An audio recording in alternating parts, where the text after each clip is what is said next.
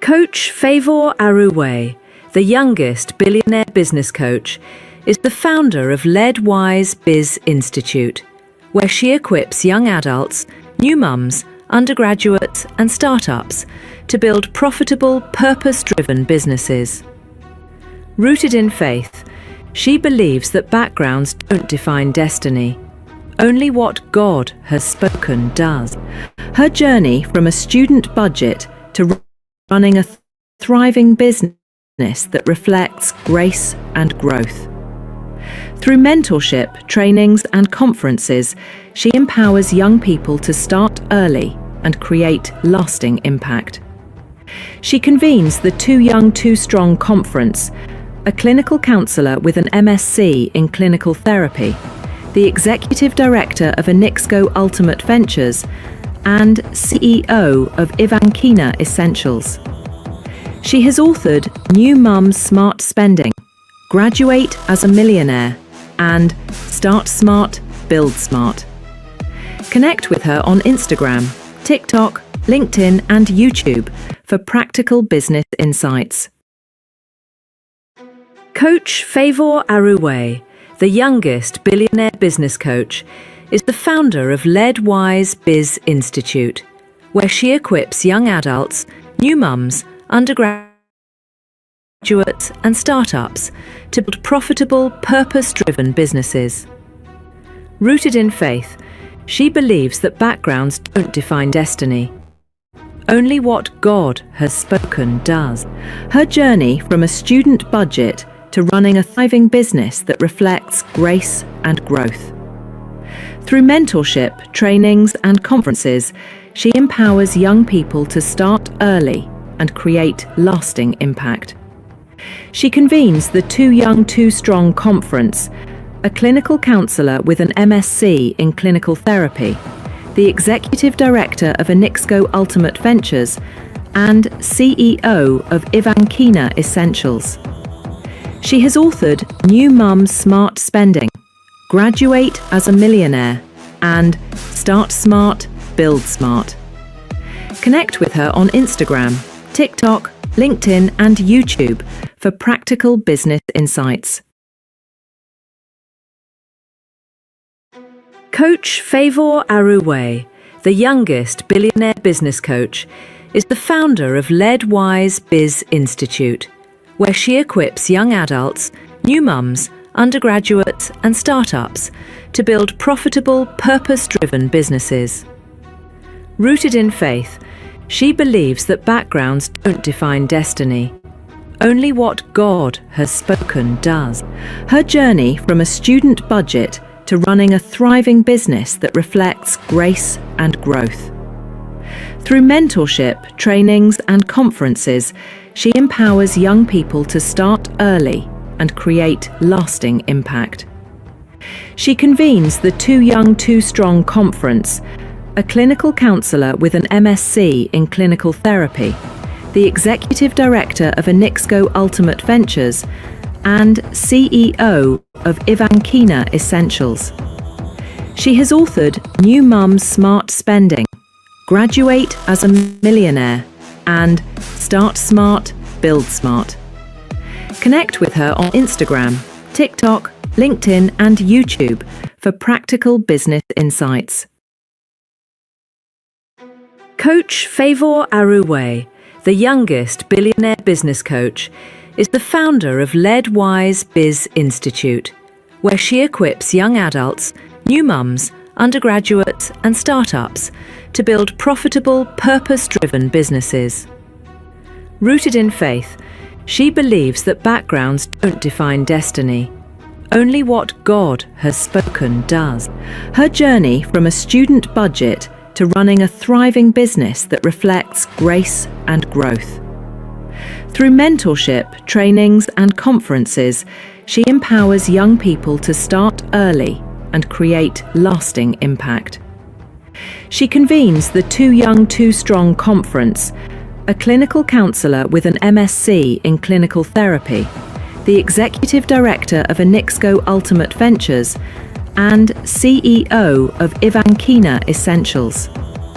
She has authored New Mum's Smart Spending, Graduate as a Millionaire and Start Smart, Build Smart. Connect with her on Instagram, TikTok, LinkedIn, and YouTube for practical business insights.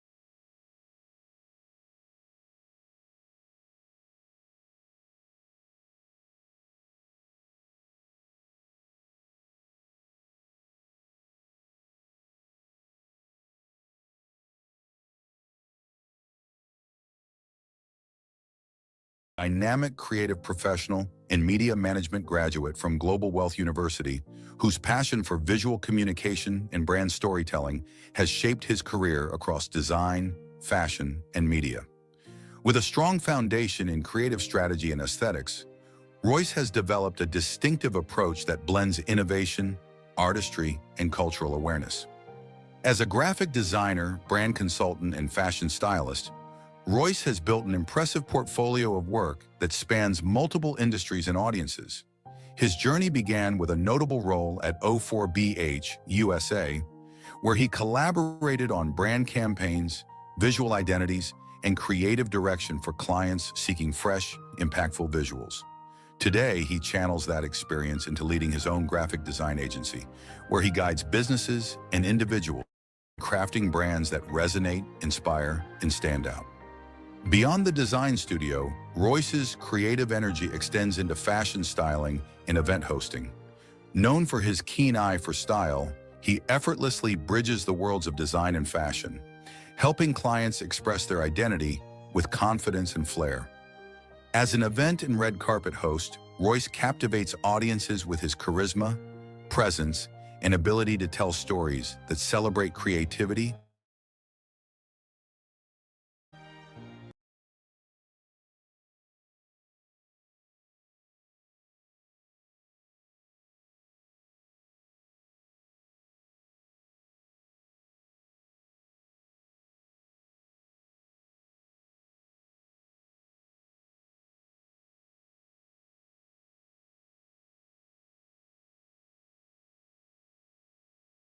helping brands and creatives shine in a visually driven world.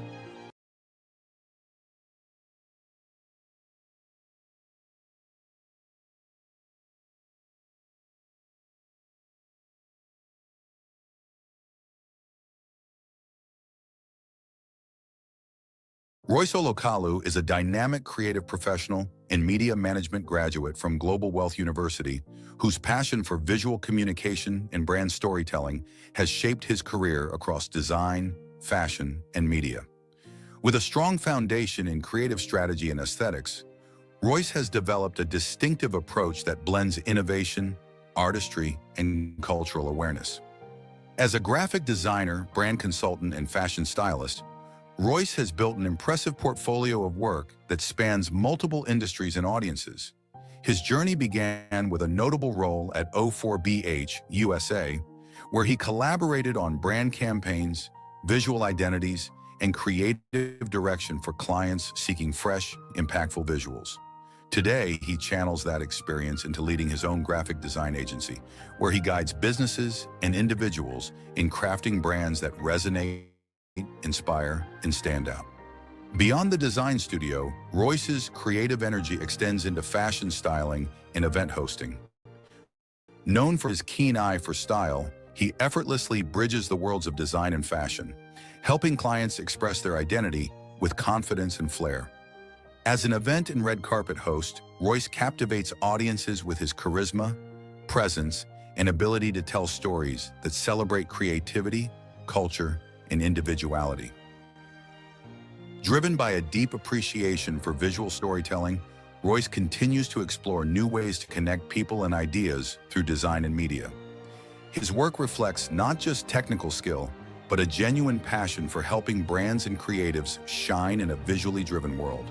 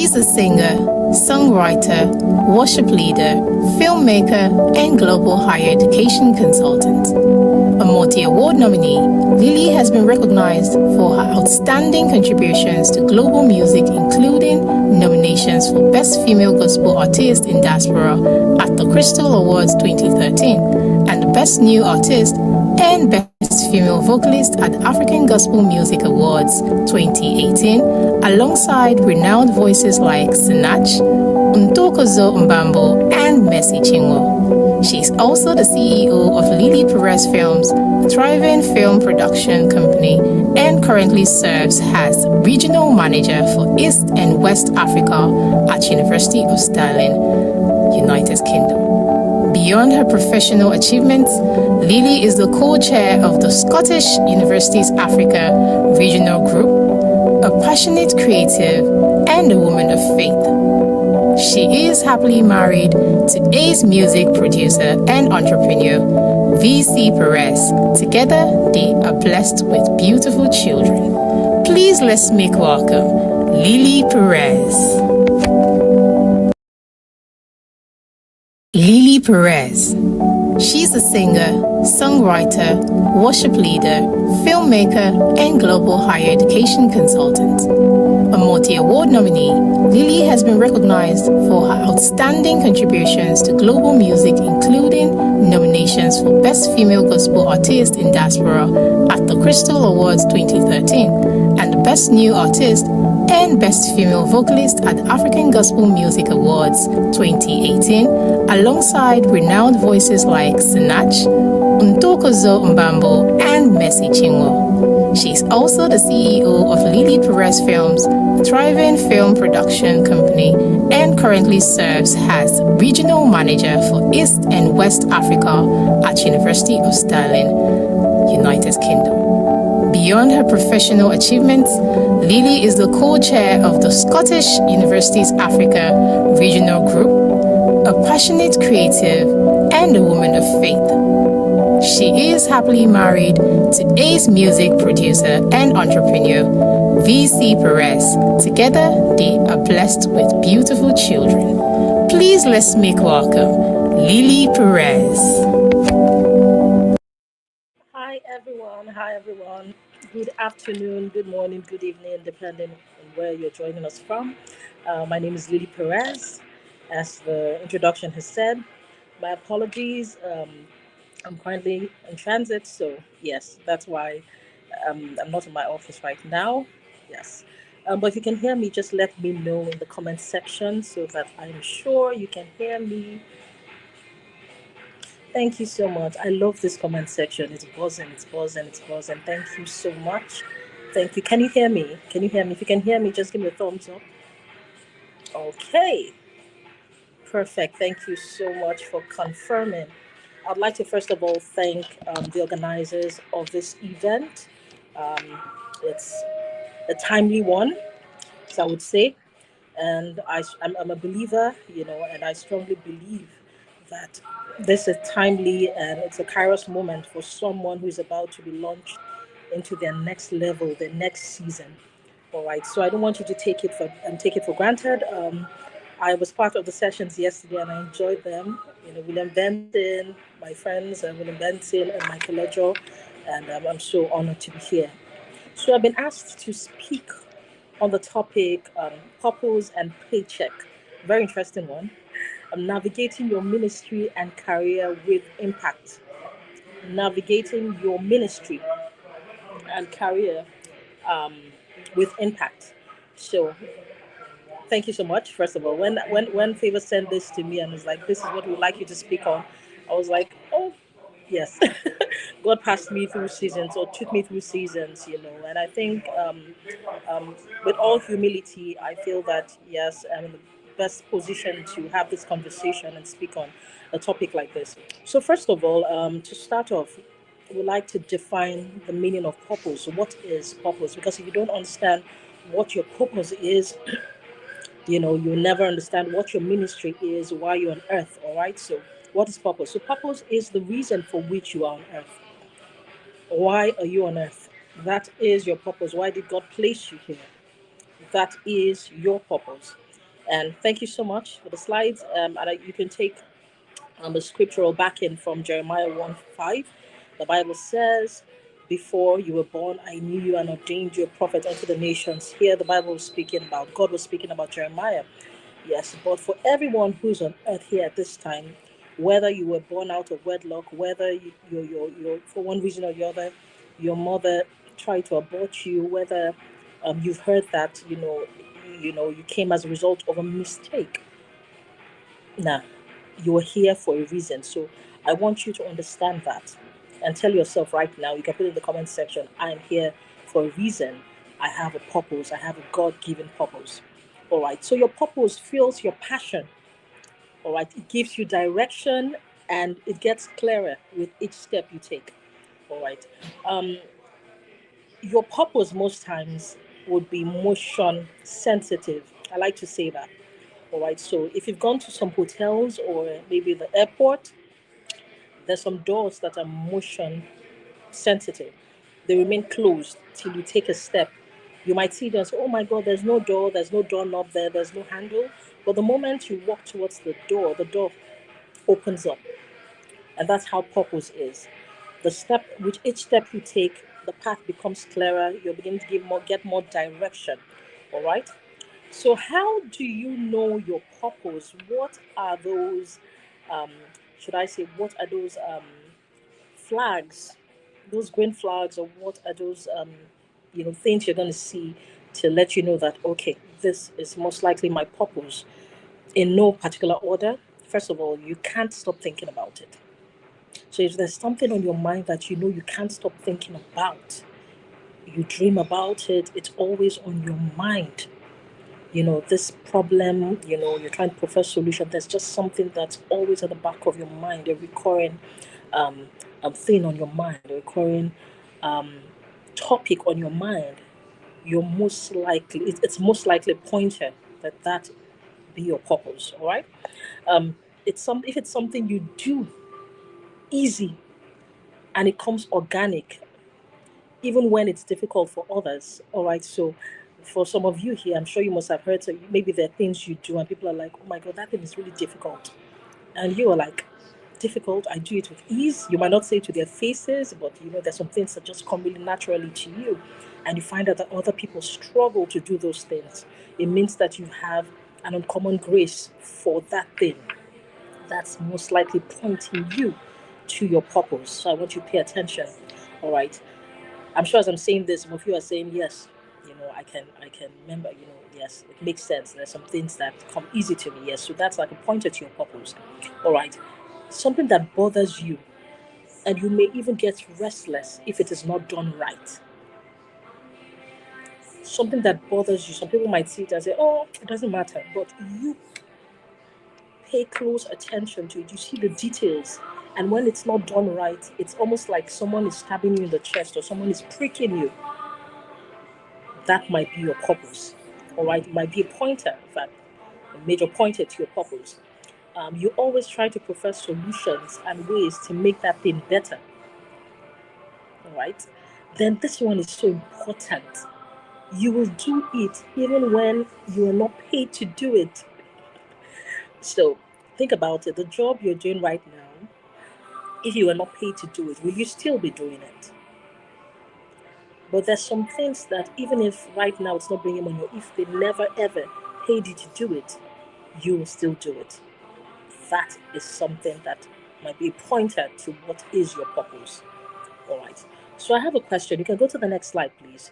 There's a big question that comes with this, and it says, is it possible to do ministry and have a thriving career simultaneously? So when we're talking about ministry here, we're talking about that commission God has given you, all right, that thing God has commissioned you to do to help humanity, to make your impact in humanity, all right? Can you do that simultaneously with a thriving career? That is a big question. And we're going to go in depth into this because this is a major, major concern for a lot of people, young people these days, especially creatives. I'm a creative, I'm a professional, but I'm also very much a creative. Like I told you, I sing, and I'm also a filmmaker, producer, so very, very much I'm a writer, very much in the creative space as much as in the professional space, okay? So, yes. So the question is it possible to do ministry and have a thriving career simultaneously? And the answer is a gigantic yes. It's not just a yes. As you can see, I put an exclamation mark. It's a gigantic yes. So, yes, you can do ministry and still have a thriving career. And I'm a testament to that fact. And there are other people, who are testament to that fact. All right. So, doing ministry and having a successful career are not mutually exclusive. However, this is one thing you need to take note of, young people like myself. We're all young here. However, it takes more than just one's desire or passion to do both successfully. So it's more than saying, God has commissioned me to do this, or I have a passion for it. Oh my God, I want to do this. It takes so much more than that to do both successfully. All right. Passion is beautiful. Desire, of course, is beautiful because if you don't have a passion for something, you don't have a passion for something, you most likely will not succeed at it. But yes, it takes much more than that. So another question here: how can I effectively do ministry while pursuing my career? How can I effectively do ministry while pursuing my career? Number one, I would say you have to have a clear understanding of both concepts, what they are and what they are not. All right, so your ministry can be your purpose for being on earth, and a career is it's what I like to call most times the means to an end. All right, so for example, now your purpose on earth maybe is to be a singer, a music minister, like I am, for instance, and bring people to God through your music, right? And I'm sure there are a lot of singers here, for example, all right, so, but there are no funds. Music is expensive, whether it's gospel, whether it's secular, it's expensive. You cannot go to your producer and tell your producer that, please produce for me. I'll pay you with 1,000. I'll pay you in the spirit, or 1,000 grace, or whatever. I'll pay you in the spirit. Your producer does not understand that. He's not speaking the spiritual language. You cannot pay your producer in tongues. Your producer has bills to pay. He has a family to take care of. All right. So you're going to pay in cash. All right. So to produce music is expensive. To mix and master it is very expensive, especially these days. We're talking about hundreds of thousands of naira just for one track. We've not talked about when the thing finally comes out, where you have to promote it. If you need to shoot a video, we're talking about millions. So people do not really understand. A lot of people don't understand how expensive it is. So I'm using music now as an example. All right. So we're still on the previous slide. Yeah. So as expensive as this thing is, if you want to wait till you get enough funds from music to be able to pursue or continue doing your music, which God has commissioned you to do, you might wait till you get gray hair. You might wait till forever. So what do you do pending when God says, okay, this music now is going to be enough for you to do a loan, to be bringing the funds in to keep, promoting the music, or, keep it going? What do you do interim? All right, so that's when people begin to look into other jobs and things and make them careers. So those now become those kinds of jobs now become like means, a way of generating funds to be able to put back into ministry. All right. So first of all, you have to have a clear understanding of what your ministry is, what your career is. All right. Understand both concepts. All right. Then you need to be very focused. There are a lot of things in the world right now fighting for your attention. You need to be extremely focused to be able to effectively do ministry and pursue your career. All right. You need to develop mastery. You know that it's a big space, but also very saturated. So a lot of people are in the space. So you need to stand out. You need to excel at it, especially as a child of God. You cannot, as a child of God, God is a God of excellence. So if you represent Him in ministry, you're representing Him in your career, you need to ensure that you're representing Him well. The Bible says we're ambassadors of Christ. So you cannot come anyhow and just do anyhow and say, oh, I'm doing it for God. No, because you are doing it for God and you're representing Him in the marketplace, you need to give it 101, in fact, 200%. Do you understand? So you must develop mastery, learn other people, learn skills, look for how to stand out in an excellent manner, okay? Determination, you need to be determined because you're going to be discouraged. And a lot of times, if the discouragement will come from people that are supposed to be your biggest support. I'm talking about friends, I'm talking about family members who did not hear when God called you to do something. So they're going to doubt you. There's this saying, it's in the Bible, that a prophet is not respected, basically, in his home. Okay? Even Jesus, people doubted him. There's something about people who've seen you since when you were a child. All of a sudden you're talking big. God told me to do this. I want to do this. A lot of them cannot just comprehend it. They can't visualize it. And as much as it's painful, don't be too hard on them. Understand that you're the one who has been given that assignment, not them. All right. So sometimes it's going to be hard for them to comprehend it till they start seeing results. So you need to be determined not to be discouraged, because a lot of people are going to come and discourage you. One that's so important is time management. Time management. Yes, we all have 24 hours, but how do you spend it? You need to be able to delegate time to the different parts of your life. Understanding that if you want to do these things simultaneously, if you want to do ministry, or you want to do what you feel is your talent or your purpose effectively while you're doing a job that might not necessarily be what you love, but it's bringing in the money, you need to be able to balance them effectively.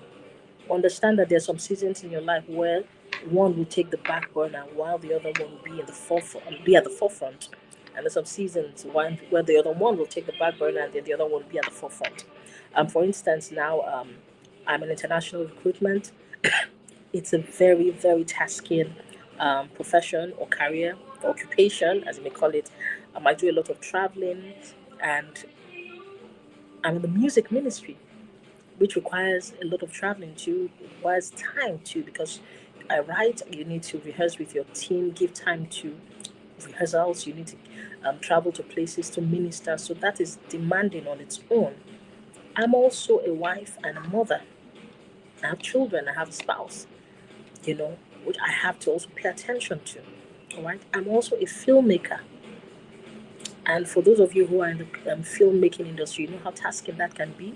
I just finished shooting a film recently, which will be coming out in December again.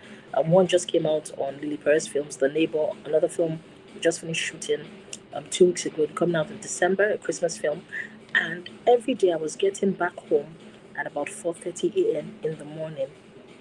Every day we finished shooting. I was rounding off at about 4:30 a.m. in the morning.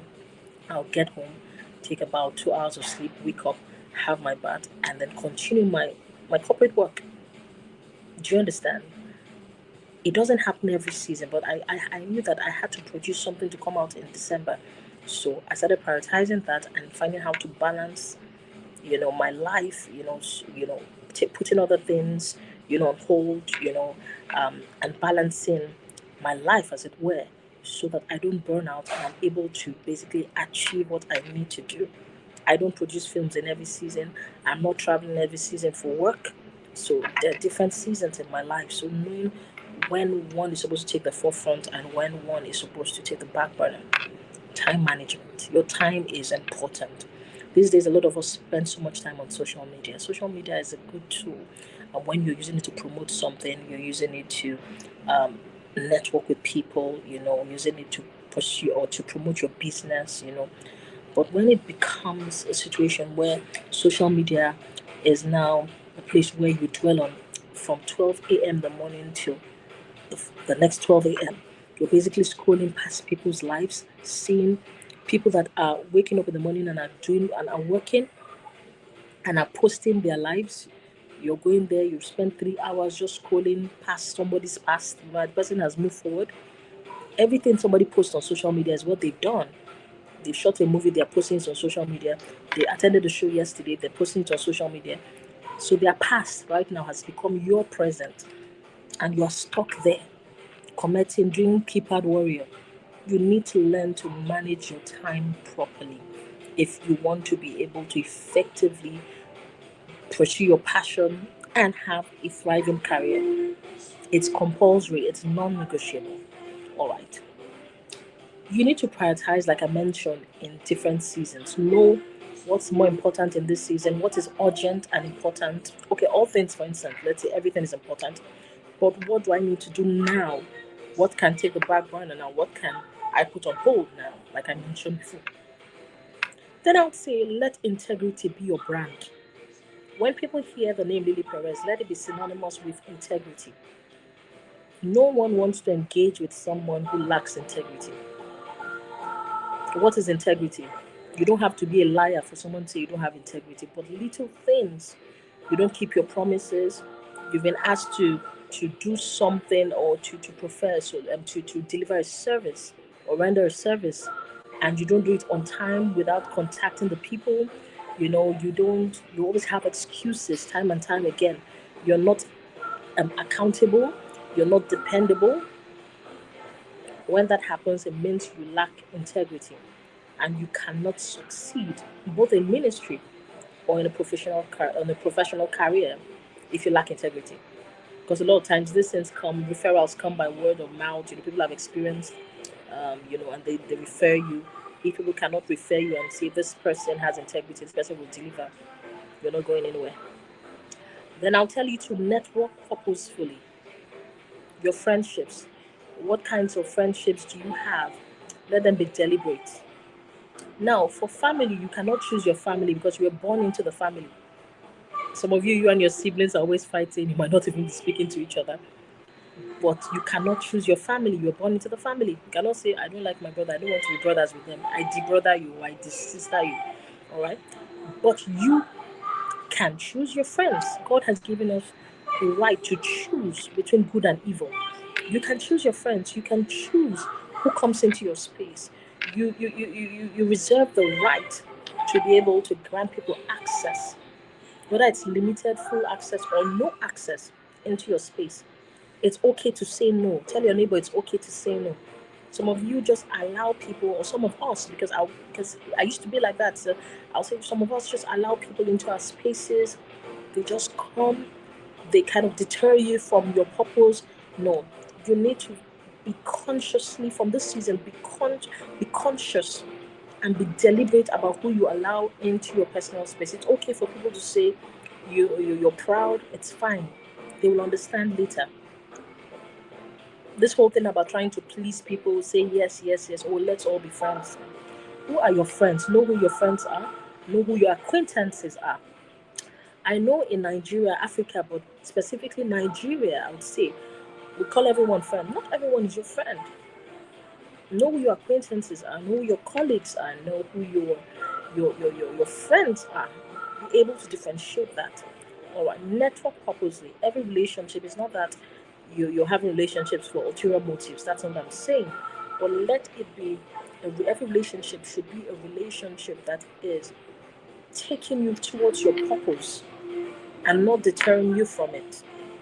If you see anyone that is trying to, maybe a relationship you're in, whether it's a romantic relationship or a friendship, as it were, and you find out that whenever you're around that person, you're not able, you begin to speak down on your visions, your goals, your ambitions.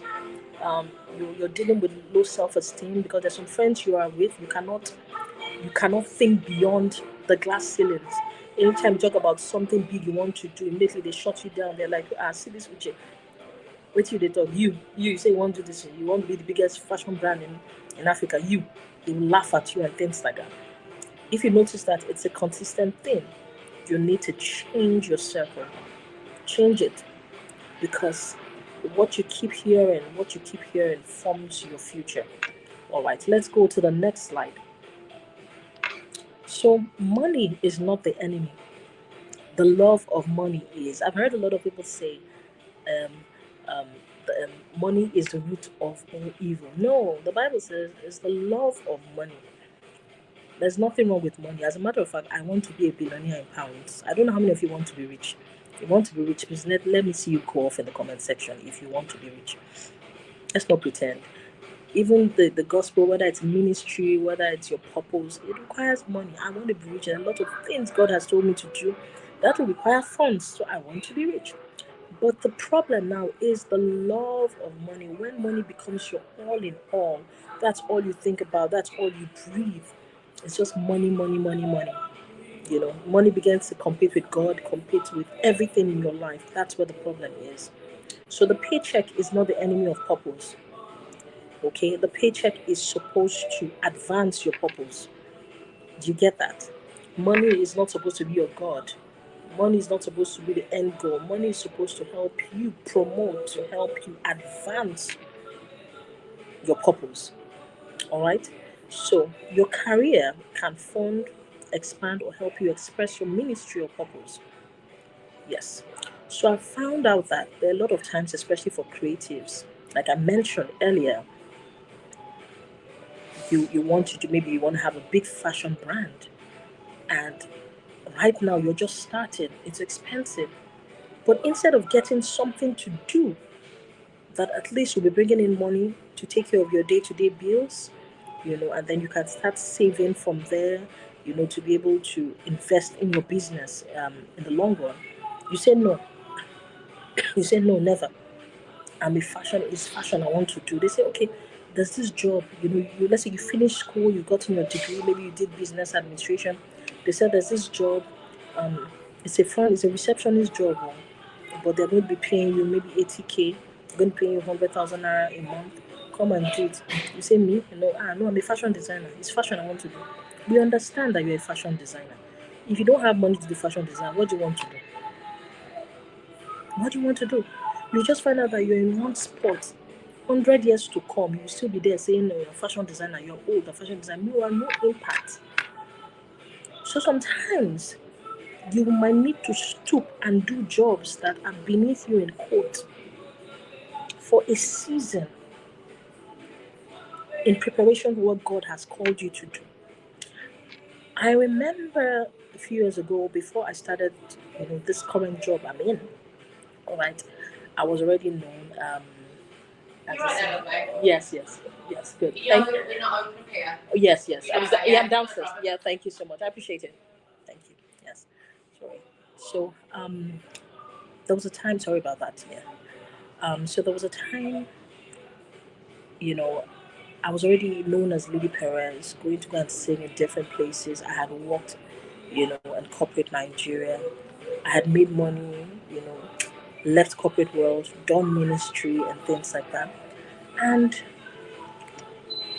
I knew that the next level of ministry God was calling me to do, I needed a lot of funds. And I didn't want to be one of these singers or musicians that would, um, after ministering, I will now be waiting. If they don't give me honorarium, I'm not able to pay my singers, my band members. If they don't give me honorarium, it's like the world has come to an end. I don't want to be in that, because musicians, gospel musicians especially, go through a lot in Nigeria. I don't want to go into that. I don't want to be that.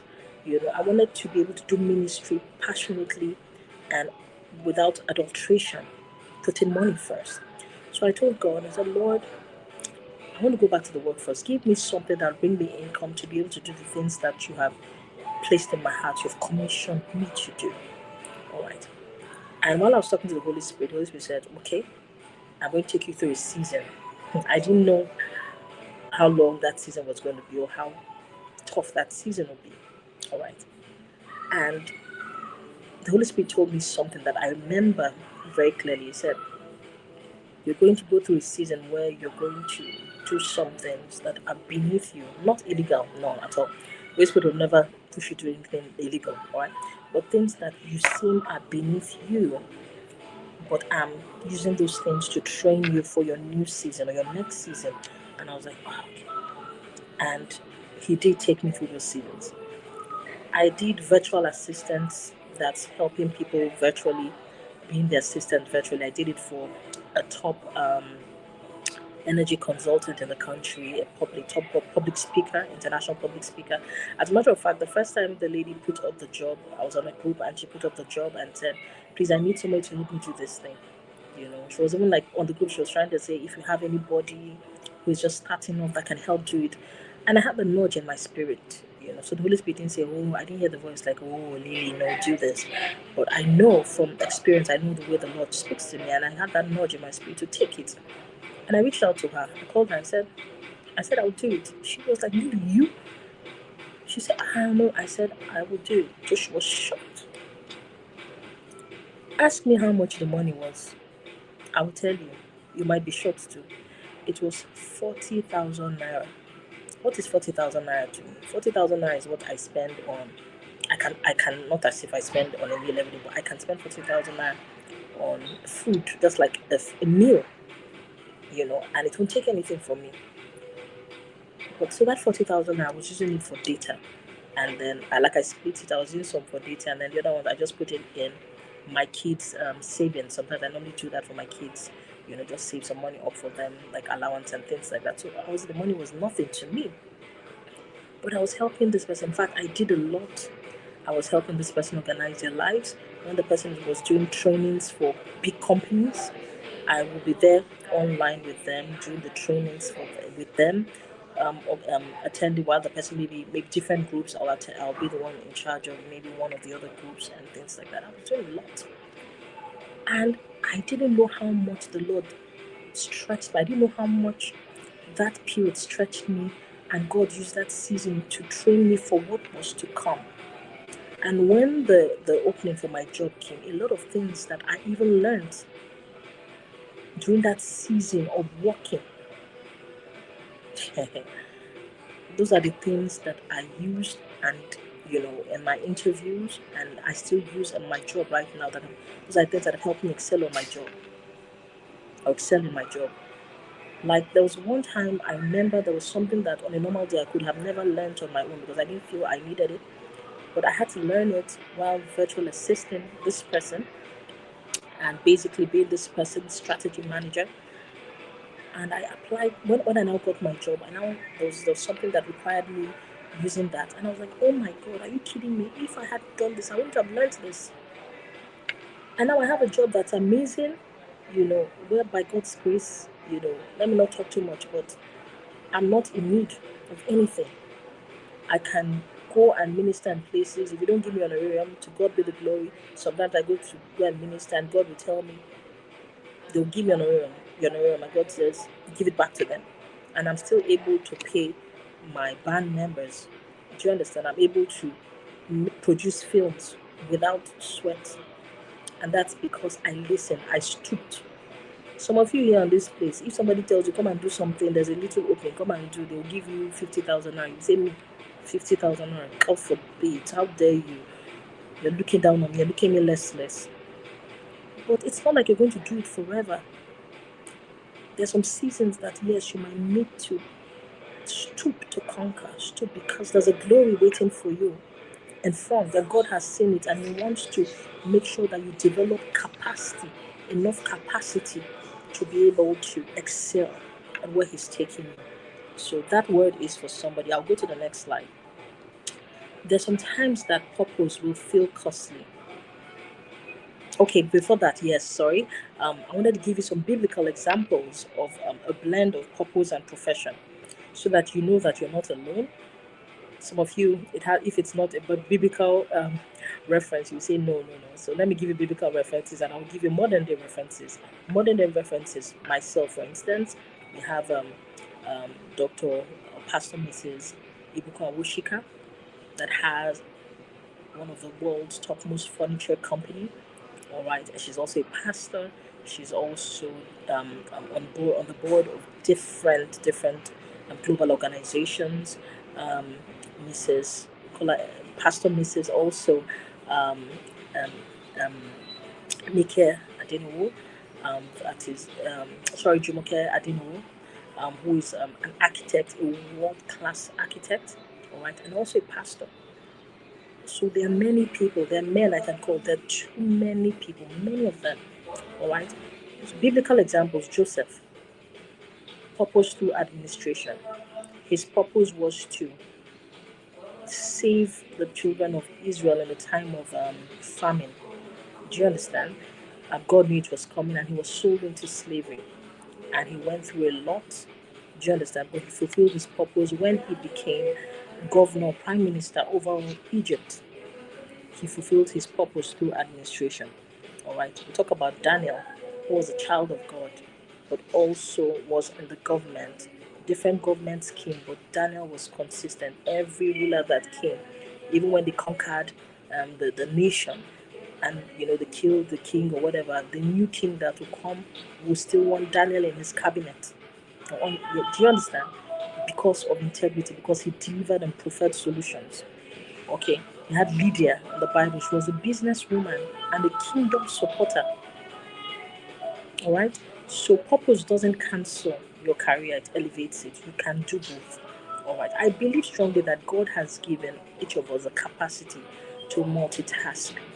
So do not hold on to something so tight that when God is telling you, plunge into the deep, you say, no, Lord, no. Be open to hearing from Him, and know that you have the grace to do all that God has called you to be. So when purpose feels costly, listen, pursuing one's purpose, you can change the slide now, yes? Pursuing one's purpose can come with delays. It can come with pressure or sacrifice. It can be very lonely, I tell you. When nobody believes in what God has called you to do, it's a lonely road, very, very lonely. All right? Especially when friends and family can't understand or grasp the rationale behind your decisions. Then don't confuse delay with denial. The fact that things are not working out now the way God has told you, the way you envisioned it, does not mean that it won't come to pass. God is preparing the stage for your influence, and God is helping you in that season build capacity, so that when the spotlight is put on you, you will not be the one that is not, that falls short. So in your season when it feels like things are not adding up, that is what I like to call the wilderness season, just like David in the Bible. He didn't know that he would have to face Goliath one day and deliver Israel through that fight. He was in the wilderness, he was in the bush, as it were, tending to his father's sheep. And a bear came, he killed the bear. A lion came, he killed the lion. So when Goliath came, he was like, you were not with me in the bush when God helped me conquer those wild beasts. Today, I will have your head, you that you've dared to defy the God of Israel. There's a kind of confidence that comes when you have been cooked in the secret place, when you've been cooked behind the scenes. A lot of times people come into the limelight and then they fall short, they mess up because they came out too early. The spotlight was put on them too early. All right, so when you're thinking about ministry and you're thinking about your career, you're not just thinking about to blow, like you know how a bomb is. Bomb will just blow, poof, and that's the end of it. You're thinking of longevity, something that the fire keeps burning, and then people that are coming behind you can also take advantage of that fire and also shine, in their place. So longevity. All right? Yes.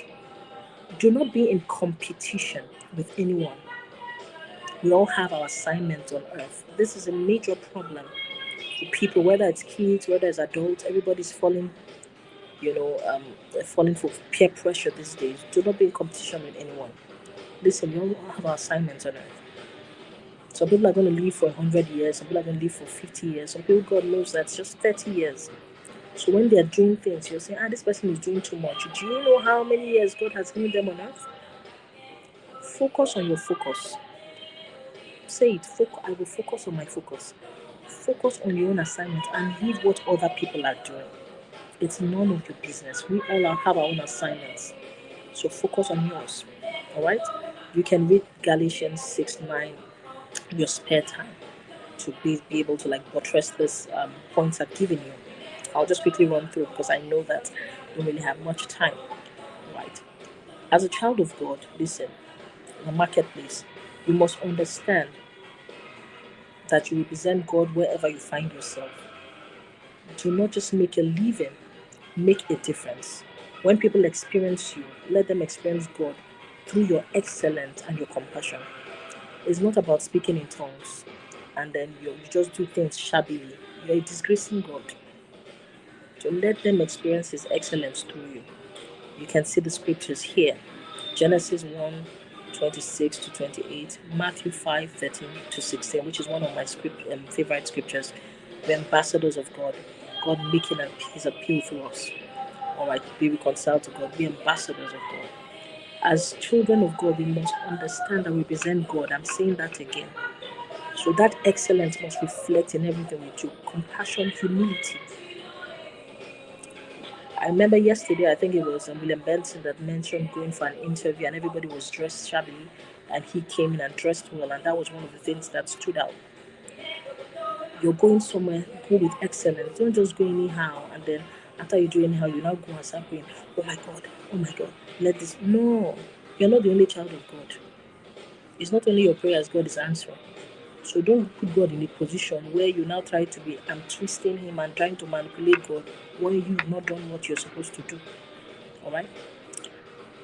Now, for someone who is asking how they can begin this whole process, I would say number one, you should write down your God-given vision clearly, no matter how crazy it looks right now. The Bible says write the vision and make it plain.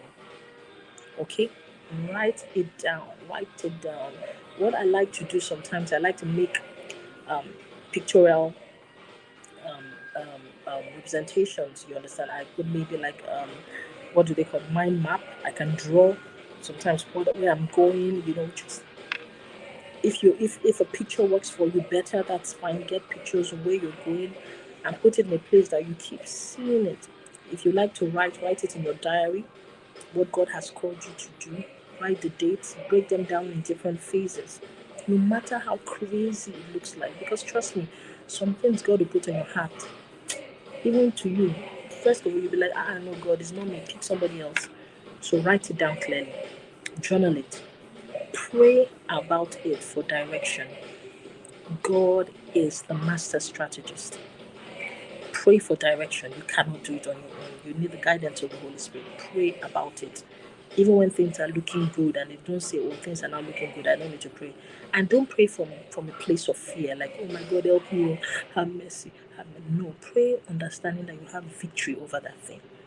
Pray with confidence, like, this is this. I enforce my victory. Lord, you said this concerning me, therefore this. Pray with the word of God. Don't pray out of fear. There's no place for fear on the road of success. Fear will come, but you must override it with faith in God. All right? Yes. Take the first step. That's usually the hard one. Take the first step. Listen, it's okay if it is a small step. For some of you, you're going to do, maybe God has told you you're going to be a speaker. You're going to be a world-class speaker. The first step might be to gather maybe 4 or 5 of your friends and just speaking to them about something. It might be recording short clips, maybe 30-minute clips that you're going to be posting on social media. You don't have to wait till you feel a 1,500 auditorium capacity, to now say, oh my God, I'm now a public speaker. No. Even if it's a small step, take that step. Take it. No matter how small it is, it's okay. Don't be too proud. Don't be proud. It's not even too proud. What are you being proud for? Take that step. Then the next thing will be take another step. After you've taken that first step, take another step. Another one will be keep moving. Keep moving. Keep moving. I told you that a lot of the blessings are motion sensitive, and it's when you move towards them that they begin to open up for you. If you do these things, I promise you, the sky will be your starting point as long as you have God with you. See you at the top. Thank you so much. So right now, if you have any questions, I'll be more than happy to take them.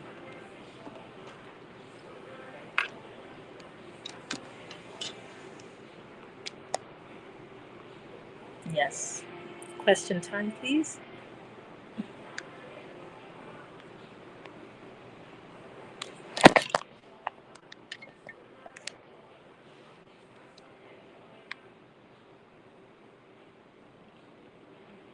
Thank you so much. Thank you so much. I'm looking for questions. If you have any question. Okay, I'm seeing a question here. Great Emmy says, how can I draw the line when ministry is your career without making money the center of it? I'm asking because my job is my ministry, but the payment is not encouraging. It's pushing me to quit. I understand that. So, when ministry is your career, first of all, the motive, you should understand that you're not doing it. If it's ministry, you're not going to be doing it because you want to be popular.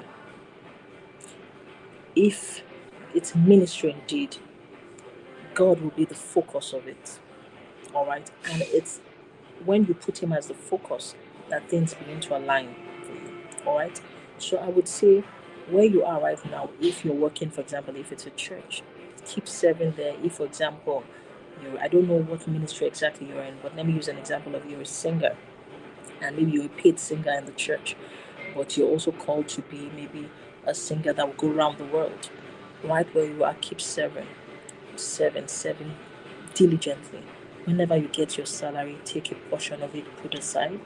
Network with people in the industry business, because somehow even you, by virtue of you being where you are in the church, you're going to be having access to fellow musicians, like me, the keyboardists, the drummer, the musicians. They're going to be producers around. Or network with them. Save money from your salary. Go and produce something, a record, and push yourself out there. Put it on public platforms, put it on YouTube, put it on social media. Right? Invest that. So while you remain in the paid employment and you're serving diligently, make sure you don't have any how do I put it? You don't have any resentment towards the church. A lot of times, let me tell you the truth, if you're in church and you're serving as a singer, they might not necessarily even give you opportunities when they're having big programs, because in their minds you're not big enough and they need those big artists to come to be able to bring people and drive traffic to the event. Just keep doing it faithfully, but be working behind the scenes. You will know when it's time to step out of paid employment. You will know. It's not the church's duty, the church's duty to push your career. The church is not the place for you to seek a platform, it's a place of service. While you're serving, out of the money they're paying you, take out of it and be investing in your career. One day, you'll be invited for a program. Your pastor might even be invited for that same program, and that's when the pastor will be like, oh my God, do you know that my daughter is here? Great Emmy is my child. Then they will now want to start saying, this is my daughter, this is my child, and all those kinds of things. But don't have resentment towards them. Just ensure that you are continuously developing yourself. Don't come on stage or every Sunday sing, every Saturday go for rehearsals, Wednesday service you come and sing, and you think that's it. There's a kind of satisfaction that comes to musicians when you sing on stage, and sometimes when you go to church on Sunday you sang, people are saying, oh my God, it's just powerful. You forget that that's your place of service, but the career part of it requires you to stand up, get off your butt, and go and put in work. Do you understand? So what do you do between the days, Monday, Tuesdays, and the days when you're not going to church? Take the funds you've been able to get from church, no matter how small, invest it in your own career. Invest it in your own music career. So that's what I would say to you. So the church is not the place to promote you, it's the place for service. Absolutely, take steps. How can I initiate conversations while networking? Just that, Don Harry, just initiate it. You will know. Ask the Holy Spirit for guidance. Initiate it. If you have questions, don't be afraid to ask questions. Sometimes we don't ask questions because we feel they're stupid questions, or people will look at us in a demeaning way. If you have questions, just go ahead and ask. To initiate a conversation, you need to open your mouth and talk. That's all it requires. Just opening your mouth and talk. Yes. Blessings. His prayer is the key. It directs you to God's giving. Yes, absolutely. I agree with you. Okay, Daniel says, what change can you make to pursue a career that's more aligned with your purpose? It's to move, honestly, but it's knowing when to move. That's the issue. So first of all, if you have your purpose, you already know your purpose. Definitely from this question, you already know what you're supposed to do. You can Google, research on different careers that are more in line with the pathway that you feel, that or pathway that are more in line with your purpose, and then apply for them.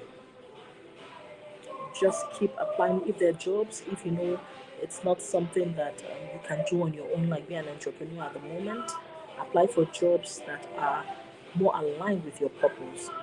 While you're working for others, you're training yourself, and you're also being paid, and then you can begin to save, to gather money to be able to invest if you ever decide that you want to be an entrepreneur in that pathway.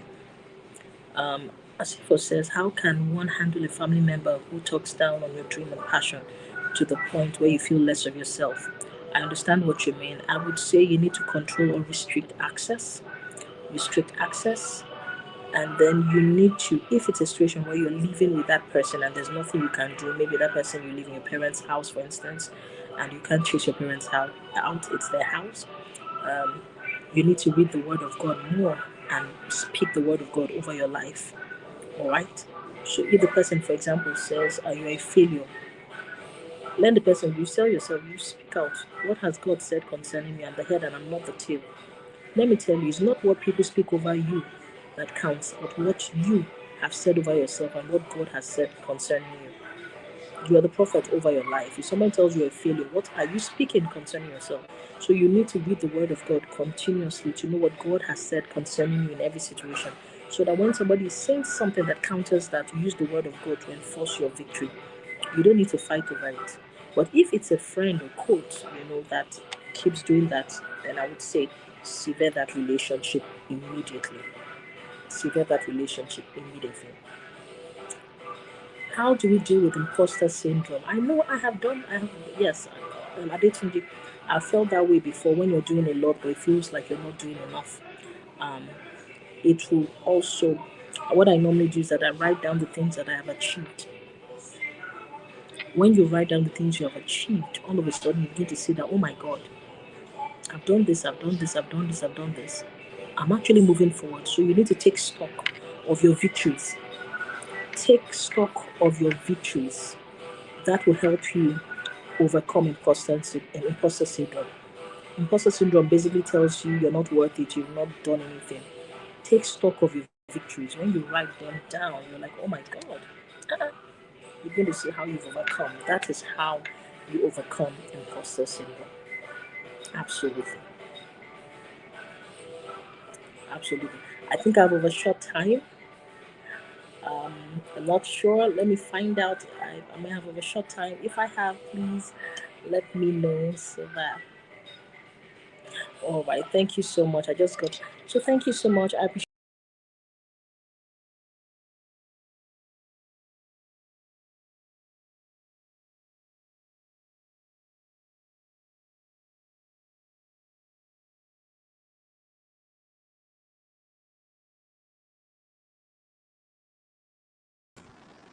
Thank you so much, Ms.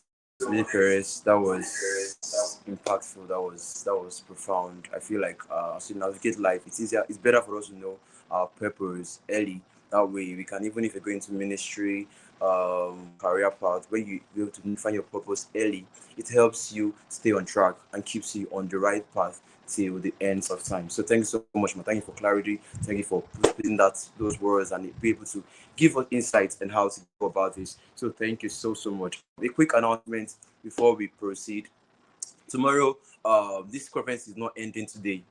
We're just having a virtual conference end today, but the conference proceeds till Saturday. So tomorrow we are having the book launch, which is it's going to be very engaging, and so much is going to be done on that day, tomorrow rather. So I'm encouraging us to join tomorrow. We have 5 books launching tomorrow. So ensure you also stream online so you can get to know the books. So when they are officially launched, you can place your order to make purchase. So we have Start Smart, Build Smart. We have Get It As a Millionaire, New Mom, Smart Spending, Essential Records for Boss, Essential Records, Daily Sales Records, 3P code. So I'll take that again. We have the 3P code: Smart, Start Smart, Build Smart, New Mom, Smart Spending, Graduate as a Millionaire, and Essential Records for Boss, Essential Daily Sales Records, and 3P code. To ensure you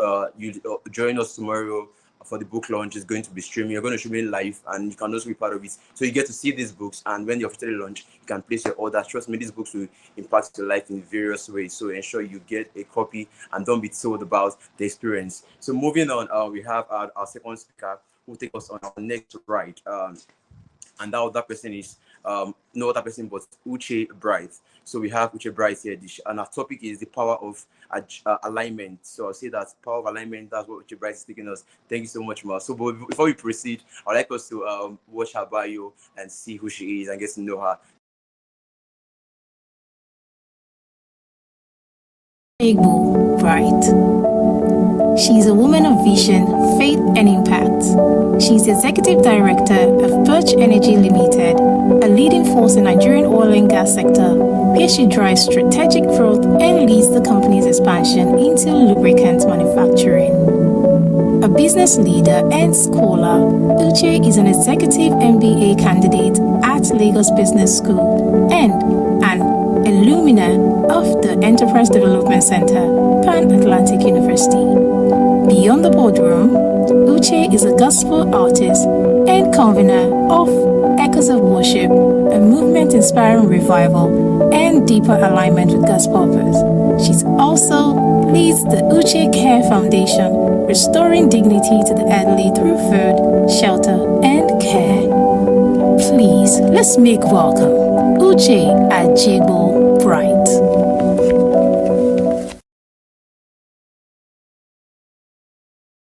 Hello, everyone.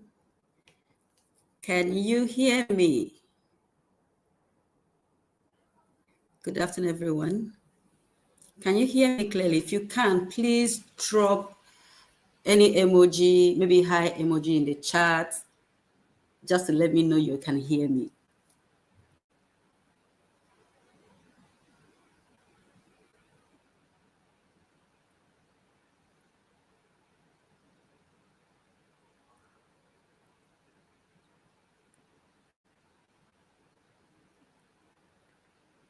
I'm yet to see something.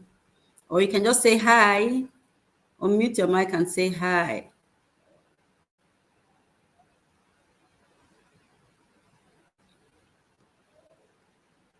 Okay. Thank you.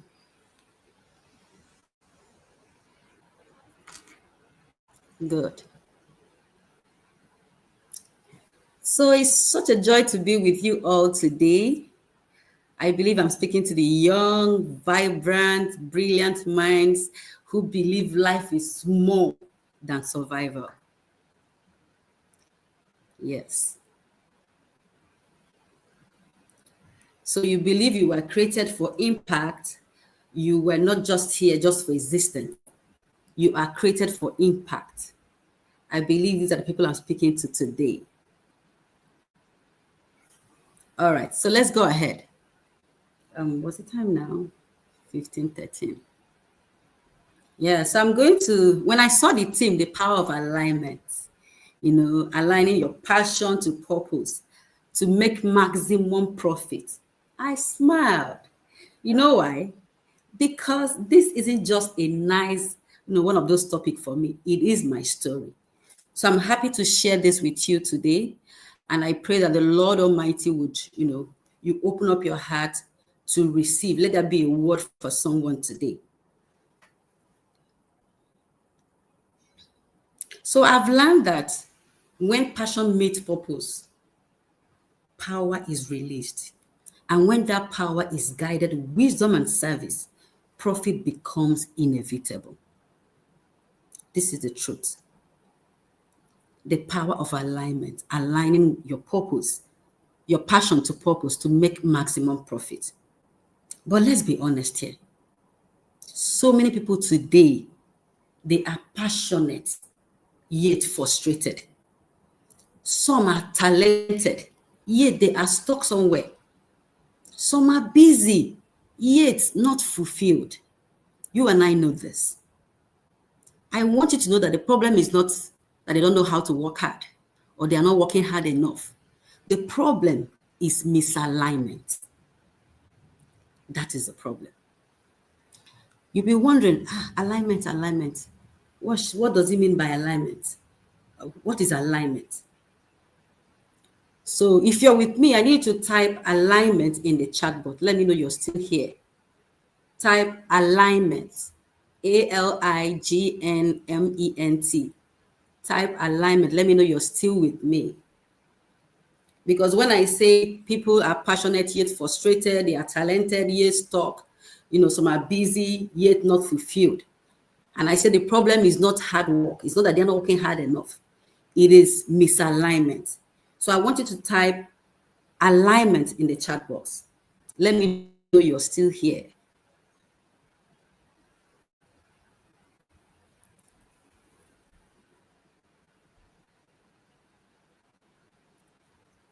Okay, so what is alignment?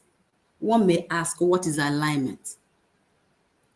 Alignment is not just what you love to do. Alignment is not just doing what you love. No. It is doing what you were born to do. You see that thing that you were born to do? That is what alignment is. In the right season, with the right people, and for the right reason. That is alignment. When God was creating, when he started creation, he created us for a purpose. So when you were able to find that particular thing you were created for, that is alignment.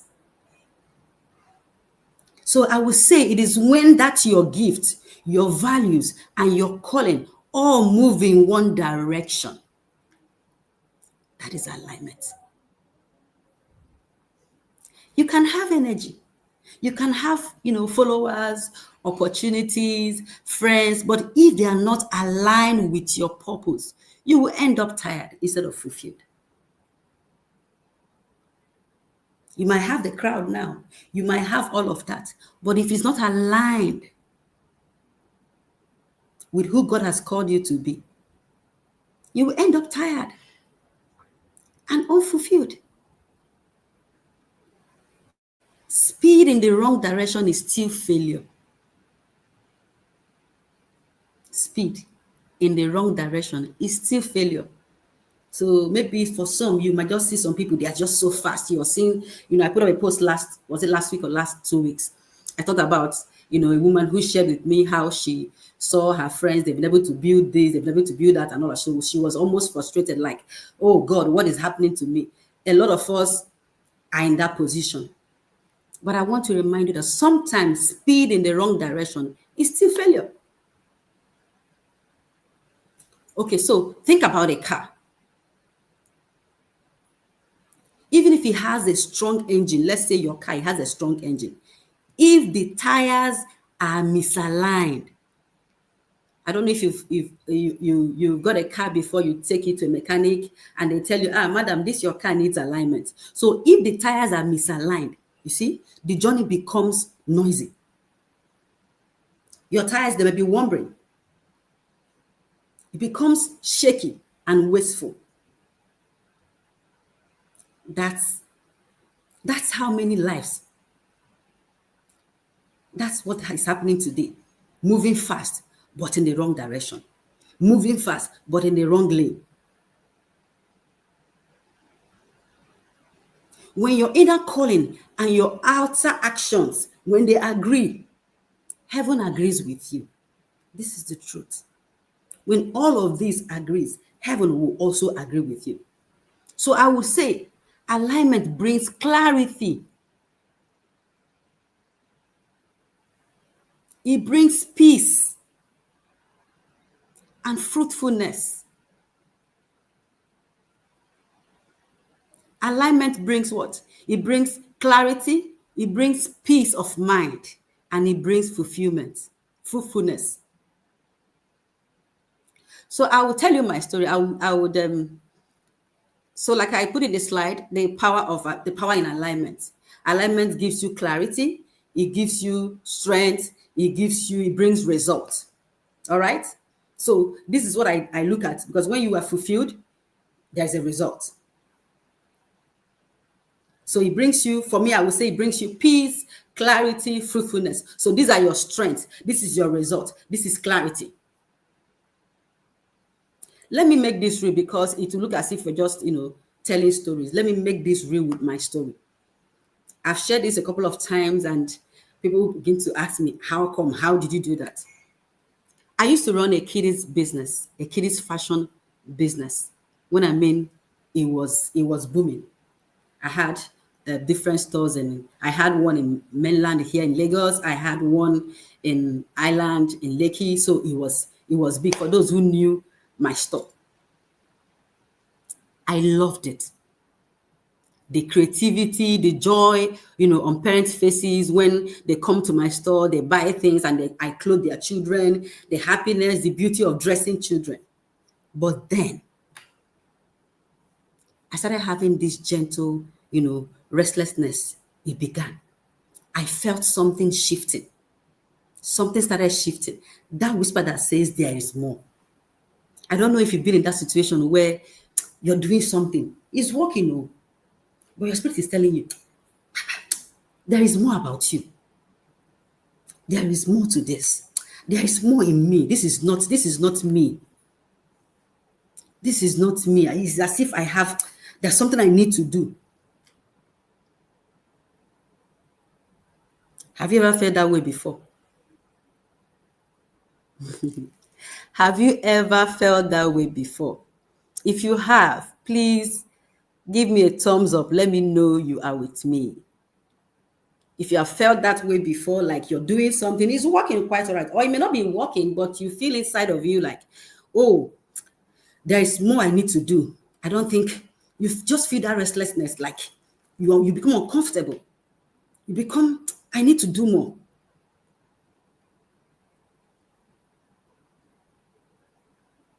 So for me, I didn't understand it, but deep down, I knew God was calling me to do something different. He was calling me to do something different. So I left my business and I joined a business I and my husband has built. I left it. When you start something with somebody and I feel, hence you know it better. Oh, yeah, go there, let me do my own thing. I had to go back to that business that we started building together. which is today Butch Energy Limited. It's an oil and gas company. So to many, it looks like I was stepping back that time. When people see, she's closing down, where is she going to? They felt I was, stepping down, like she's moving backward. What is wrong with this woman? She has a big business and she's closing it down.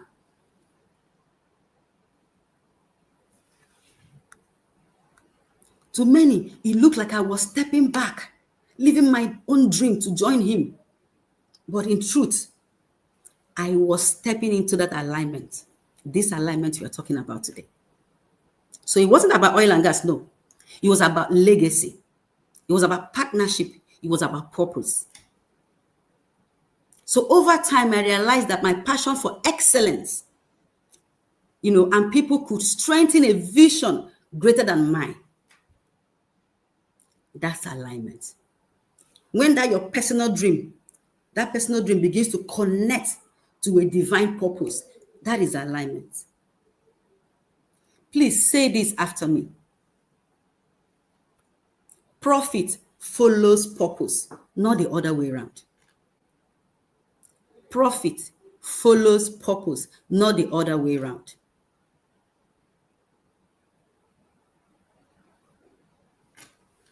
Okay. So I want us to look at a few examples of alignment.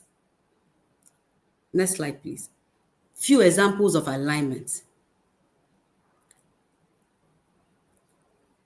I know the first, I know you might know Iyonoluwa Abayoji in Flutterwave. So his tech ideas weren't just about profit. They were about transforming Africa's economy. That's purpose.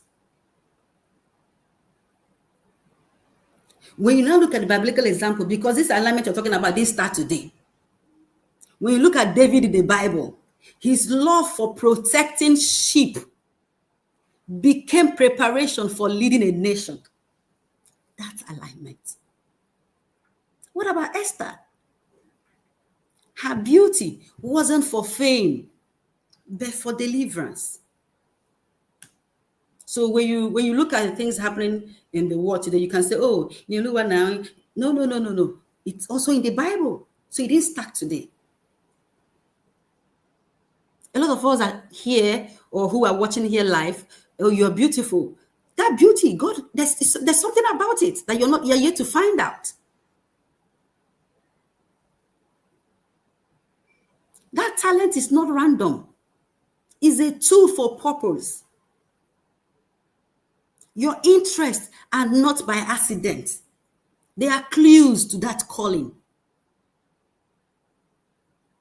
So I would advise you, don't despise your small beginnings. No, sometimes purpose hides in those passion until you align.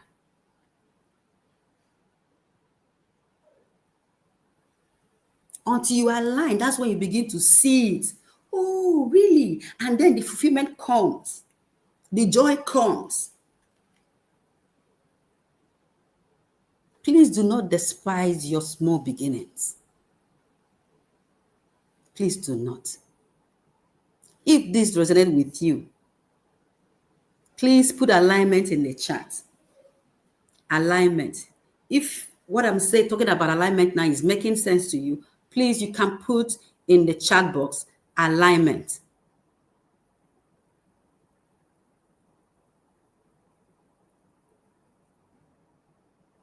Okay. So the power in alignment.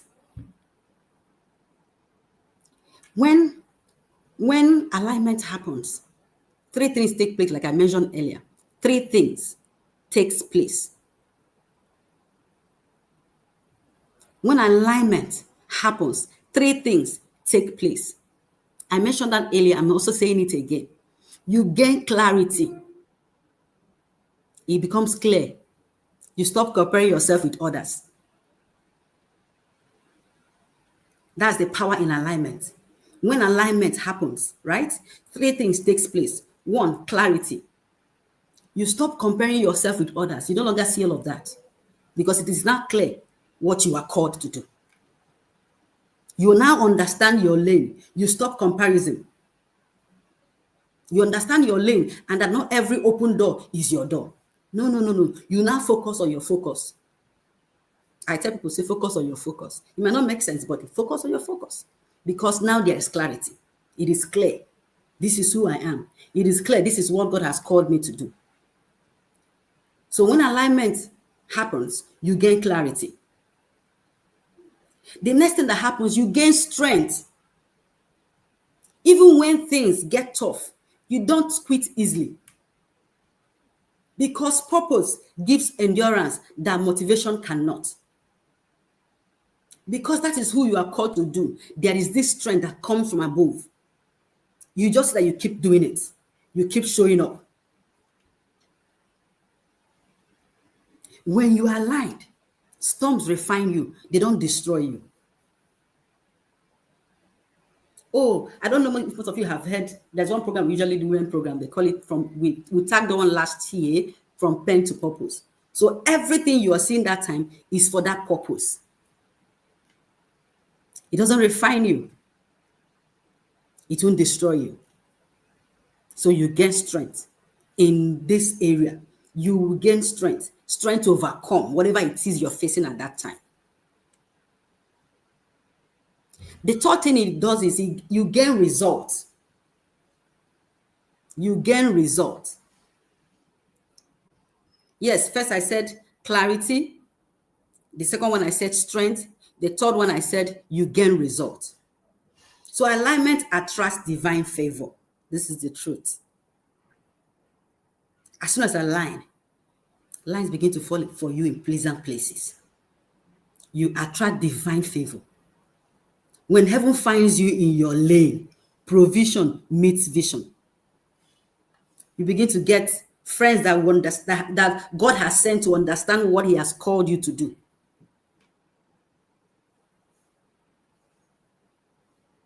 Because you're in your lane. So when heaven finds you in your lane, provision meets vision.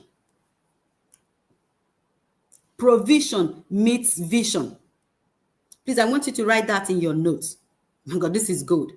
So don't be afraid. As soon as you step into that lane, what God has called, who God has called you to be, there's provision. He makes provision. So provision meets vision. Write that in your notes, please. This is good.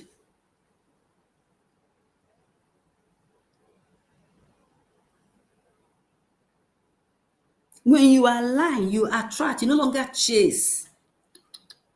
You no longer do comparison. Oh, look at what this person is doing. No. You now know who you are. What you are called to do.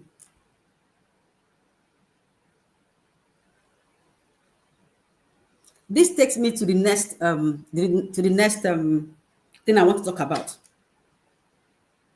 How to align passion to purpose. How to align passion to purpose. Now, let me give you practical steps to help you, help you align. One, you need to discover your why. Discover your why. You ask yourself, what problem am I drawn to solve? What problem am I drawn to solve?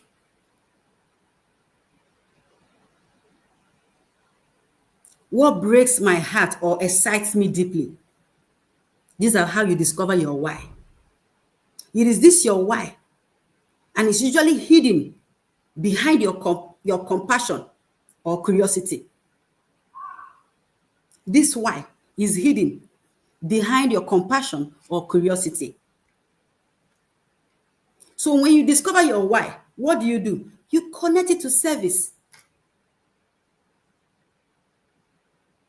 Because if your dream benefits only you, that dream is too small. If your dream, as soon as you discover your why, what problem I'm drawn to solve, what breaks my heart or excites me deeply, as soon as you find out, you connect it to service. Oh, you now ask yourself, this dream I have, it's not only for you. No. God didn't give it to you just for you. And if that dream benefits only you, that dream is too small. So purpose is about who your gift serves.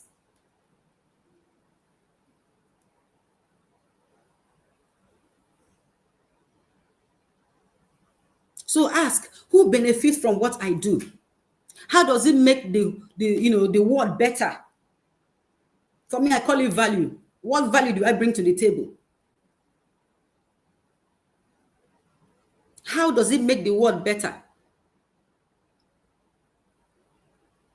When I say connected to service, service is the bridge. You see that bridge between your passion and your purpose. So first of all, you discover your why. You connect it to service. The third one, pursue excellence and consistency. You see that passion is a fire. Excellence is the fuel. Be consistent. Even when nobody's clapping, keep showing up. Even when you think nobody's watching, they are watching up.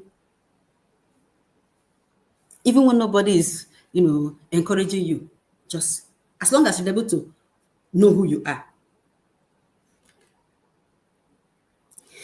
Excuse me. Because when your preparation meets timing, you will shine. Excellence. When your preparation meets timing, you will shine, definitely. So say this aloud. Excellence and consistency. Excellence and consistency.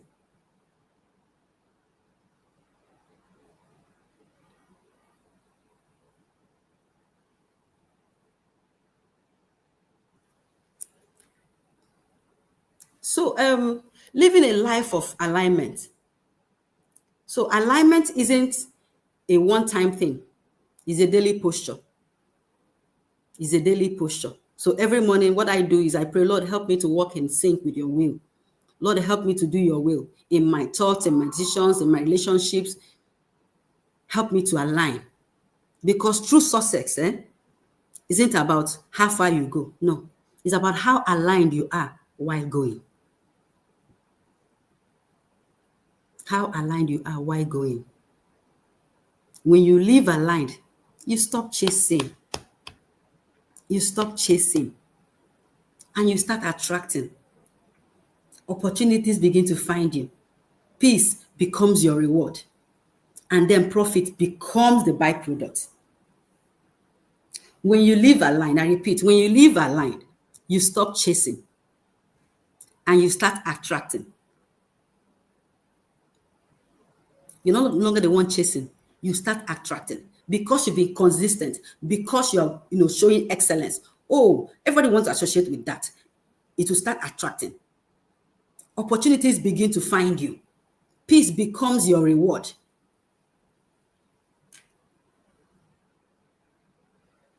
When I joined Butch Energy Limited, when I joined my husband in business, people thought, she has closed her business. That's even when I was able to find my purpose, who God has created me to be. In fact, I'm able to do other things. One of it is what I'm doing today. One of it is what I'm doing here today with you. And I'm happy doing it.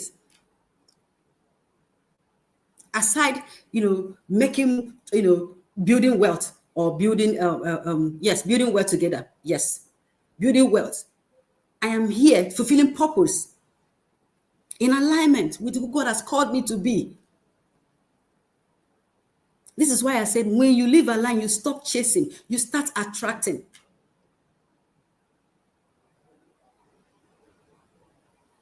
I don't know how many minutes I've spoken so far.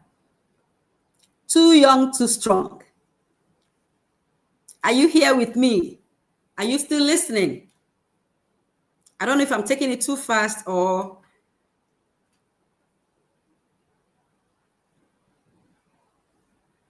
So, too young, too strong. I want to speak directly to you.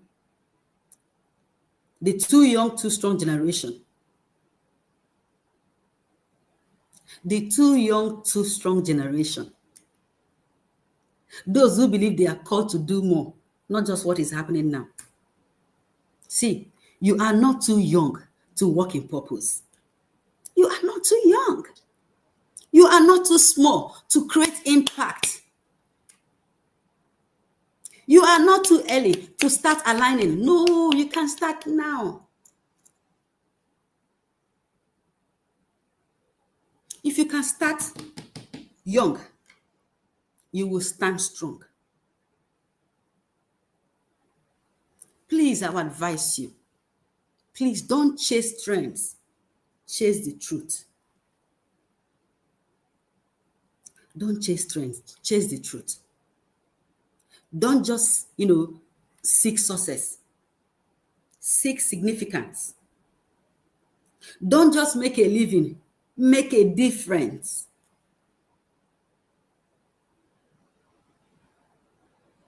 Some of us here today, some of you here today, you are in a season of confusion. You are asking, what's next? Where am I? Please listen to me. You are not lost. You are becoming. You are not lost. You are becoming who God has called you to be. And like I said earlier, when you're able to know who God has called you to be, there's clarity, there's peace, and there's fulfillment. So every experience, whether good or bad, it is shaping your alignment. I need you to know this, that every experience you see today, whether good or bad, it is shaping your alignment. Your delay is not your denial. It's your direction. You're on that path. Maybe your relationship and the guy or the lady breaks your heart and you think it's over. No, that door was not meant for you. So your delay is not denial. Your rejection may be redirection. So hang in there. Instead of saying, why me? Oh, no, it shouldn't be me now. Start asking, what for? Because there's a reason why it's happening. So when your passion connects to your purpose, profit and peace will follow naturally. This is it. It comes naturally.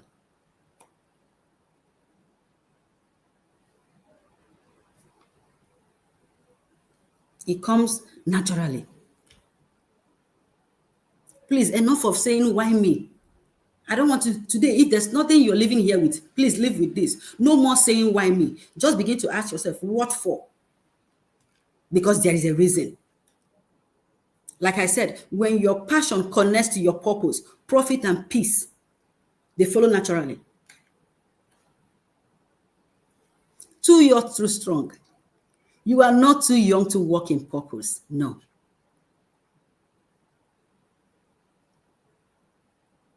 Now I want you to say this after me. If you're still here, please, you can unmute yourself and please say this after me. I am not too young to walk in purpose.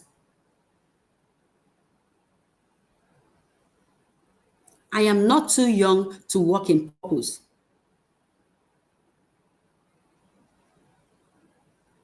My passion is a clue to my calling.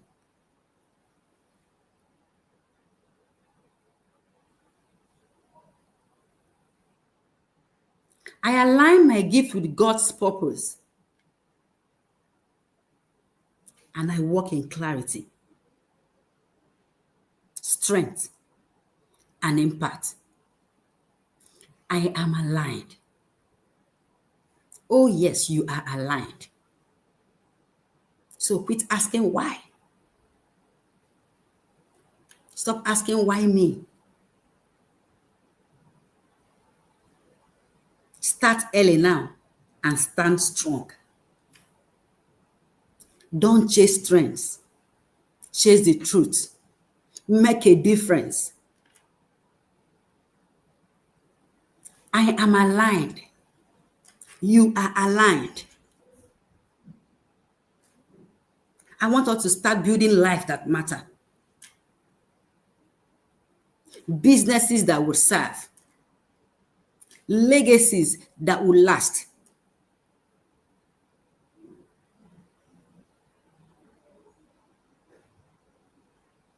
Because, when you align when you align what you love with why you are here, you will not only make profit. When you align with, with what you love, with why you are here, you will not only make profit, you will make impact that outlives you.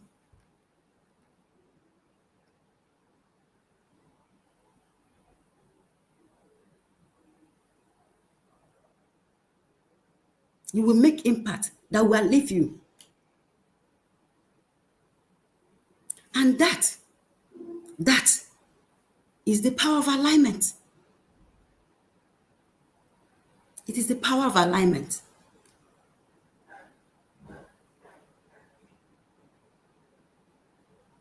When you align with what you love, with why you are here, you not only make profit, you will make impact. Impact that will outlive you. When you begin to make impact, that's alignment. That is the power of alignment. Thank you.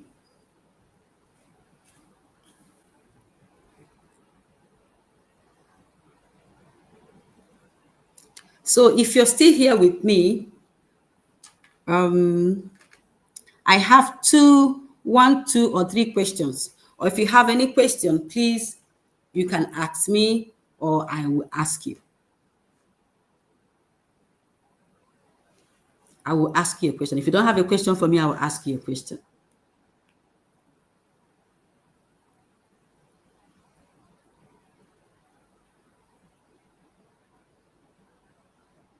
I'm waiting for your questions, please.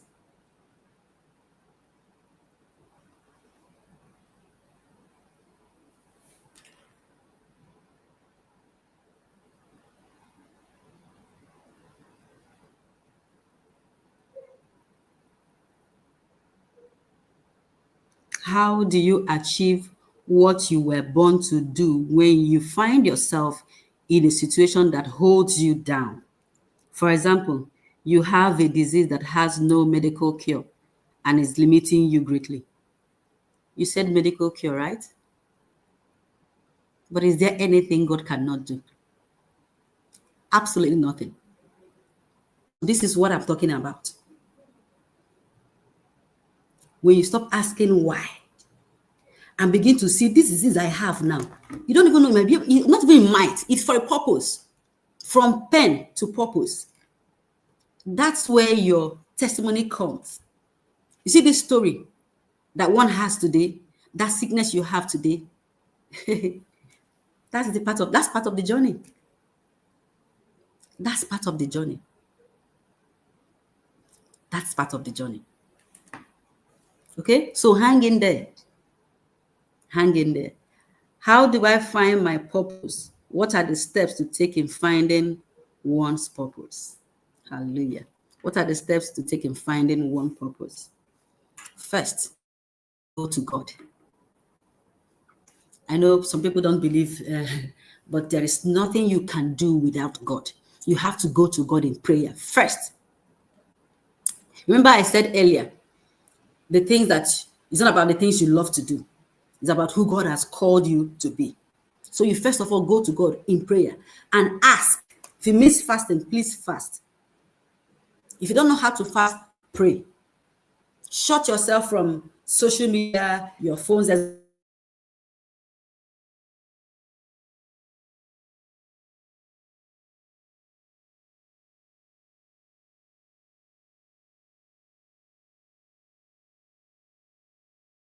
Definitely, He will show you.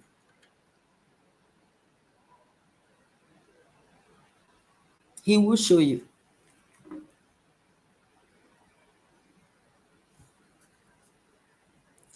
I said earlier, what's the next question?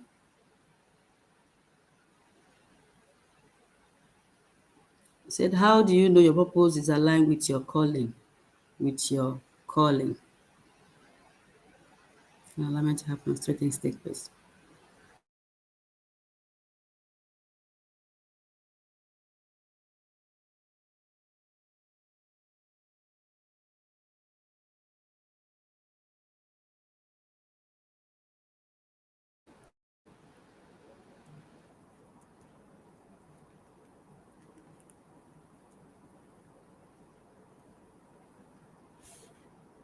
That's from happiness.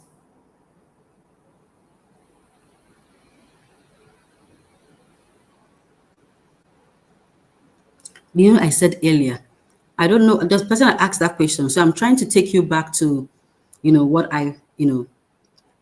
how do you know? That was the question. So you gain clarity. I remember I said that. You gain strength.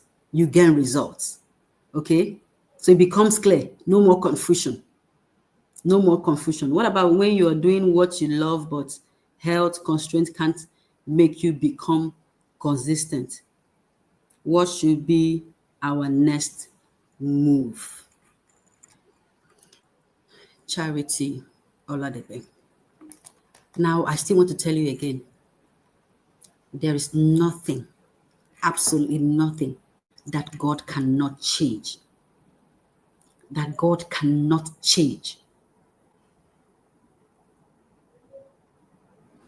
Because for everything I do, I'm talking to you from my own experience. Everything I do, I go back to God. There was a time I was in wheelchair. I could not stand. I could not walk. I told God, I said, this is not who I am. This is not who you have called me to be.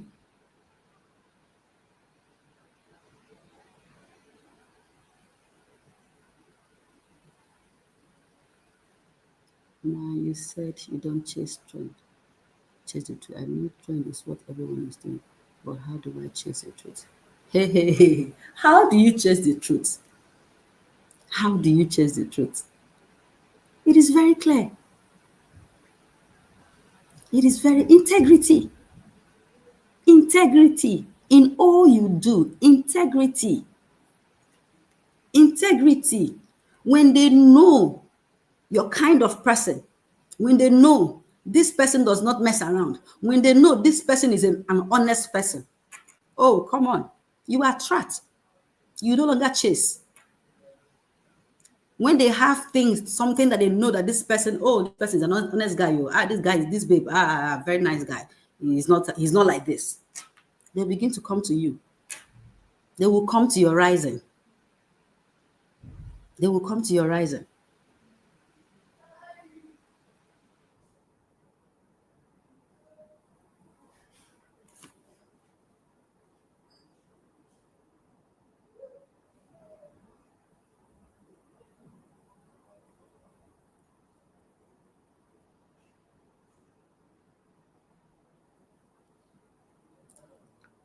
Another question, please.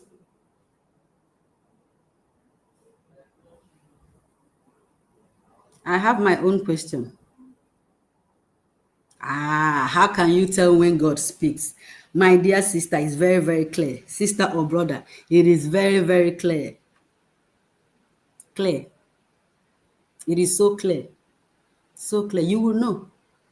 You will know it's God speaking. Definitely you will know. Unless you're not a true child of God. If you're a child of God, you will know. It is not noisy. It is clear. It is.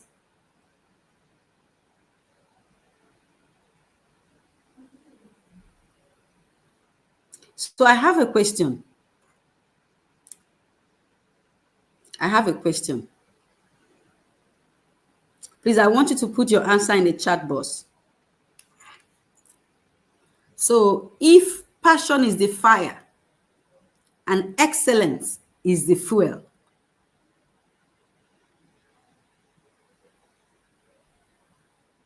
which one do you need to work on more?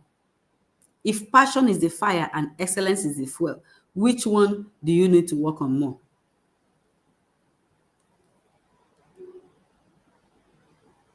I want you to put your answer in the chat box.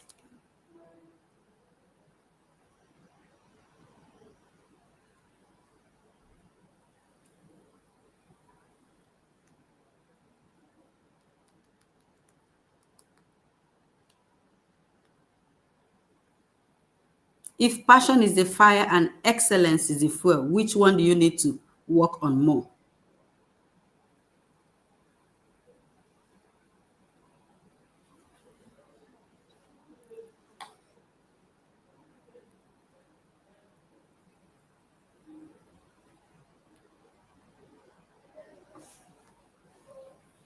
I'm not seeing answers yet, though. If passion is the fire and excellence is the fuel, your passion is the fire and excellence is the fuel, which one do you need to work on more?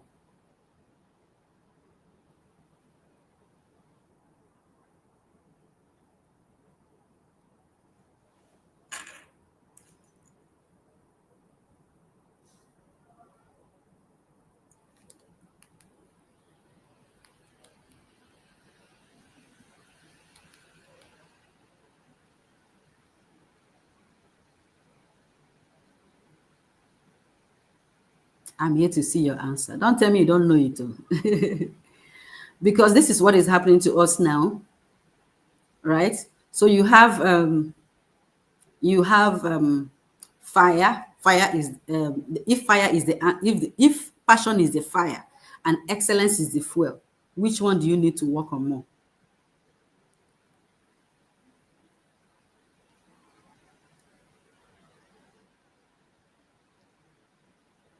Yeah, that's correct. Amadi Ifine, that's correct. Yes. Thank you so much. Thank you.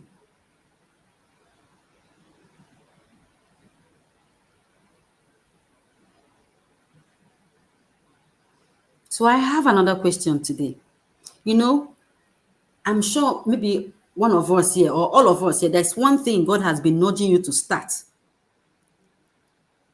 There's something He has been nudging you to stop. There's something He has been nudging you to change that you've been postponing. There's something. Maybe you've been told to start, stop, or change. And you've been shifting it like you've been tomorrow, next tomorrow.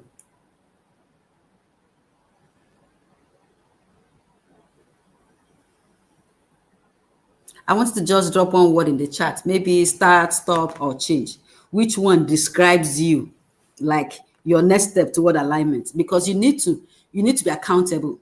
You need to make decisions. You need to be intentional about it. So if you're saying today, yes, I want to walk in alignment. Oh, fine. You need to go back to God. You need to go back to prayer and say, God, please show me. Yes. And God, show me who I am, who you have called me to be.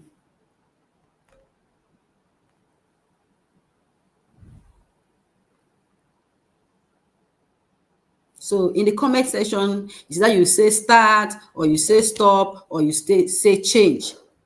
Any one of three, I am sure that there's one. God is asking you to start, one is asking you to stop, or is asking you to change. So put in the comment section if yours is stop, if yours is start, if yours is change. Good, great, great, hallelujah. So what are you waiting for? Oh, great, he's saying stop. Because all doors are not your door. Yes, if he's saying stop, please, this is a decision. Don't leave here. Just as you have made that decision today, as you're living here today, please don't go back to zero. Don't go back to, you've heard stop, you've heard start, and you have heard from other speakers from yesterday. I think yesterday they've been able to, push you, and you are still where you are. Please, I wouldn't want you to remain where you are. No. No. No, no, no. Great. Great. I am so happy there are some that God has told them to start something. And I believe at the end of this too strong empowerment and, life-changing opportunity, you're going to start something. And God has asked you to stop. You're going to stop that. If it's a habit, it can be addiction or anything. If God has asked you to stop something, please listen. Stop. This is how you walk in alignment with God and with whom He has called you to be.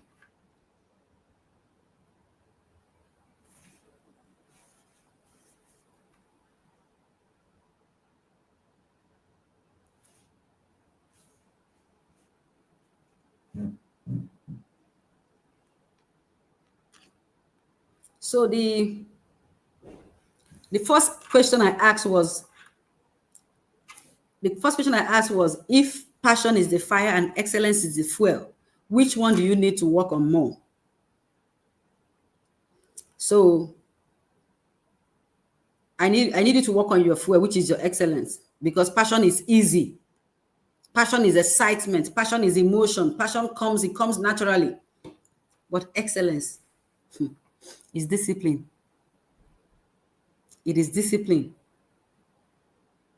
It is this consistent we talk about today. Discipline. You have to be intentional about it. Excellence is your character, your values, integrity as a person. So excellence is just that time you show up even when the excitement has gone. Because excitement can just stop at any time.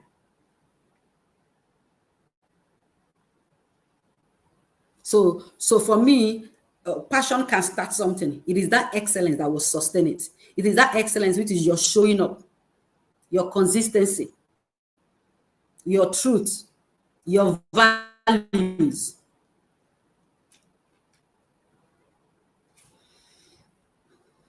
I'm so happy today that a lot of us have made the decision today that you're going to start something and you're going to stop something and are going to change something.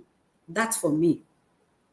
And I know that at the end of this program, you're not going to remain the same way you came. You're not going to remain the same way before you register for this program. Thank you so much. Thank you. Too young, too strong. Thank you so much for having me. Thank you, the audience, wonderful audience. Thank you for making this easy for us. And I know that you are not leaving here empty today. Thank you. God bless you. Bye.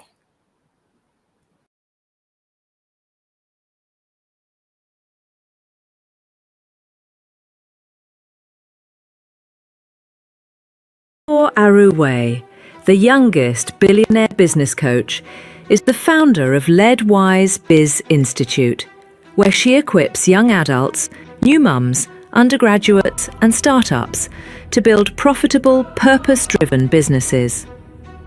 Rooted in faith, she believes that backgrounds don't define destiny. Only what God has spoken does. Her journey from a student budget to running a thriving business that reflects grace and growth. Through mentorship, trainings, and conferences, she empowers young people to start early and create lasting impact. She convenes the Too Young, Too Strong conference, a clinical counsellor with an MSc in clinical therapy, the executive director of Anixco Ultimate Ventures, and CEO of Ivankina Essentials.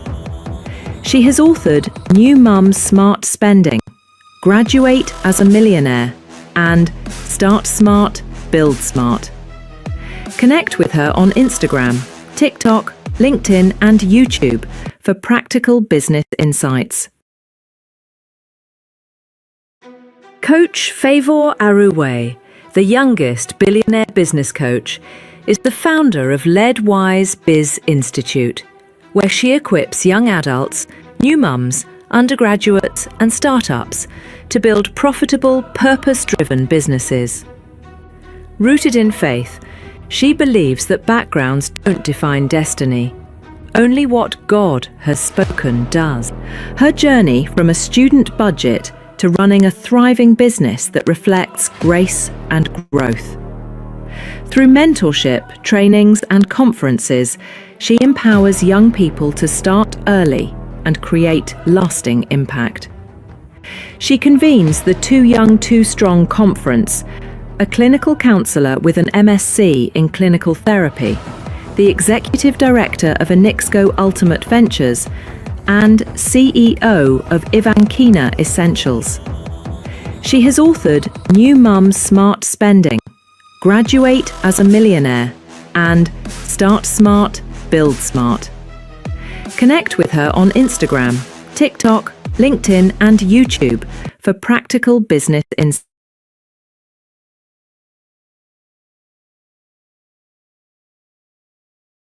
Billionaire business coach is the founder of LeadWise Biz Institute, where she equips young adults, new mums,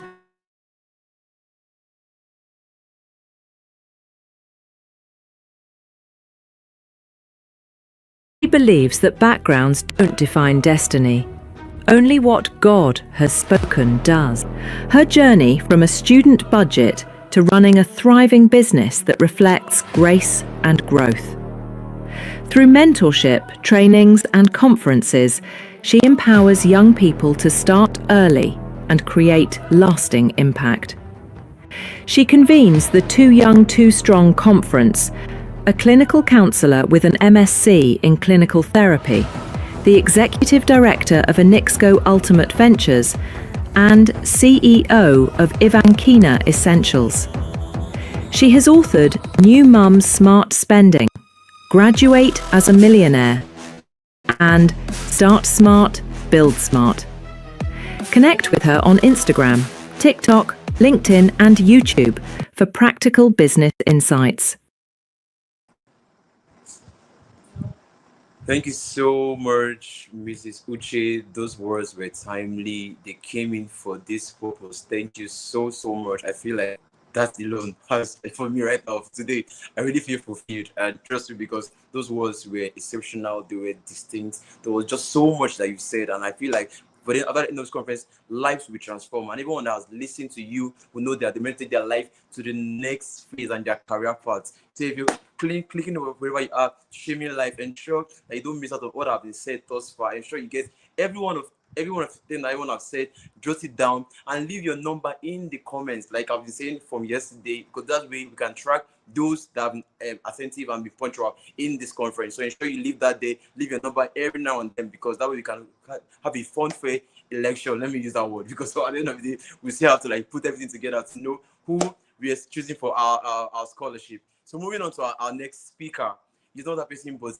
Ijeoma Onwuakuchi, a very let me not say much. I'll just go see about you. But first of all, I'm talking about the topic on build while you work, how to start your legacy without quitting your job. So it's good to have you here. But before we have Ijeoma on, let's just into her bio. So please eyes on the screen as we read her bio. Thank you.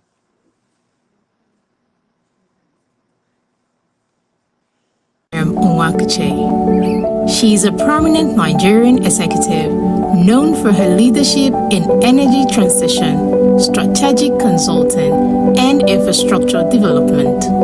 She currently serves as Managing Director of MML Consulting Limited and CEO of Foundry Africa, with a strong focus on renewable energy and industrial investment across sub-Saharan Africa. Despite her extensive professional background, which includes roles at Total Energies, Clarkson Shipbrokers, and contributions to platforms like Harvard Business School and the Nigerian National Assembly.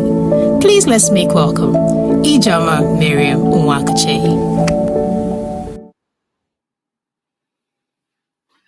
Hello, everyone. Good afternoon. Good afternoon. Can you hear me? Can you hear me clearly? Good afternoon, everyone. If you can hear me, can I see hello? Can I see hi? Can you tell us where you're logging on from? And let's just begin to create a buzz around what we're doing here today. Hi, everyone. Hi. Okay, I'm seeing some highs coming on. Hello, are you here? Say we are here. Say I am here. I am here. I am here. I'm pushing strong. I am young and I am strong. I want to see you say that. Okay, fantastic, fantastic. So I'm just going to take note of the time, 5 minutes past 4, and I want someone to keep me honest on time. So we have 30 minutes, and I'm hoping that we use the first 20, 25 minutes to delve into what we're going to discuss today. Does that sound like a plan? Good, that sounds like a plan. Okay, so first of all, I want to start with saying welcome everyone again to Too Young, Too Strong conference. And it is an amazing opportunity that you have been given here by our amiable, formidable convener of this event, Favour Aruwe. Favour, I'm very proud of you. I see the work you are doing. I see the effort that you put into it to deliver a conference of this size, both virtual and in person, the impact that is creating in the lives of all those that are joining the amazing speakers that have spoken, and the opportunity to just grow and learn together. It is phenomenal. And I just want to say, well done, Favor. And I believe that this is a seed upon which many, many, many bountiful harvests and trees will sprout in the name of Jesus. Amen. Amen. So what is the title of my topic today? So I'm going to read it out for you so that everyone is on the same page, right? It's build while you work. How to start your legacy without quitting your job. How to start your legacy without quitting your job.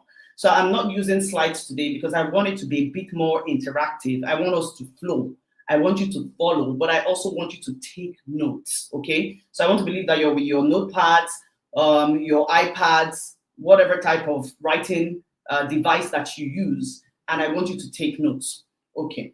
So I'm going to start with telling you a story about myself. And in the middle of all of this, I'm going to be sharing nuggets. I'm going to be sharing things that you can take away with you. What does it mean to build while you work? What does it mean to build a legacy? What is a legacy? And in practical terms, we're not just here to listen to buzzwords, and Nigerians, we can be a bit funny in the way we talk. We say, oh, it's aspire to perspire and all whatnot. No, that's not what we're here for. We're here to learn. We're here to learn. Say, I am here to learn. We did not bring out hours of our day to just come and do nothing. We're actually here to learn. Okay. So for me, I want to start with telling you that I love the theme of this conference, Too Young, Too Strong. You're not too young to grow. You're not too young to learn. You're not too young to lead, right? And then you are being told a lot of things that are going to help you at an early stage in your life. I think it's a good opportunity that you're here. And I think you should celebrate yourself. I think you should clap and celebrate yourself that you're here. Okay, so fantastic. So I have some of my notes in front of me here to guide my thoughts, but track with me, as they say, follow me. Okay, what does it mean to build while you work? And how do you start your legacy without quitting your job? What does it look like? So I'm going to start by telling you a story, okay? Now, you heard my profile when they read out my profile. Oh, I'm the managing director of my consulting firm called MML Consulting.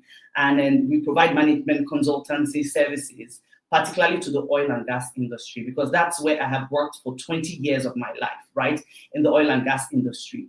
And now, I think it was last year that I actively just, decided I am going to do MML consulting full time, right? And I'm going to give you a bit of a back end story. In the middle of all of that, I'm a mom with 3 children. I'm married. I do ministry. And like I said, I've worked most of my corporate, my life, it has been in the corporate space. And in all of these activities, there has been legacy building.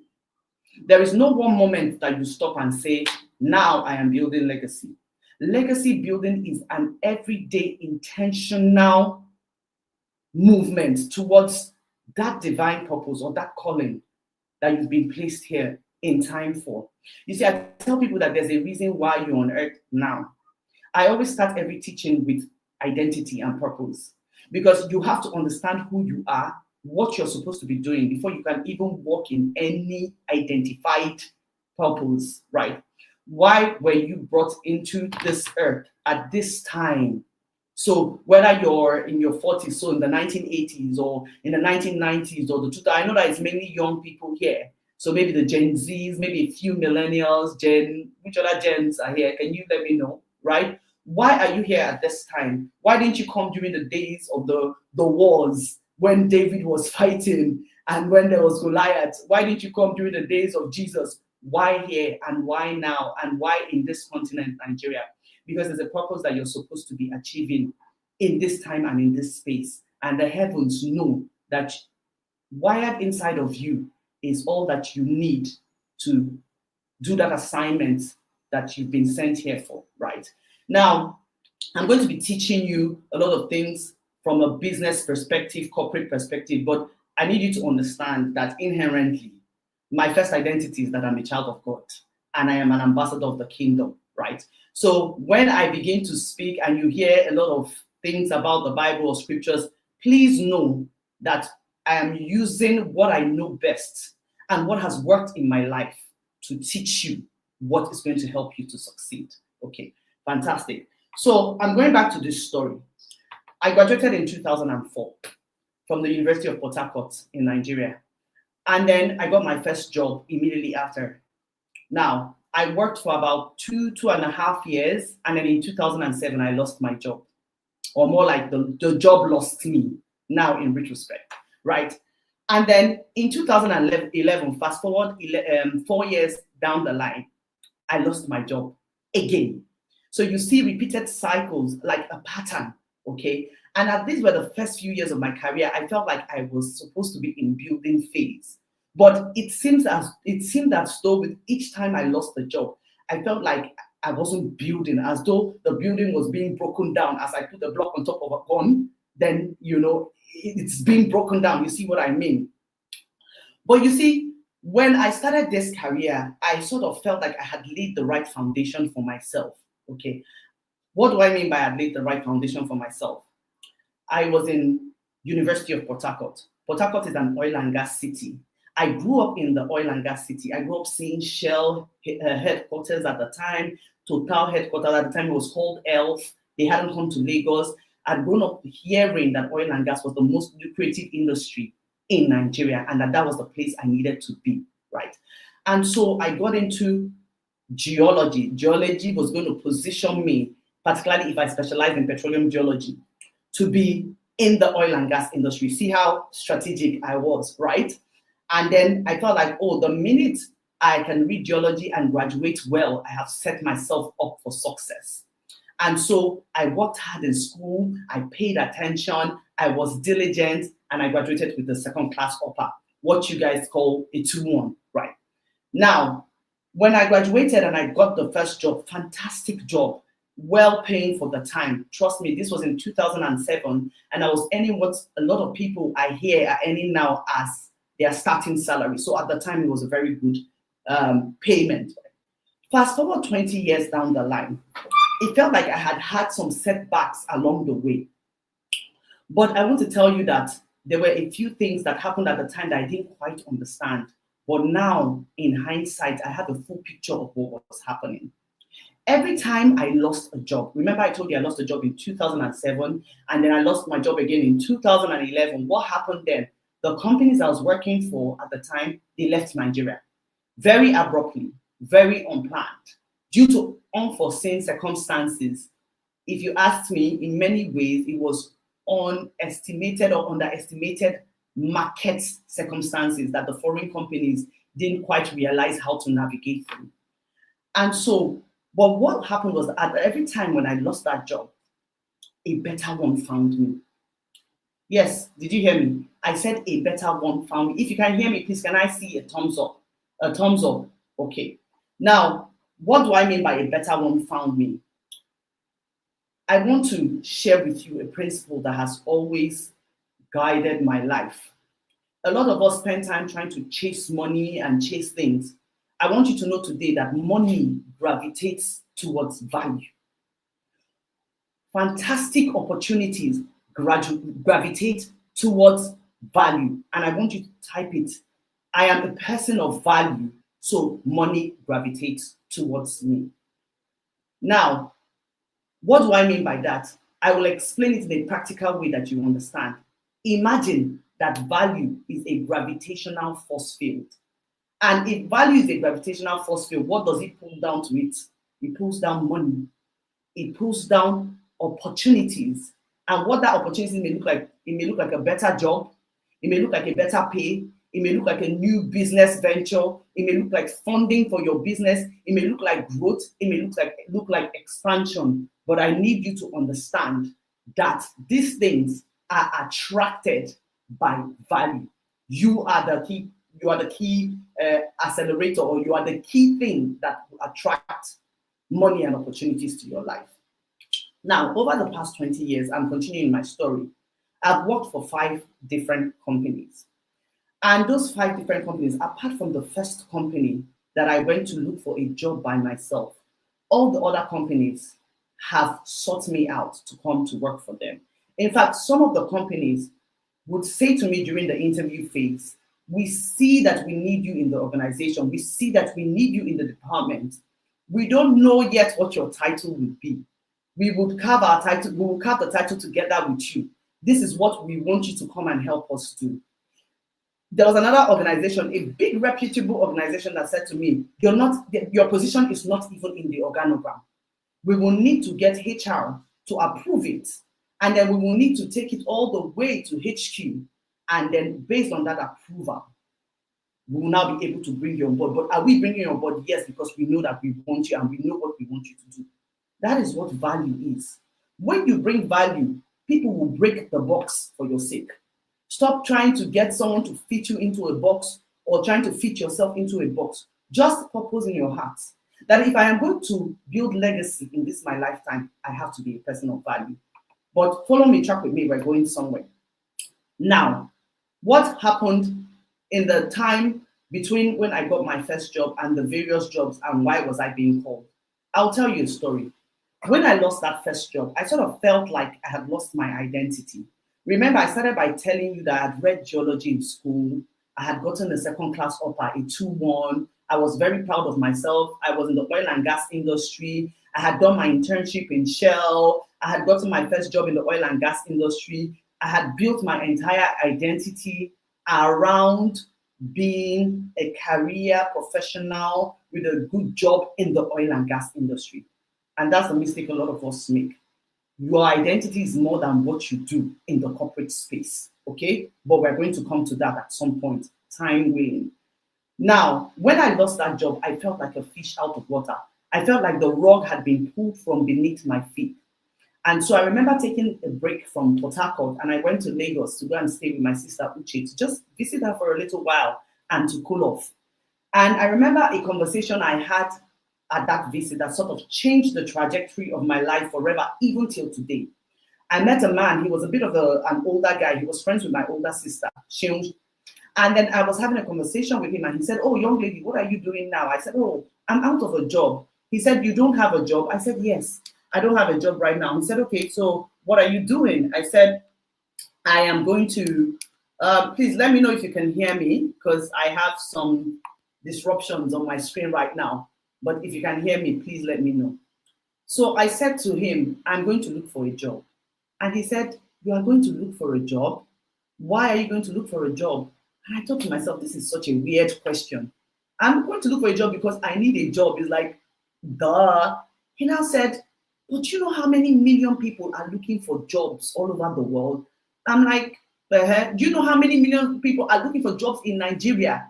Do you know what the rate of unemployment is? And then he threw out some statistics in percentage and in numbers. Why would you want to join the queue? So I said to him, "What am I supposed to do?" And then he said to me, "Ask the jobs to find you. Ask the jobs to find you." And I was like, what does that mean? It was such a profound statement. And so I said to him, "Ask the jobs to find me." He said, "Yes." I said, "In practical terms, what does that mean?" He said, "Pick up your resume, dust your resume, make a declaration and plead the blood of Jesus that it speaks on your behalf. It speaks better things than the blood of Abel. Cast it into the waters." So he said, send it to people you know, people that you have worked with over the past 3 years of your career, not a long time, but anyone that was like a professional acquaintance, a former colleague, whatever, former boss, send it to them and tell them that, oh, you're open for new opportunities, and then pray about it. So I did my part. I did it verbatim. I took the resume, I dusted it, I prayed, I pleaded the blood of Jesus and said, "Lord, your blood speaks better things on my behalf than the blood of Abel. I find favor, I find grace."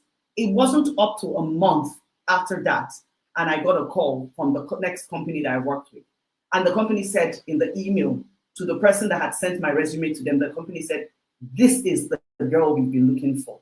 Mind you, I had never heard of the company before, never heard of the role before. They said I needed to come and work as a shipbroker. I didn't even know what it meant to be a shipbroker. I had to do my research and find out what it meant to be a shipbroker. Cutting a long story short, I got that role. I worked in that company, and then the next one, and the next one, and they were all based on referrals.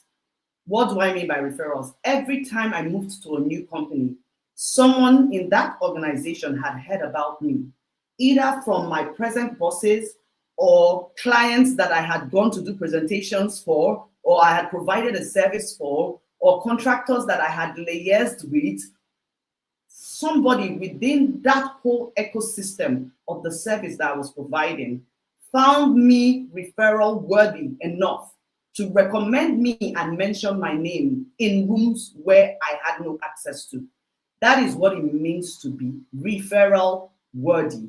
And so today I'm going to teach you what it means to build legacy without quitting your job.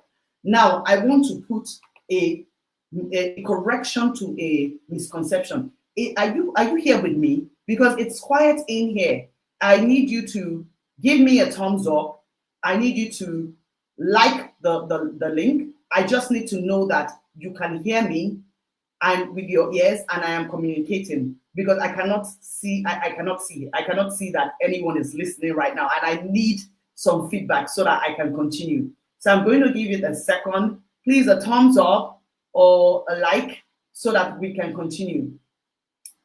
Are we together? Are we together? Can someone let me know that I am audible? Can someone let me know that I am still online? Okay. Hello.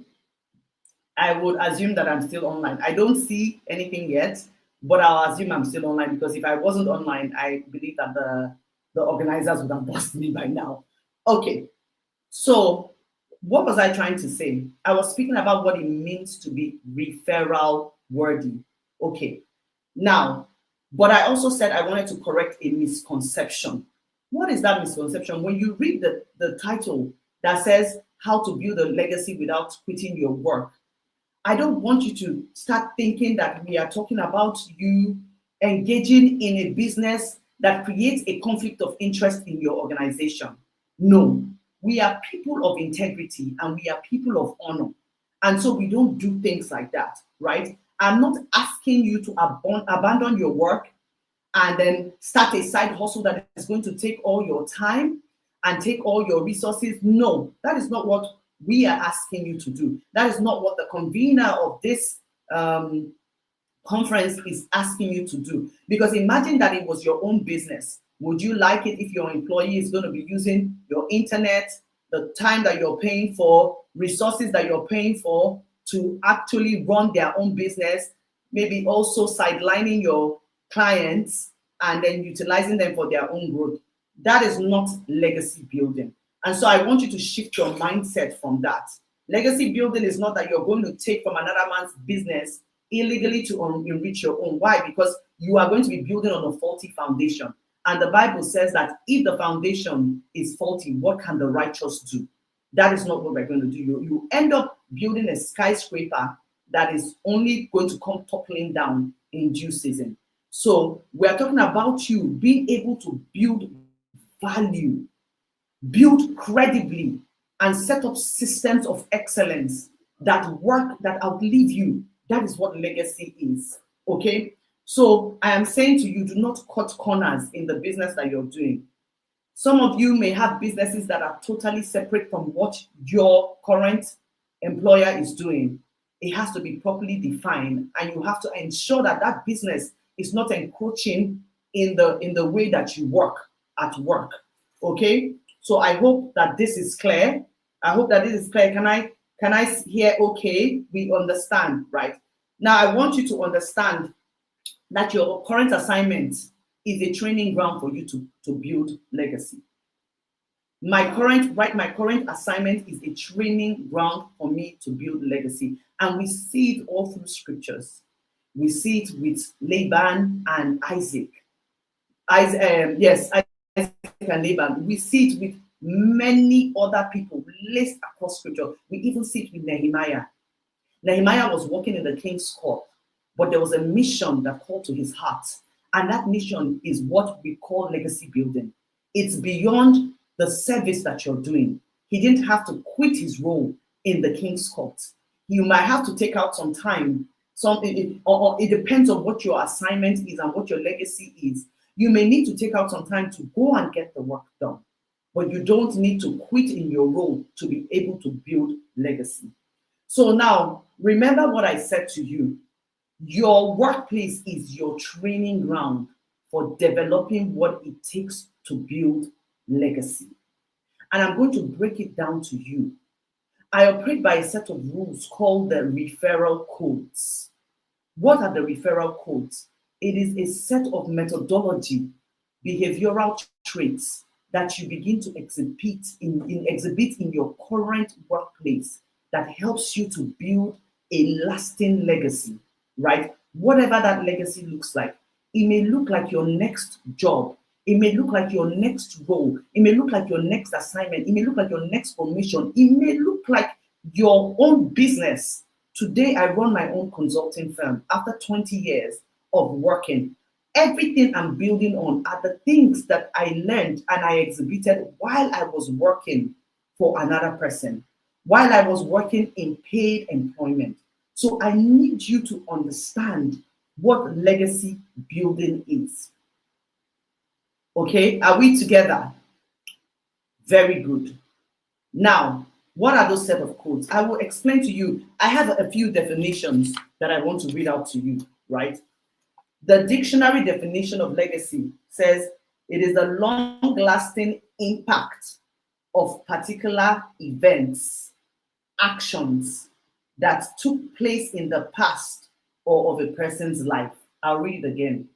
It is a long-lasting impact of particular events, actions that took place in the past or of a person's life. Another definition says something that is a part of your history or that remains from an earlier time. But I'm going to tell you what my own definition of legacy is. And I want you to write it down. Legacy is what the present you is leaving behind for your future self, that your future self will be grateful for. I'll say it again. It is what the present you is leaving behind for your future self, that your future self will be grateful for. So I want to ask you, whatever you are building today, do you believe that your future self is going to be grateful for it? Please put a response in the chat. Will your future self, the things that you're building today, would your future self be grateful for it? It's a question that I want you to leave here asking yourself. But I'm going to quickly run through some of the things that you require to build legacy. And this is me sharing with you what I call the referral code. And I teach people this. I have a coaching club, young female professionals, and now we're going into universities where we mentor. Right now we are focused on women, but we are coming for the men. What it takes to be referral worthy. What were the set of principles that I worked with? Then when I was doing it, it seemed as though it was like unknowingly. But over time, God had said to me, stop and begin to identify those things that you believe made you referral worthy, that you believe made you to, like, when you left a place, people will say, bring Ijoma on board, she can help you get the job done. And I'm telling you, a lot of times it's more than your technical expertise. Imagine that you are equally qualified with 3-4 other people, which sometimes is the case. You have the same experience, you have the same technical background, you have the same expertise or even educational background. What sets you apart? It is your references that set you apart. That's why employers ask for references. That's why you have it on your resume. And that is why your character, in fact, I'd say there are 3 things that should work for you as an individual: competence, capability, and character. And I dare say that character sits at the top of it all. Your character is what sets you apart. Okay, so how do you build? Let me share these principles with you, because I can see that time is fast spent, and I'm saying to myself, where has all the time gone to? And I'm going to expect you to write some of these principles down. The first one is execution. You have to get things done. It's not a matter of praying. We are all Christians. It's not a matter of sitting down in a place praying, and you are not able to execute. Execution is the number one. That's why if you see the title, it says how to build legacy while you work. You have to be working. And guess what? Working is in the mind of God.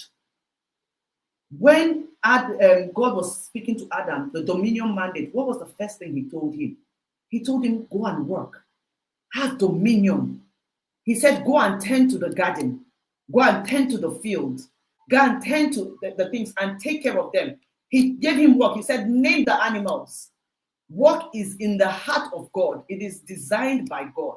In fact, what is interesting is that when he sent Moses to go and deliver the children of Israel from Egypt, there is a word that he used to tell Moses, to tell Pharaoh. He said, tell Pharaoh to let my people go so that they can evade me. Do you know what evade means? It is the Hebrew word for service, so that they can come and serve me, like servanthood. It means let my people go so that they can come and worship me. Evade means worship. Let my people go so that they can work for me. So work is in the heart of God, and we must not take it for granted. Okay?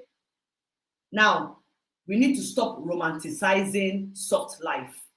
Some of us look online and we see some of these celebrities and we think that they are just chilling and doing soft life and making money from it. No, this is still under execution and work. This is still under number one.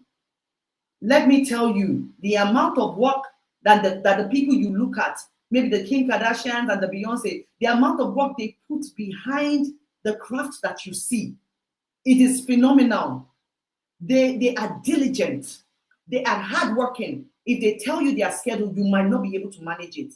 The only difference is that their output, their products is soft life. So what you see is soft life, but there is hard work that goes behind it. So my people, work is not curse. Work no be curse. You get your hands, roll up your sleeves, and then get to work. Okay? When you work, it brings excellence.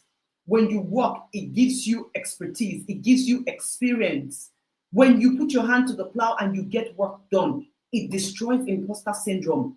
I heard someone in the last session or two sessions before mine asking about imposter syndrome. It comes from your ability to get work done. Number two, work ethic. Work ethic. So it is one thing to work. It's another thing to how you get the work done. Work ethic speaks of how you get the work done. Do you do the work well? Are you dependable? Are you reliable? Are you consistent? Are you on time? Do you meet deadlines? These things I'm telling you about is what is building a legacy for you. These are the things upon which you are going to ride to the next stage of your life. You are learning it, honing it, cultivating it while you're yet working for another person. Do you have diligence and integrity? Can they count on you? The $2 million project you did last year, were you accountable and transparent? And on the back of that, are you able to do the next year's own because they know that you were accountable? That's legacy. Are you able to go on leave without your heart pounding, heart palpitations? Because folders, inexplicable documents will begin to surface. That is legacy building. I'm sorry if I'm not telling you things about how you can now collect some money and then you can now start a side hustle. No, these are the first principles. Because he that is faithful with little will be faithful with much. In fact, you should count yourself lucky to have an opportunity to have a training ground. Working for somebody and applying yourself diligently is like you diligently going to the gym and training yourself. Legacy is not built on luck. It is built on excellence, day after day. Number three, what are your work etiquettes? So number two is ethics. Number three is etiquette. Your brand. Your personal brand, you owe it to yourself to show up correct, as you say in this generation. So let me let you people know something. Professionalism is attractive. Every time I spoke with my references and I said to them, I need you to write a reference for me for my the role so the organization I've come into, and they say, oh, we need your reference. And then I send the reference to them and say, yes, you're going to have to write a reference for me because they're asking for it. They said to me, Miriam, because all people used to call me Miriam, my name is Ijoma Miriam Wakuche. Miriam, you were so professional. Your professionalism was top notch. And sometimes I used to take it for granted. I didn't understand what they meant. But with time, I started started asking myself, what are these people seeing? Why? Not because I don't want to go home feeling bloated, like I'm too much, I'm professional. Because I felt the need to begin to teach others these things, that they are door openers. They actually make room for you in the next big space of your life. And so, professionalism is your ability to communicate properly. It is the fragrance that you wear. It is how you shop, how you look. Do you follow the dress code of your organization? Do you do your presentations properly? Do you communicate clearly about the things that have to be done, the timelines that you're meeting or the ones that you're missing?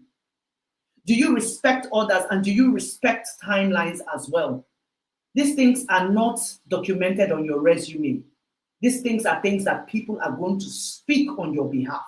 So you need to show up properly. That is what etiquette means.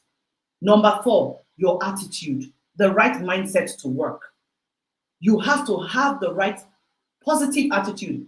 In Christendom, we call it, faith, the can-do spirit, your ability to get things done, push through challenges, be resilient about it.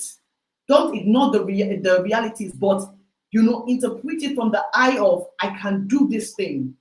Your attitude is like your lens. You need to keep it clean so that when challenges come your way, you will say to yourself, this is not happening to me. It is happening for me. I found out that the biggest challenges I faced during my work life were the things that other people found attractive, because they're like, how were you able to surmount this? I remember the difficult times that I had to mobilize hundreds of trucks. I was handling logistics for my organization that time, and I thought I was going to lose my mind. I started growing gray hair. It was in the heart of COVID. There was lockdown. There was security instability. In Port Harcourt, there was unrest, and I was mobilizing trucks to the north. And guess what? That challenge made me grow stronger. And when I talk about it in different places, people are like, wow, you have resilience. How were you able to do that? They find it attractive. Number 5, your network. And I'm moving very quickly now. Please be taking notes. What is your network? It's not just about networking. I'm going for this conference. I'm going to go and network. I had Apostle Tommy. I was listening to him last week, and he said, make your net work. It's not about just networking. It's not just about who you know. It's not just about what they can do for you. It's about what you bring to the table as well. Network. There's an intersection between your relationship with the person. It is meant to be a symbiotic relationship. You don't enter into relationships like a leech and then you're just gleaning, collecting. Be that person that can volunteer. Be that person that brings value. It's like a bank account. You are depositing in it, and then one day you are able to draw down from it. Why? Because your network will speak on your behalf. Now I run my own business and I run a coaching club. It is the people that I have met along the way that are now helping me, that are now saying to me, Ide, we know you. We know that you are big on professionalism. We know that you have integrity. We know that you are able to bring value to the table. We want you to bring your services to us. Your network is important, but what you do with it is more important. How you cultivate it is important. You need to be intentional about it. Okay, I think my time is almost done. We're going to go quickly through the remaining points so that we have some time for questions. Okay, so we spoke about network. Be generous with your ability to give value. Remember that relationships are like a garden. They're meant to be tended, not drained. Okay, be a lifelong learner. That's number 6. Be a lifelong learner. Stay a student. Never stop learning. Every time is an opportunity for you to learn. Every time is an opportunity for you to grow. Read books, learn on the job, go on trainings, go for conferences, register with professional bodies, have the opportunity when you can to speak, to ask questions, grow yourself, read online journals, read brochures from your industry. Why? It is in your ability to constantly learn that you are able to navigate the things that you have sort of cultivated in you your skills and your expertise to build the next thing. Sometimes you're building concurrently. Sometimes what you're building concurrently, of course, is not something that is creating a conflict in your current role. You might be building a ministry together. Those things that you are even picking up from the workspace, I tell you, can even help you build your ministry. There's something called cross-functionality. When you learn a skill, it is not just for a certain sector. You find that you can deploy it in ministry, you can deploy it in your family life. So be open to learning, so that as you are learning in your job, learning from the books, learning from the journals, learning from coaching, learning from mentorship, submit yourself to coaches and mentors, you are able to build long-lasting legacies. Visibility. Don't wink in the dark. You see that thing that Nigerians do, particularly Nigerian women, false humility. It is not of God. The Bible says a city set on a hill cannot be hid. So you say to yourself, I am a city set on a hill and I cannot be hid. Let your light so shine. When you do a work, present it well. Write that report. Submit that report. When you show up for your business pitches that you're going to give to clients or investors, show up good. Let your presentation be done properly. Be the person that is able to communicate the things that they are doing. Go on LinkedIn. Talk about what you know. Use your social media platform properly.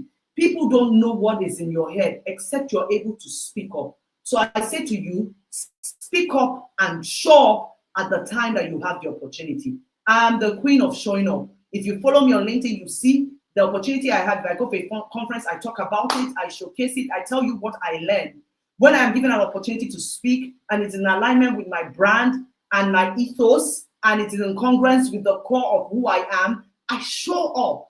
Doesn't matter how big or small the platform is.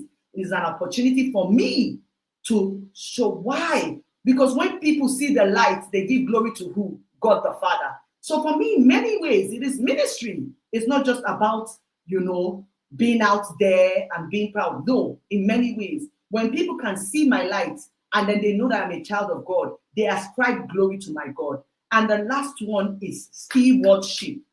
You have to be a good steward of everything that you are given.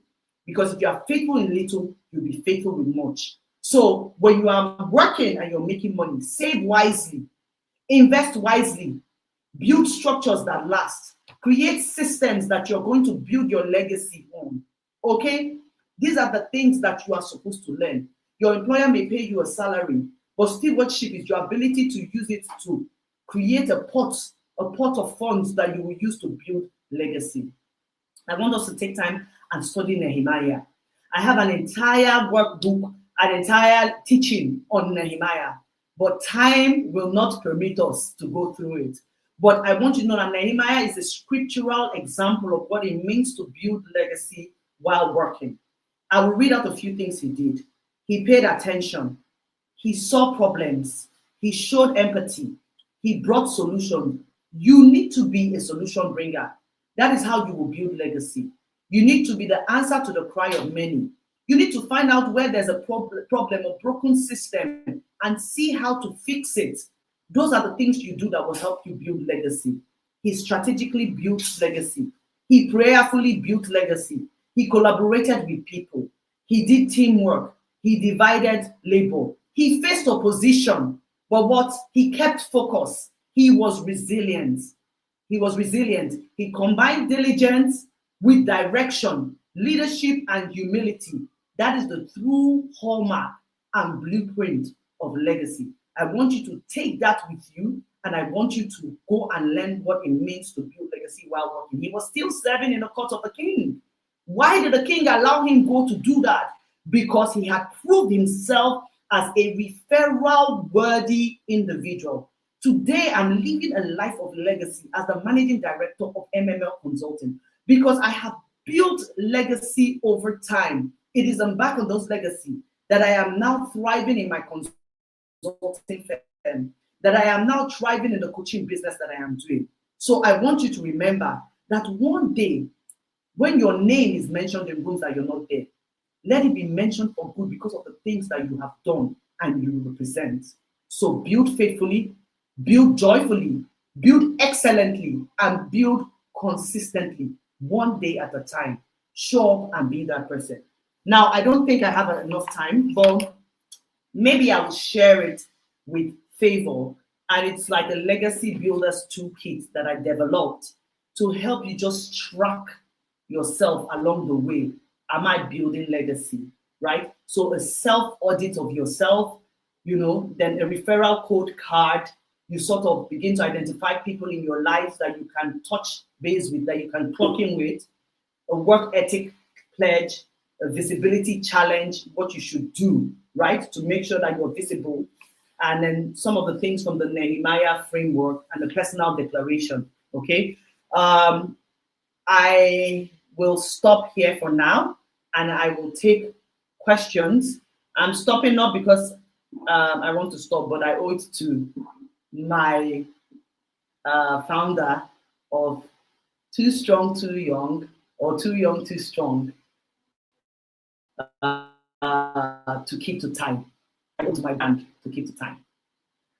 Okay, questions. Let me see. I need to navigate through all of this. I hope we learned something.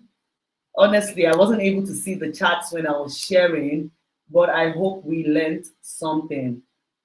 Build a spotless legacy. Can you throw in the nuggets? Can you throw in the nuggets that you learned for me? Okay, I'm seeing the chats now. Amazing.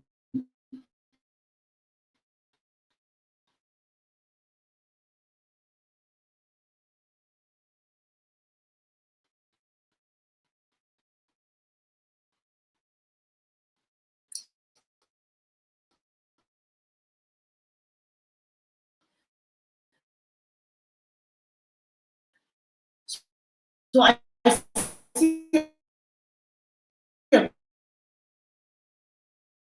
question here. What do you do when training ground? When you're training, okay, please give me a minute. Let's set up on a new device. I even just want to start with thanking God for allowing me to get to the end of the presentation. But I'm going to reconnect to StreamYard, and you please have to let me know if we are back up. So I'm going to take that. I think we're back up. I'm going to take that question again. So what if it's taking too much of your time? Okay. So first of all, I want to start with telling you that we identified what legacy was, right? Legacy does not mean in the strict sense that you are running a concurrent business to the business that you're doing now. That said, if you believe that there is something you ought to be building in this time, right? And you have set up the right structures and system. What are those right structures and system? Resources, the mindset, the skill, the expertise, the capability, the network, and the know-how. And you are ready to dive into that business. By all means, please give yourself a timeline. Do not quit blindly. I say to people, don't leave a job, leave to something. Don't leave a job, leave to work, right? So don't say, I'm tired, I'm leaving this job. Leave to work, leave to a new job, leave to a new assignment. If you feel that you are ready to do that, please, by all means, give yourself a timeline for transitioning, and then you exit. Do it in a respectable manner. Do it in a manner that shows that you are a person of value. So if you have been given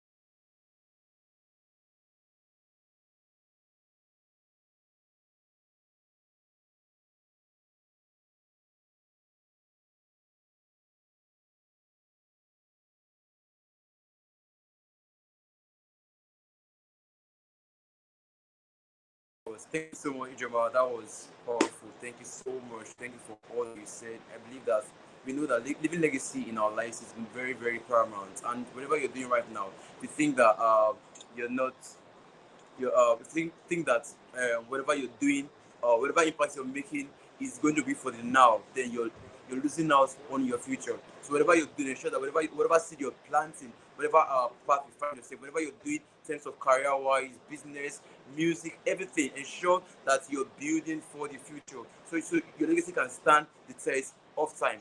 Thank you so much once again. Thank you so much.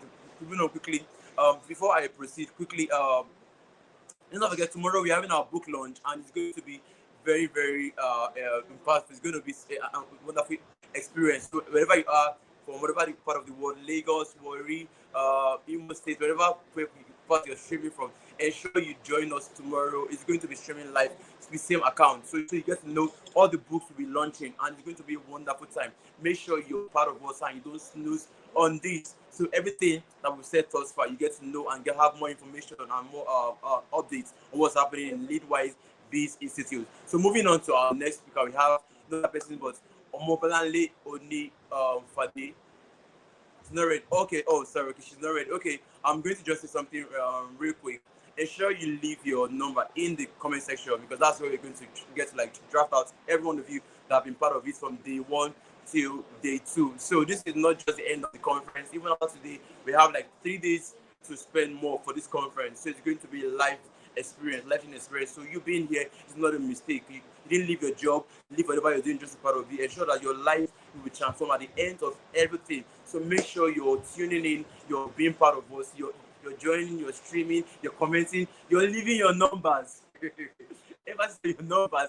If you don't type your number and you say, oh, I did not, that is on you, that's the loss on you. So ensure your number is always typed in the comment section at every point, and make sure you're part of it. Comment, leave a message, ask questions, so you can be engaging, and those records are being kept. So don't say I did not tell you. So ensure you're everything that's going on right now. So moving on. I don't know if our next speaker is ready, but if she's not ready. Okay, next speaker is not ready. So we'll just do a quick one. I want us to do something real quick while that is going on. Let me ask from yesterday's lessons or teaching that we've heard. Can anyone tell me? Let me see. I'm looking at the comment section. Can you chat us something that you got from yesterday? From yesterday, what was the thing you learned? Let me see. I'm reading. I'm seeing. We had William Besson yesterday, Michael Edger, and what that speaker name again? Remind me. Yes, Ola Dele. Sorry, yeah. So we had Ola, William Benson, and Michael from yesterday's live experience. So let me see from you guys. Let me see, what did you get from both from yesterday's lecture? What did you get? You can leave that in the chat box. Let me see, you guys. I want to read. Someone said I have learned to build my confidence. Okay, that's nice. From someone else. Let me see. I'm reading through the comments so I can see what you guys learned from yesterday's experience. Thank you, great Emmy. I got that. Someone else from yesterday's, what you get from William, Michael, or Ola? What did you get from them? Let me see the comments. So ensure that you to be confident, creative, have a good character. Thank you so much, Okijiri. Thank you so much. Thank you so much. Thank you so much. So let me see more persons. I learned to make use of every opportunity very well, no matter how small. Thank you, Record Annabelle. That was very profound. Thank you. Someone else. Thank you so much. You're doing that real quick. Someone say build your confidence and maintain good character. Thank you, Jessica. Thank you so much. That is also profound. Thank you. Another person said, I learned character development. Wow, that's good. Thank you, Jessica. Tasty rather. Thank you. I learned how to make use of every opportunity very well. Okay, I've read that before. Let's see. I need more comments. Let's keep it going. Martin Fan said, legacy is what the present you is leaving behind for the future. For the future self, that your future self will be grateful for. Profound. Thank you so much. Thank you so much. Let's keep it going real quick. I learned that about the 3 C's: creativity, confidence, and character. Michael Edger. Oh, wow, nice. Cool. Okay, someone else. I learned how to be creative. That's nice. Good. Okay. Okay. All right. Thank you so much. Thank you guys so much. Thank you for the comments. I can see that we are all being part of this. We're not just joining, we are also paying attention and also listening as well. Thank you so much. Ijoma is not done with that section, so she's going to come in back to just wrap up and then move on to our next speaker. So Ijoma, please, you can come on. Thank you so much.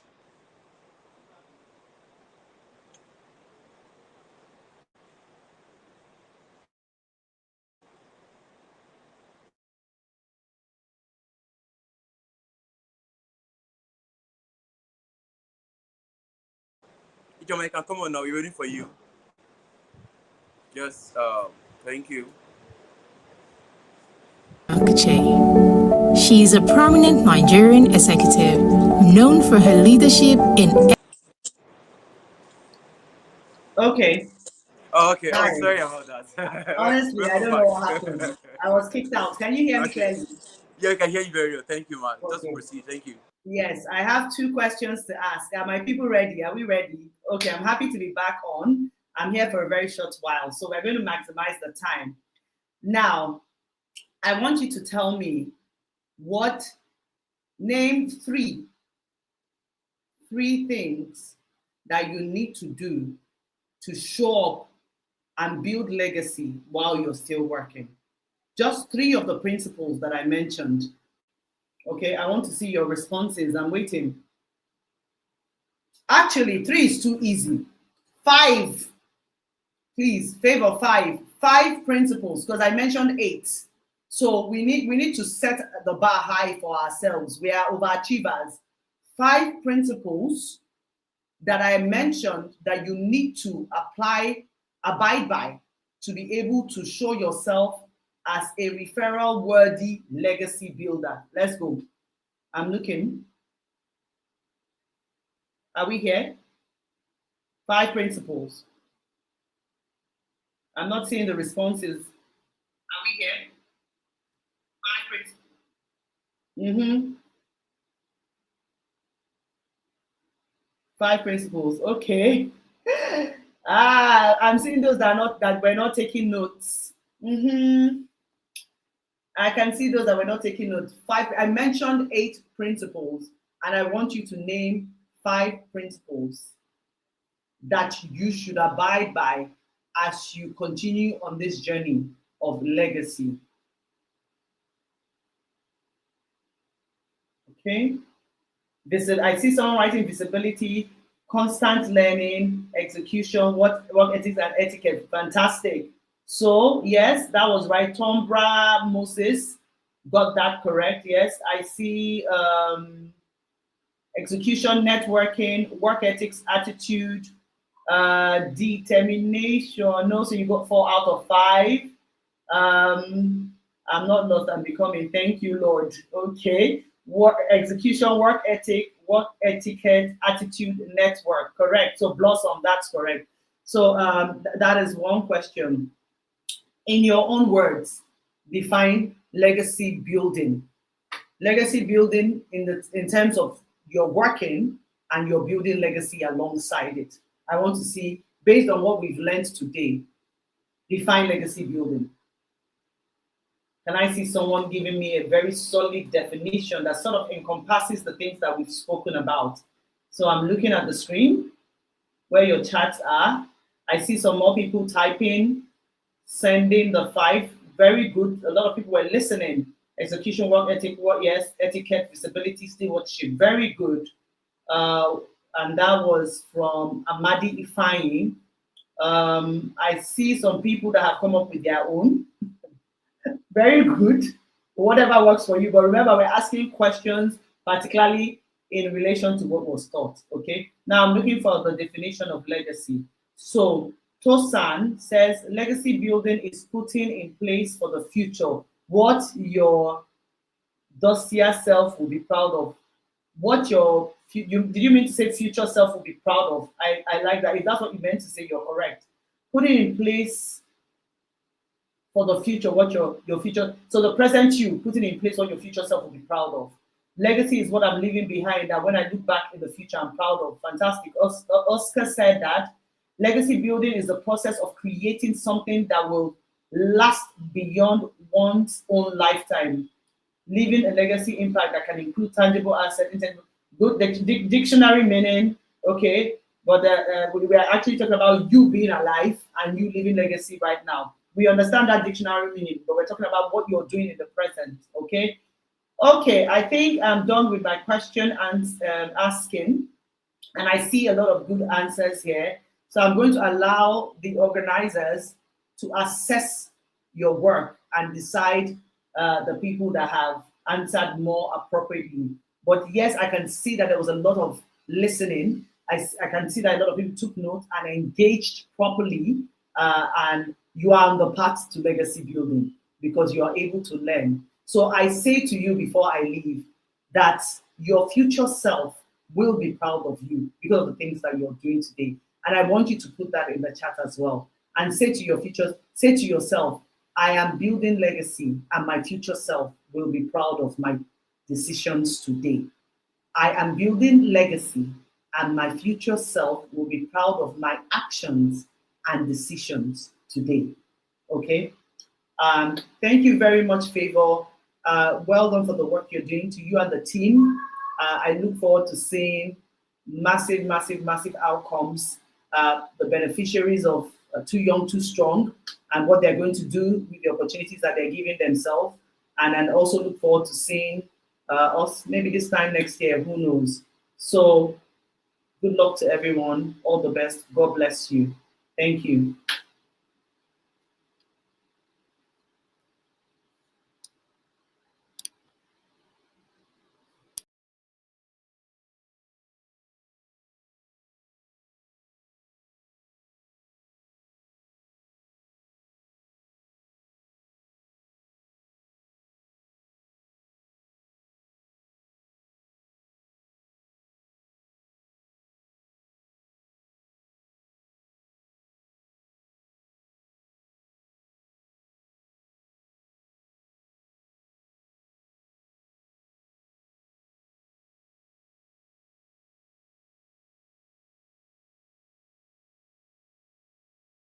We good.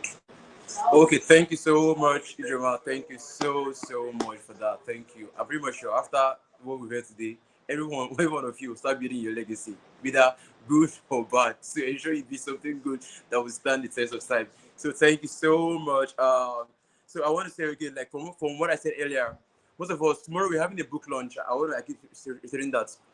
Tomorrow is our book launch. Our conference proceeds continues tomorrow, next tomorrow and Saturday. So ensure you join in. It's going to be a small time. You're going to have a wonderful time. So you can join in from wherever part of the world that you're in to ensure that you're part of this move because it's a movement that is taking you to the next phase of your life. So ensure you're part of it. So tomorrow is the book launch. If you're not online, trust me, you miss out because there are so many benefits to get from this. After the book launch, your book will be given about a certain amount of money, and wherever you're going to put in things, ensure that you click in to know the cost of each book. So at the end of it, you can also make purchase and also like try to do things that will make you work. And getting those books is something that will also add to your life. So thank you so much, Ijoma, once again. Thank you so much. Someone is saying from Michael Edra, I learned about creativity, confidence, and character. Okay. I'll proceed again before we have our last speaker for today. Let me see the comments again. Just say what you've learned thus far. What things you've learned from yesterday, today. I want to read through to ensure that we are all following and be a part of this move. Let me see. Okay, yes, book launch tomorrow. Thank you, Jessica. Someone said, I'm building legacy and my future self will be proud of my actions in the future. Wow, that's good. Thank you. Someone else. Let's see. I'm waiting for the comment. Let's see. Let's keep it rolling. Legacy is what you do in preparation for the future. It is something you live for, what you will be remembered for. That's very profound. Thank you so much, Joy Mike. Someone else. I'm waiting for the comments. I want to see to ensure that we are part of this. Let me see. I want to read more comments. I'm waiting for. Okay, someone said. Great Army said, I just learned to build legacy for my future. Wow, that's good. Thank you. Blossom said. I learned we need to have good work ethic. Okay, legacy building, in my own words, is what you have laid down for your future that speaks in the test of time. Very profound. Thank you, Charity. Someone else. Let me see. Okay, I need more comments. Let's just keep it rolling. Legacy building, in my own words. I learned from Ijoma to be a lifelong learner and show up always. Good, Oscar. Good. Someone said, who is this? Didi says, sometimes speed in the wrong direction is still failure. Voila. That is very profound. Thank you. Let's see. Someone said, thank you, ma. Okay. Victory said, okay. Victory say, how do I navigate through this era that seems so confusing? Like, I feel this vacuum in my life, like I'm not complete and I'm no longer getting the excitement I get when doing my job. So which here's the answer for you. I'll use myself as an example.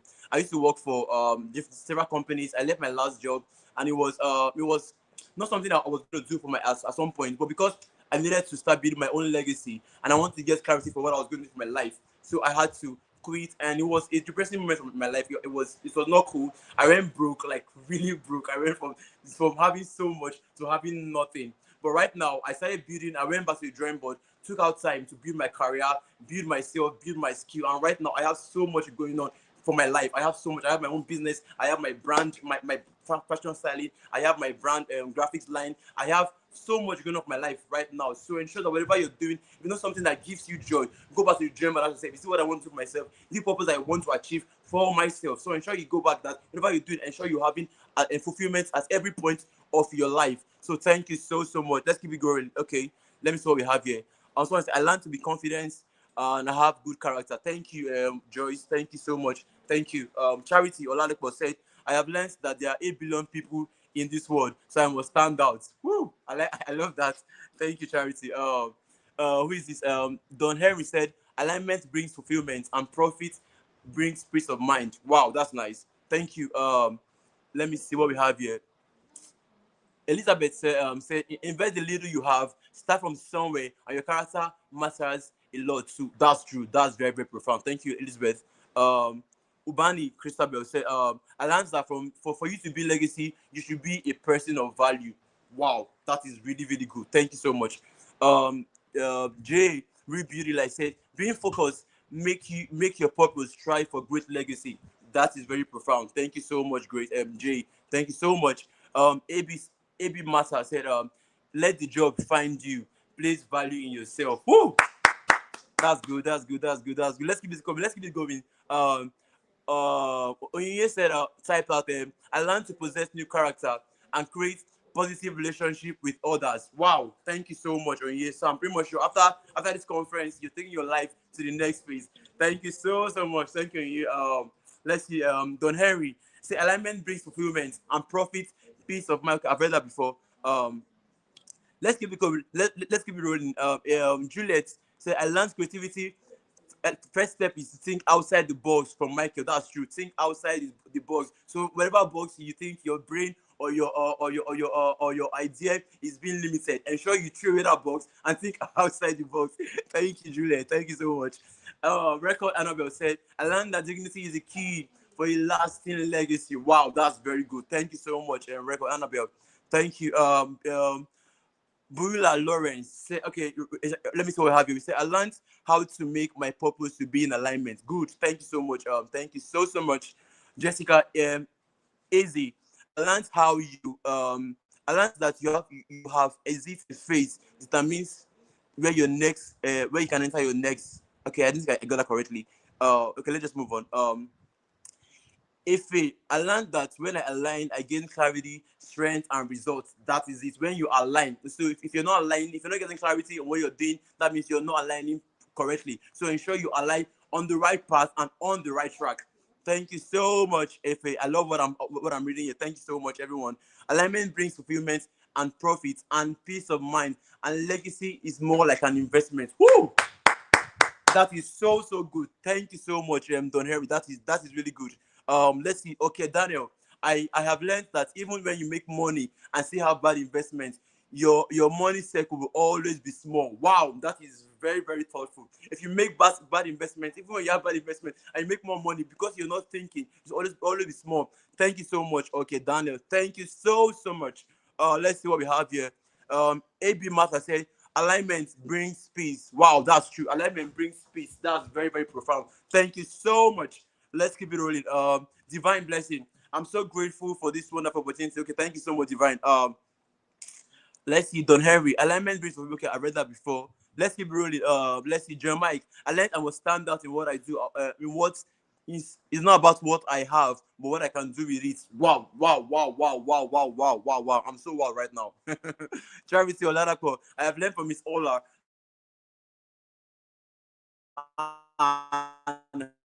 Harvest. Wow, that's good. Thank you so much. Thank you so much, everyone. I am loving the comment section right now, honestly. Charity Oladako said, I have learned from Miss Ola. Okay, let's see the next person.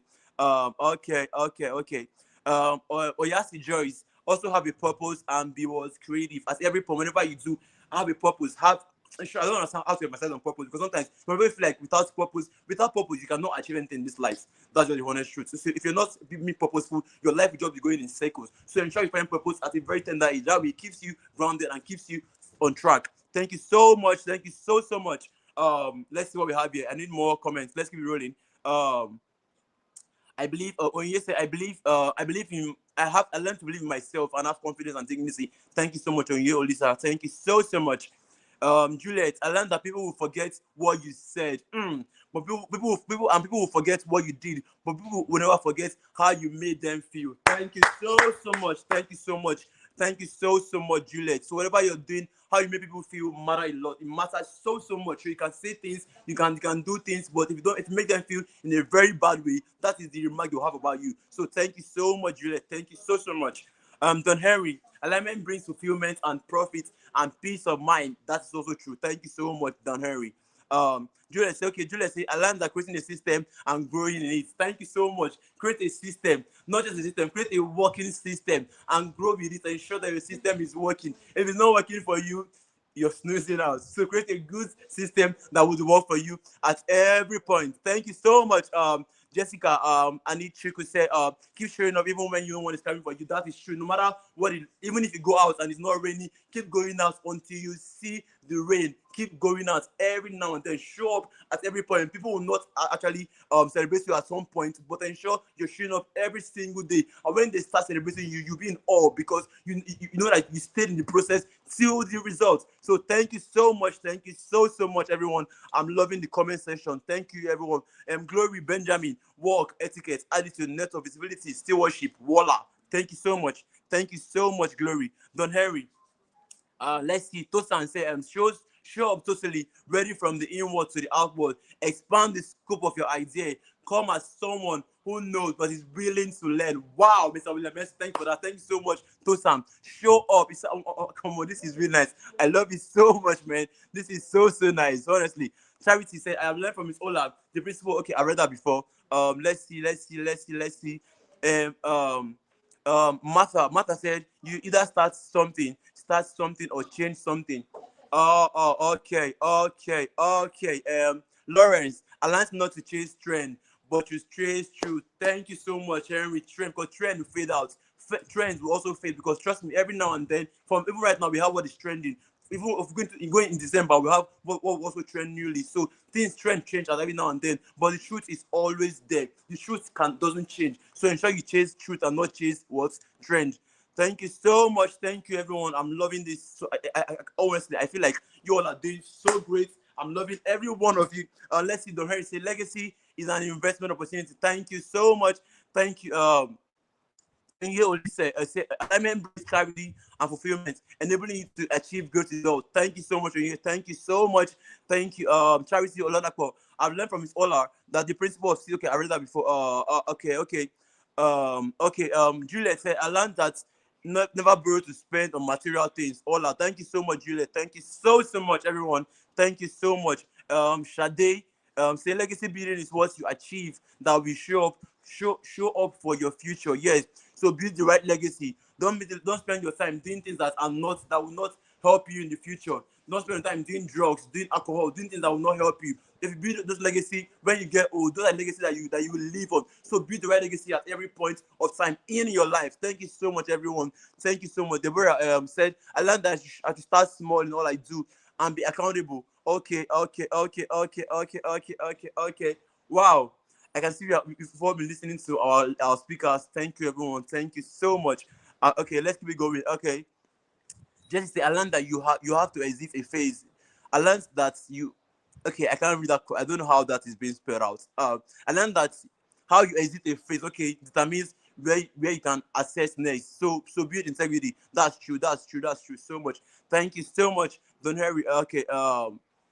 Okay. Tosan, ability take you to the self, but it takes character to keep you there. Yes, ability can take you there.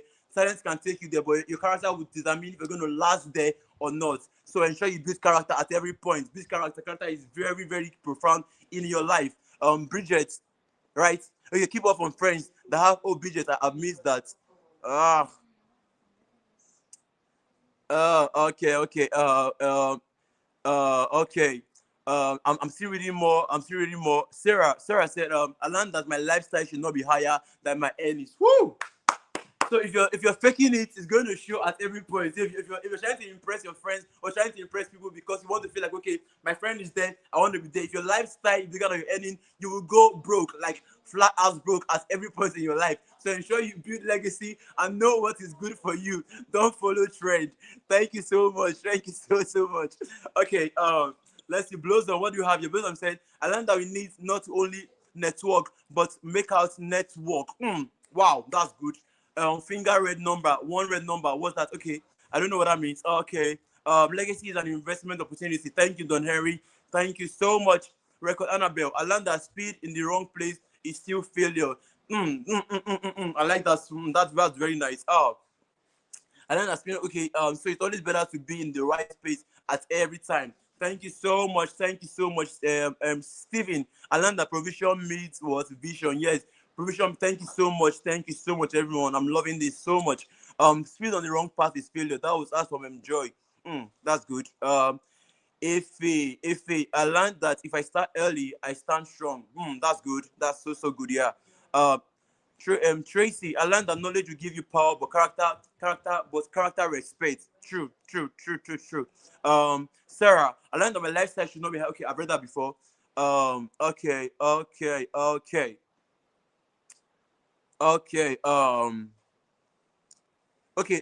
I've read so much. Okay, now I want to do David something else. I'm still waiting for our last speaker.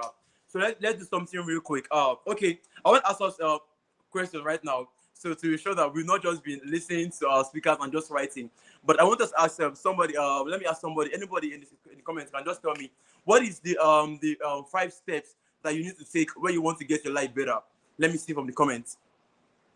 The 5 steps you need to take when is the question right now. So I want to see us. What is the 5 steps you need to take when you want to get your life better? What are the 5 steps you should take when getting your life better? Let me see. Let's keep it on. Let's see. It's a question now, and I want to get answers. So I was also giving that as our what's it called? Our criteria. So ensure you're answering questions. So I'm reading the question. So what are the 5 steps that you can take to get your life better? Okay, are we good? Are we good? Let me see. Strategy. Thank you, Juliet. Thank you so much. Thank you, Juliet. Thank you so much. Strategy word. Somebody else. Network. Wow. Thank you, Omar. Thank you so much, Omar. Thank you, Omar. Thank you so much. Let's keep it rolling. 5 steps to take to get your life better. Let me see. I'm waiting for the comments. Thank you so much. Okay. Execution. Thank you so much, Jessica. Execution. Yes. Execution. Key. Thank you so much. Execution. Yes. Great Army. Thank you so much. Okay. Blossom. Okay. Blossom. This is a full one. Let me read it. We have execution, work ethic, network, visibility. Wow, that is so good. Thank you so much. Sarah, visibility. Thank you so much. Amadi, Ifeanyi, right attitude. Good, man. You guys are so much full of fire. Thank you so much. Prayer, yes.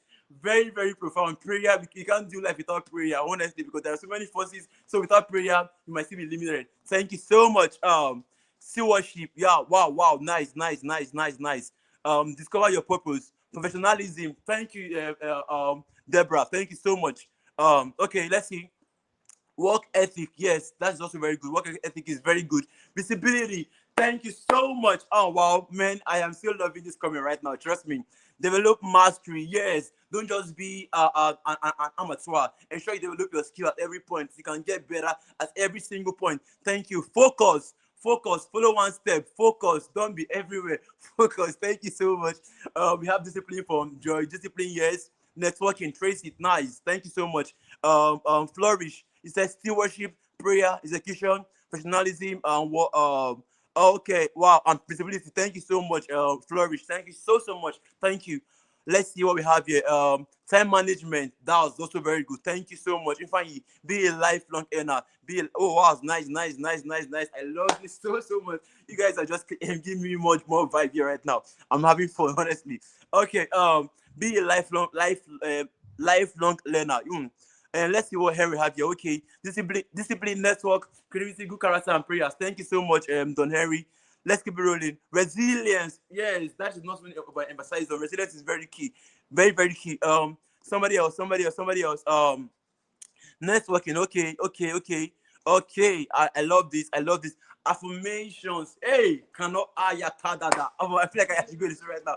Affirmation is very, very key. With affirmations, you cannot do life, honestly, because if you keep saying things to yourself and that are not right, they will show in your results. So ensure you affirm the right thing every morning before your feet step on the floor. Ensure you say good things over your life, over your career, over your future. That is very, very profound. Thank you so much. Thank you so much. I love what I'm having here.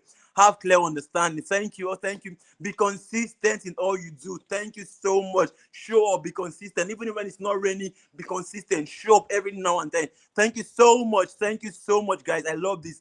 Accountability is very key. Get someone like you can always keep account for you at every point. Thank you so much.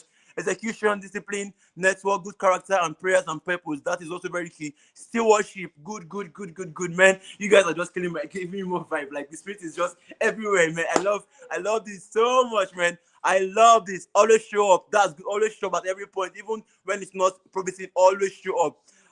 Okay. Wow, time, consistency. Okay. Humility. Hey, that is also very, very key. Always be humble. Always be what? Be humble. Pride goes before you fall. Always still what? Humble. Be humble. Yes, so okay. Discipline. Yes, that's also very key. Now, as discipline is very, very, very key. I feel like I'm already tired, but I'm loving this. This is so much cute. Like, okay. Have the excellent spirit. Wow. Have an excellent spirit like David. Have an excellent spirit. Always parasites. Good. Dignity in oneself. Good. Always chase excellence. Always be ready to learn and unlearn. Voila. Learn and unlearn at every point, every now and then. Okay. Do not chase trend. Work. Somebody say work. No, because. Okay. Work. No, because. I think I like that slogan. I'll be good. Okay. Wow. Honestly, I feel like I see even if you're right now and just give you a hug. Honestly speaking, that's what I feel right now. You guys have been listening, paying attention, and being able to what direct everything. Thank you so much. Africa is ready right now, so she's ready for us. Onifade, we are going to hold you ransom for keeping us here, for taking our time. So sure, Onifade, you can hear me. So you have to buy us wine before after this conference. Thank you so much. So let's have a Onifade or mobile. Let's do that buy you, and then we can just have her. Thank you so much. Thank you, everyone. She's a Nigerian actress, creative producer, and entrepreneur. She is the founder of several ventures including Bolago TV, BG Ushering Agency, and B Gold Homes and Properties. Together, let's make welcome Omobolanle Onifade.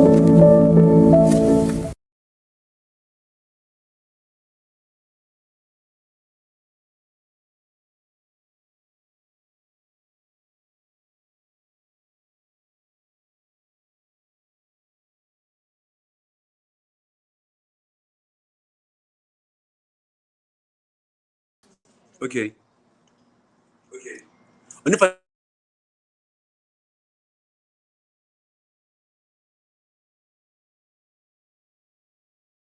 okay. Your mic is muted. No, wait. Can you hear us? We can't hear you.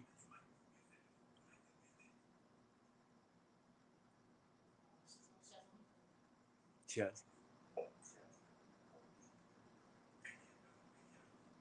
No, we can't hear you.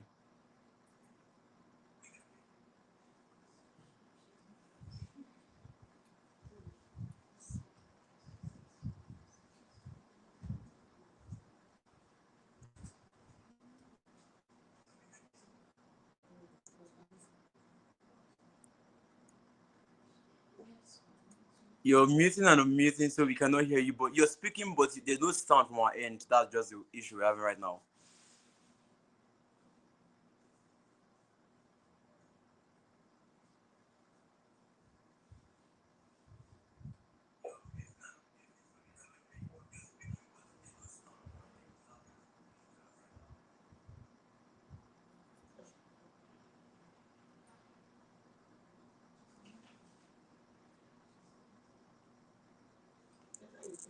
No, no sound.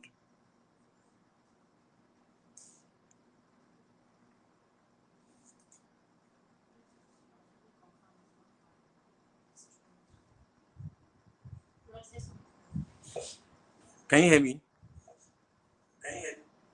Yes, you can hear me, but we cannot hear you from our end.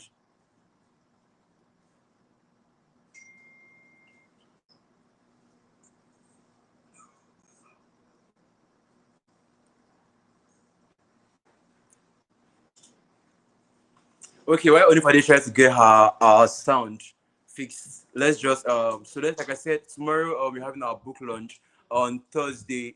That's tomorrow. Sorry, tomorrow is Friday. Book launch. Saturday we're having the physical conference. Worry is going to be an explosion here on Saturday. So if you're around this environment, if you know someone that lives here, tell them to come to Brown Hill on Saturday. It's going to be explosive. We have our on-site speakers already ready to take us to the next level. So ensure that you're part of this movement that will take your life to the next phase. Anybody can you?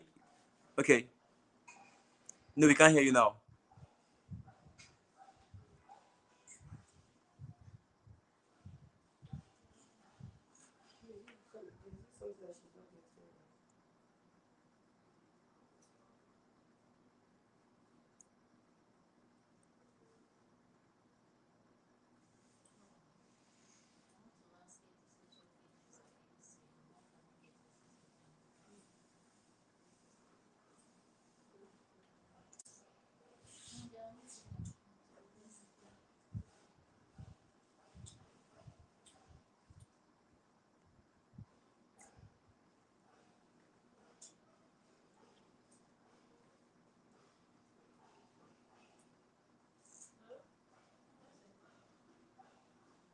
Okay. So Onifade is trying to get her sound fixed. Let's just give her time. So sorry for the breaking transmission. Sorry everyone. And so ensure that, like I said, tomorrow we're having our book launch and we are launching 5 books, 7 books precisely, if I'm not mistaken. Okay, there are 5 books and then 6 rather and an app. So we have our track expenses app, and then we have the Smart Mom, Smart Spending one. We have the Trippy Code, the second book. We have Graduate as a Millionaire, the third book. We have Essential Daily Sales Record, the fourth book.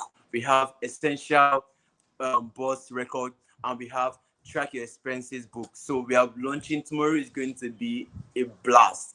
So if you ensure you join in, so you get to know the cost of the book, and also get to know the benefits of also trying to get these books as well. So make sure you don't snooze on this. So today is not the last day of the conference. Virtually it is, like I said, but the conference continues tomorrow, Saturday, and Sunday is the last day, which is the medical outreach. So ensure you, if you have people in Warri, you have people in the other state, or your friends, or you just tell them to come around, come to Brown Hill tomorrow, Thursday and Friday and Saturday, same venue, same time. It's going to be explosive here in Warri. We have our other speakers, on-site speakers. We also have having Paul and Kelvin also be joining us here. So it's going to be massive. Like, it's going to be life-changing. It's going to be fun, educative, knowledgeable, and just name it. It's going to be a wonderful time. So ensure you get all the best you need to get, and ensure you don't snooze on this. So let's try to get Onifade. She back on. Can we?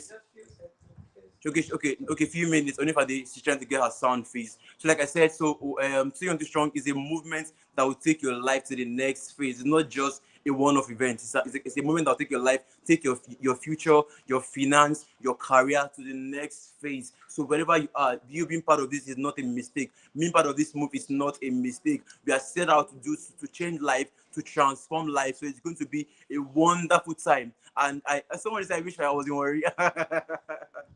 It's not late. Like, you can just book a flight and just come straight to Warri tomorrow. So it's not late. Tomorrow, the conference starts tomorrow.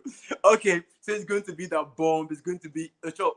Warri cannot even contain what is coming here. And just so you know, so we have so much packed for tomorrow. The book launch from Saturday, the on-site experience, and Sunday the medical outreach. If you know you have older people here in Warri, you can tell them to come around on Sunday to check their BP, check their temperature, their sugar level and whatnot. So ensure you get people that have been part of this. If you have friends, families that are here and we're returning to come on Sunday, older persons, then on Saturday is for the Gen Zs, millennials, and all of that. So if you worry, ensure you come here. If you're a youth and you want to change your life, you want to take a lesson in the streets, make sure you come here on Saturday. It's going to be wonderful. It's going to be explosive. You can see yesterday we had what's it called? A rally, and people are looking forward to Saturday. So if you're not here, I don't know what you're doing. I don't know how to help you guys, but ensure you join online to stream the event live. It's going to be a wonderful and swell time. There is so much package for this event, scholarship, and just name it. Just so much that we're set up to do this year. What if I this back on? Can we have her? Is she ready? Okay, almost. So worry, your time is now. So maybe let's say I don't want to say something right now because I will not discuss the future right now. But next year, next year is going to be bigger. Okay, are we ready? Onifadi? Can you hear me now? Clearly. Crystal clear. Thank you so much. We can hear you now. You can hear me? Crystal clear. We can. Sorry, can you come again? We can hear you clearly. Yes, we can hear you clearly. Oh, okay. I'm sorry. I'm so sorry. Good evening, everybody. First of all, you own a bottle of wine. Everyone on this live, you own a bottle of wine. Not everyone of us. Right, Okay. right. All right. The show is yours. The stage is yours. Proceed. Thank you. Okay. Good evening, everybody. Is there a way I can know if people are responding to me? Is there a way I can see comments, all those?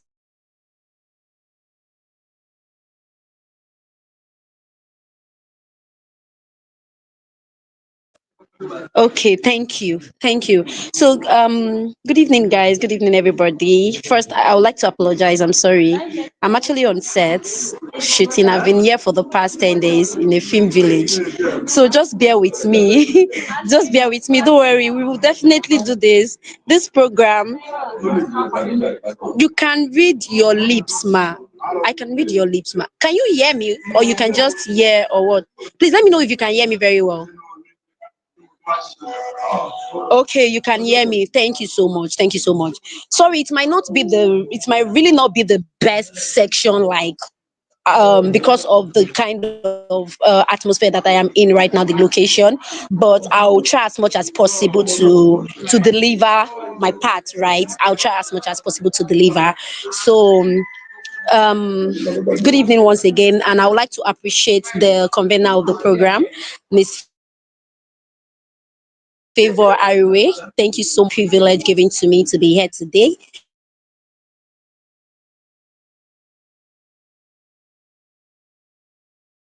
On this program, this is trust me, after this program, your life can never remain the same again. And I know you guys have had amazing, powerful, speak.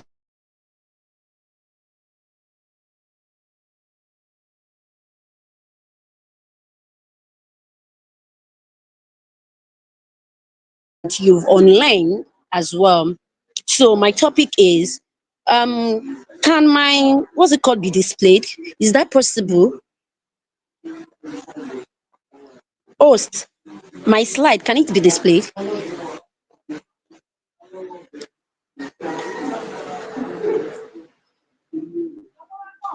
Okay, so that I won't waste our time. Let me just go on. So the topic doing today is achieving success on time. And the question I want to ask, please, if you have your pen and your book with you, I want you to write down this question, because after this section, I want you to be able to answer that question. I want you to be able to answer the question. The first question is, what does success mean to you?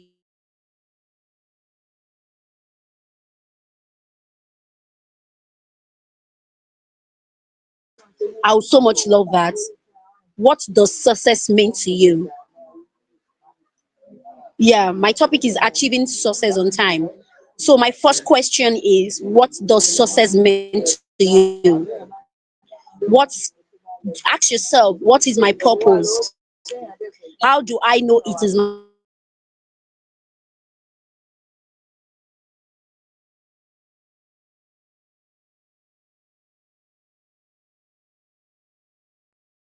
some response? I would love to hear from you. I'll just wait for a minute to hear from anyone that can just tell me, what does success mean to you? What is my purpose? How do I know it is my time? What do I have to offer life?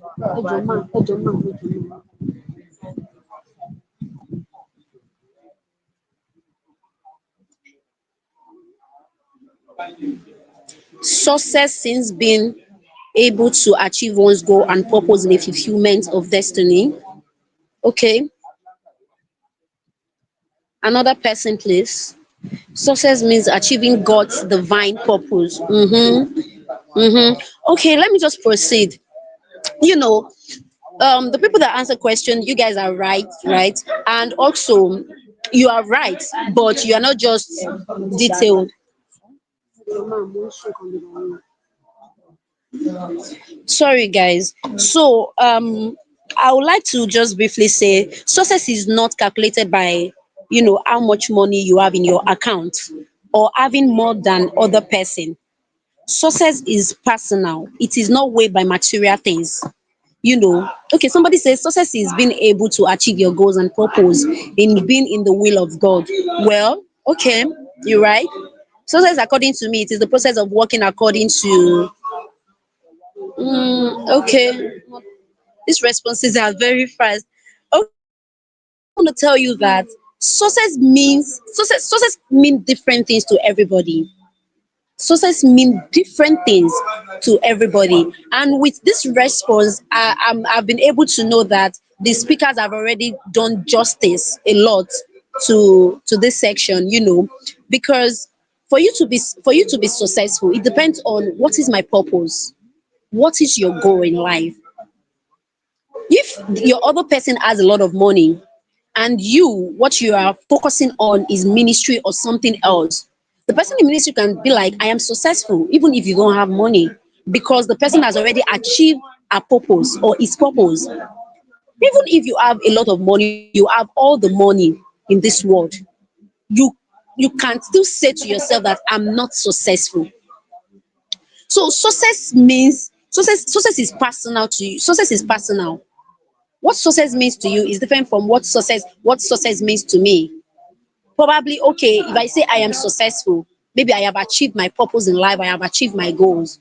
It is not until you have a lot of money or you have everything in life that is when you can be so successful. No, you can have it all and still not be successful. So I defined it on my slide that success is defined by the accomplishment. If you have your pen with you, just write it down. Success is defined by the accomplishment and fulfillment of your aim and purpose. This can involve achieving your goals, gaining wealth or position, and a sense of personal fulfillment, but not limited to that. Making impact is the key of success. For you to say you're really, really successful, you need to make impact. That is why I say, what is my purpose? Because when you know your purpose in life, everything aligns together. You don't just do this, do that, do this, you don't just bring everything together. Or maybe today you find yourself in doing an office work, or tomorrow you find yourself in the market. Everything aligns together. Then you ask yourself, what is my purpose? If you are able to define what your purpose is in life, see, you've been able to solve 60% of your trouble in life. You need to be able to define your purpose. Achieving success on time means finding your purpose on time and becoming that person God has sent you to be on earth. Knowing your purpose helps you to be on the right path to achieving success and recognizing opportunity when it comes. Because when you know your purpose, you already know where you are going to in life. You already know what the kind of prayer points you want to pray about. You already know the type of exams that you want to sign up for in life. You already know the type of people that you want in your life. You don't just make friends anyhow. Living the life of purpose, you don't just make anybody that comes to your life are not your friends. you will be very selective of the people that align with your goal. You have to be very selective. For instance, okay, I'm an actress, I'm a producer, I'm also a Christian, right? I always speak Christ and all of that. So you now find me probably dating someone that doesn't believe in what I believe in, or maybe someone that doesn't even support what I'm doing. Do you see now that I'm not aligned with my purpose? So purpose makes you to be very selective of the kind of people you work with, the people you give chance, you open the door of your life to. So you need to be able to define your purpose.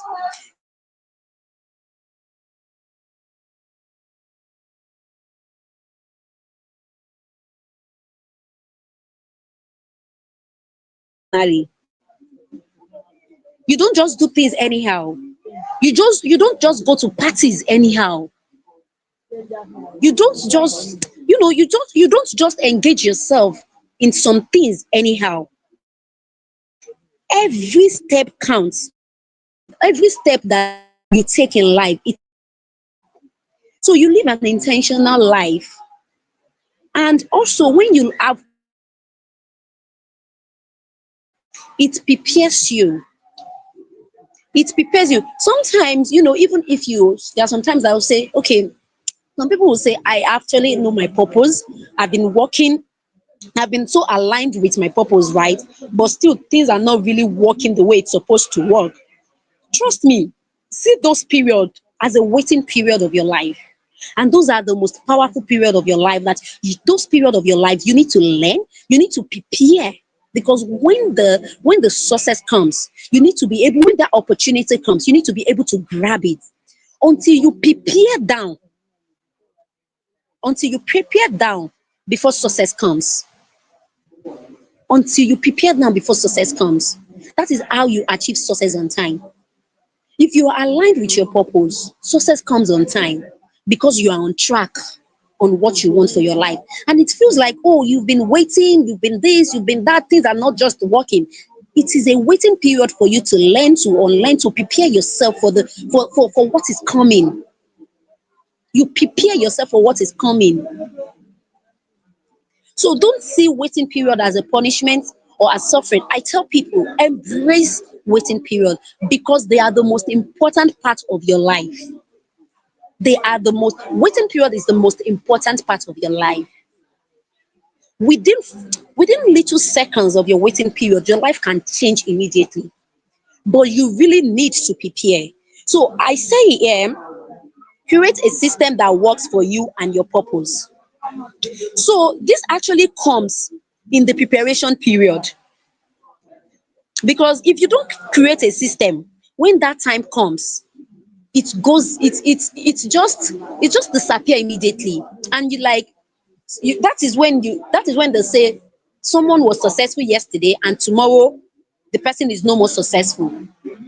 Someone is doing well today and tomorrow the person is not doing well again because the person did not set a system. The person did not create a system in place. The person did not put system in place.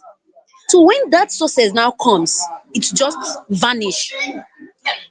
It's vanished away because you didn't put a system in place. You didn't prepare. So if you those period that you feel like it's not coming, it is that period that you really need to create a system, put a system in place, prepare ahead. Prepare ahead. So I also put here that be intentional about how you live your life. Every step and every moment count. I think I said that. I said that before. Don't copy success. Success cannot be copied. You know, the way someone will say I am successful is different from the way another person will say you are successful. If you are a pastor and you're making it as a pastor, right? Or another person is okay. Don't let me use pastor something. Let's just use somebody that wants to be. Your purpose in life is you want to become a doctor, and you are a Christian. And while being a doctor as a profession, God actually wants to use that profession to speak to maybe your patients, to tell your patients that God can actually cure us outside medical illness. And you're somebody that is like, oh, I don't believe God can actually do this. Or if a medical drug cannot work, or something cannot work, then that is it. Then in that field that you are in, you are not fulfilling your purpose. In your field, you have to be able to fulfill, no matter what field you are in life, you have to be able to fulfill purpose. You have to be able to fulfill, whether you're a medical doctor, you're an actress like me now, I'm into film industry, right? Even in the field, everywhere you are, you have to be able to fulfill your purpose. Everyone has a purpose in life. Find your purpose. Everyone has a purpose in life, because when you find your purpose and you work with your purpose, you align with your purpose, you achieve success on time. Success comes on time. Success comes when success sees that you are ready for it. When success sees that you are ready for it, success comes. Be sensitive to know what season of your life you are and take opportunity of it. I was saying something about waiting period. Some people don't understand seasons.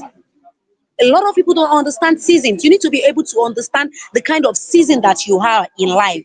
And also, I said, okay, I put here learning season, becoming season, waiting season, right? And I also put here intimacy with God helps to find your purpose. Of course, you have to be very intimate with God. After discovering your purpose, make sure you don't miss this below: vision, responsibility, sacrifice, faith. Vision, when you find your purpose, you need to be able to set up a vision for yourself. This purpose, okay, what is my vision? Learn to set a vision. If you fail to aim at something meaningful, you will never have a truly meaningful life. You need to be able to aim at something, and you need to be able to take responsibility. You need to grow up. You're not young. You're not young to take over. You're not young to take over power. You're not young to take charge. You're not too young to be strong. You're not too young to be strong. You need to grow up. You need to grow up and take responsibility when it comes. Don't run away from responsibility. Know that your life shape when your future and the lives of those around you. You must act. It is heavy, but that is where the growth and success comes from. Yeah. Taking responsibility can it's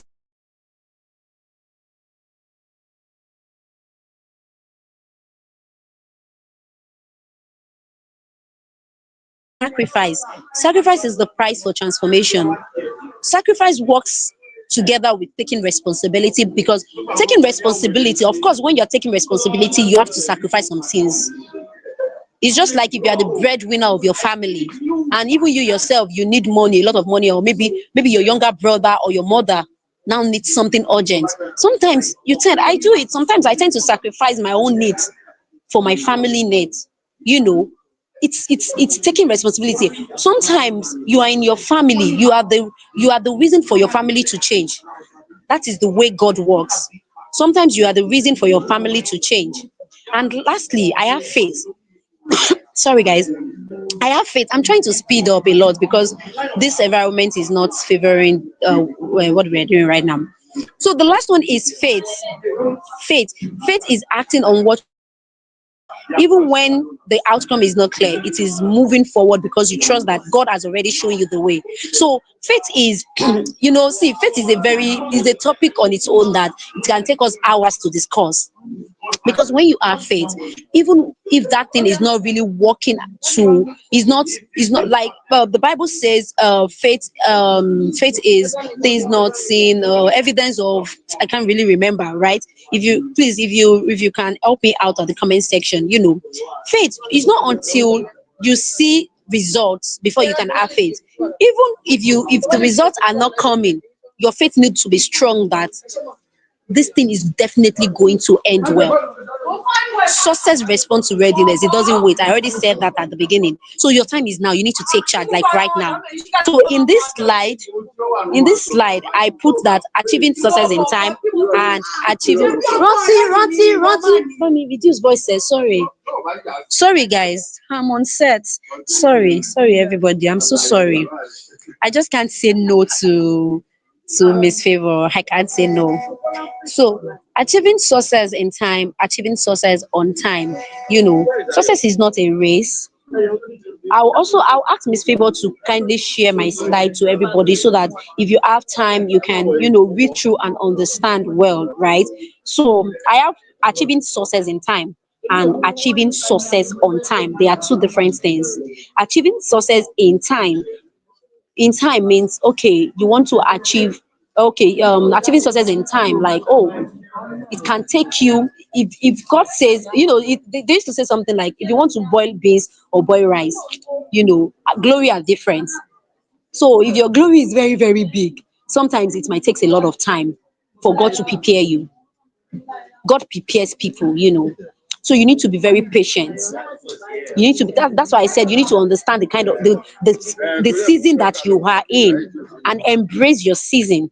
When you understand the season you are in and you embrace it, even when it is taking a lot of time and you feel like your mates are really, really, really making it than you, it doesn't shake you, because you already have faith that it will definitely be better, right? But it might just be taking time, because what God is preparing ahead of me is bigger. Do you understand? And achieving success on time. Achieving success on time is like you are on track. On time, the difference between you are chasing success, but you are not on track with your purpose.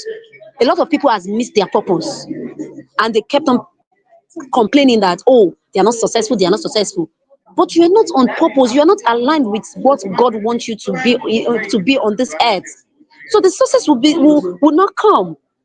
There's some people that, on time, you need to be aligned with your purpose in life. And I'm going to leave us with this last one. I put on this last slide, I put Jesus Christ. The reason why I put Jesus Christ is, in everything in life you need Christ. To achieve success on time, you need Christ. And when I say you need Christ, I don't mean you being a Christian and you go to church every Sunday, or you are a worker in your church. No. Finding intimacy with God, having secret prayer time with God. What do you do when you close your door? Do you always have a prayer time with God? Do you commune with your spirit, with Holy Spirit? Because everybody has the spirit that guides her and guides him. Are you in spirit? Are you aligned with your spirit? So in your closed doors, when no one is seeing you, when no one knows the time, communicate with your maker. Communicate with Jesus. Let him show you the purpose that he has for you in life. Let him show you the way. Christ is everything. If you don't have Christ, if you don't have personal relationship, I'm not talking about every Sunday church right now. I'm talking about having personal relationship with God. If you don't have a personal relationship with God, this is an opportunity to start give your life to Christ again. I mean, give your life to Christ again and start having intimacy with God. Start having that personal relationship. When I mean personal relationship, him telling you what to do, you will know that the spirit is talking to you. When you are doing what is wrong, the spirit will talk to you. Communicate with him. He speaks to everybody. Don't let any pastor bobo you or anybody bobo you. He speaks with everybody. So communicate with your God. So yeah, this brings me to the end of my section. Any question? Question?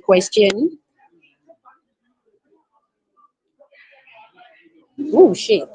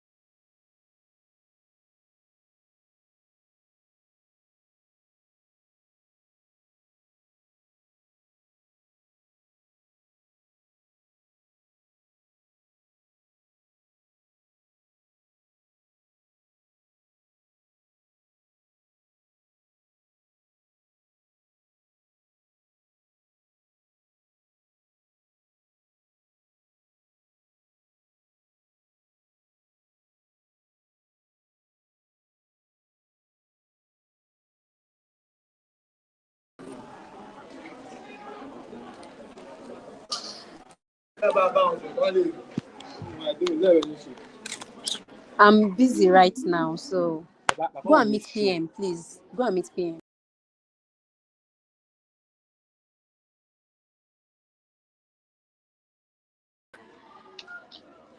I'm back with my phone. I'm sorry, Omo. This section is just. This is a lot.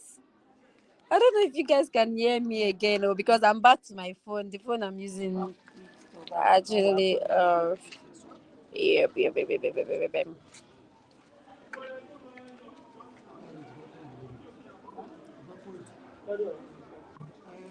Oh, you can hear me. Can you imagine? Thank God. I'm back with my phone. Okay. I'm sorry. I had to just rush that section. I'm so sorry. I'm so sorry. I hope I'm able to impact and pass something. I hope I am able to pass something. There's a question on the screen. Okay, what's the question? How do one build success without fear of fear of failures? do you, do you know the reason why I'm laughing? See, everyone that speaks about success or everyone that is successful today would definitely tell you how many times they have failed in life. I that I'm talking right now, I have failed many times. So, first of all, don't see failure as you've lost. See it as part of the journey. It will definitely come. But while it comes, what do you learn from it? See, don't be scared to start over again. If you are sure of your purpose, don't be scared to start over again. And don't be scared of failure. Because if you're not scared to fail, in fact, that failure will run away from you. Because if you fail the first time and you try again, you fail the second time, try again, you fail. See, I've been in the movie industry for the past 10 years now. And I did my first movie in 2017 or so. I started from Yoruba movie industry, kind of. So I've produced like 3 movies that I didn't really make my money back. Do you understand? I didn't make my money back. That did not make me run away. Instead, I'm like, okay, what is it that I'm doing wrong? What is it that I need to learn from this, But at the same time, it is a journey. When I 3 years ago I moved to Lagos and I started afresh when I moved to Lagos. That was when I now joined a film academy proper. I studied producing for success. That was what I studied in Ebony Creative Academy, owned by Mo Abudu. Anyone that is familiar with filmmaking. So I studied that course. After that course, I went to TAFTA, owned by Bolanle Ostupita. I went to study scripting and entrepreneurship, course. After TAFTA, I went to Accelerate Filmmakers Project again to study masters in filmmaking. Today, I told you I'm on a set. This project is a big project. It's a Netflix project. Do you understand? And my YouTube is monetized. I have a platform that's money is streaming. I have a streaming platform that is giving me money. I have other businesses I'm running. I have ushering agency business. I studied estate management, in school. That's not. I didn't study acting. I studied estate management, and I'm still even working in real estate. Do you understand? So you don't be scared to fail. Just first remove that out of the equation. Sorry, guys. Do you need something? Okay. So just don't be scared to fail. Don't be scared to fail. Just add it to like, okay, it's part of my journey. Once I fail, I start all over again. Once I fail, I start all over again. That's it. Don't be scared to fail. You will definitely see. It's not a curse. It's not a curse. When you're doing something and you're going in it, failure comes. Do you understand? But you learn and unlearn. You continue to learn. You continue to learn till you get it right. So don't be afraid to fail. Any other question?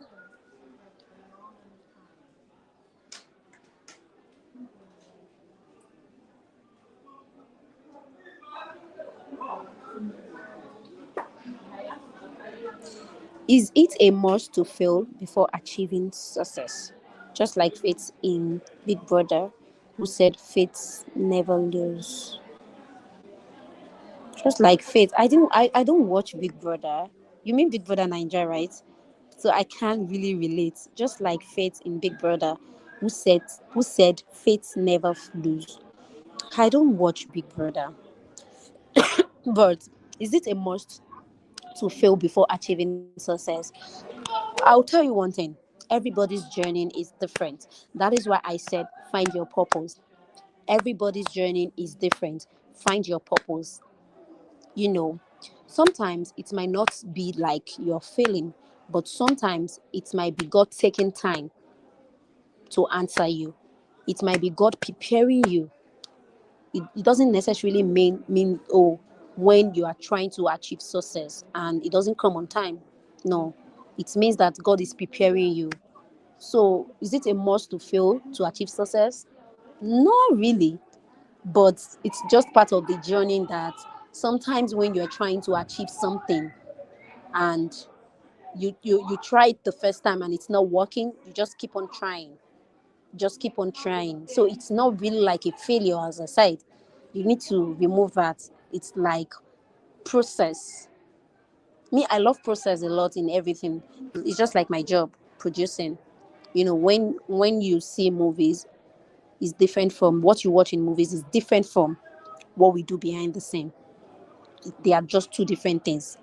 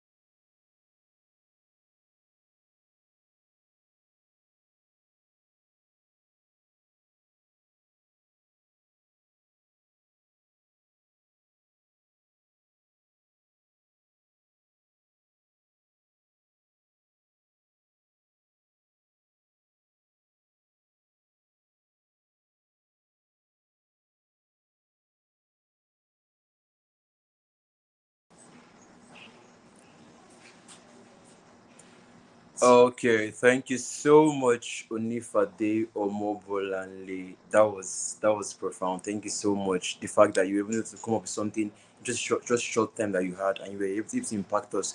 Thank you so much. There was a question I saw in the chat box that I wanted to respond to. Please, can I get that, please? Um, so there's a question that someone asked. Say, how do you please can I get that question, please? I want to be sure I don't get it mixed up.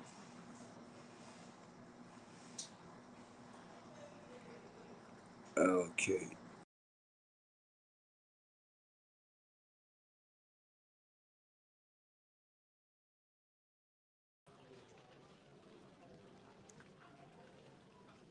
Hello.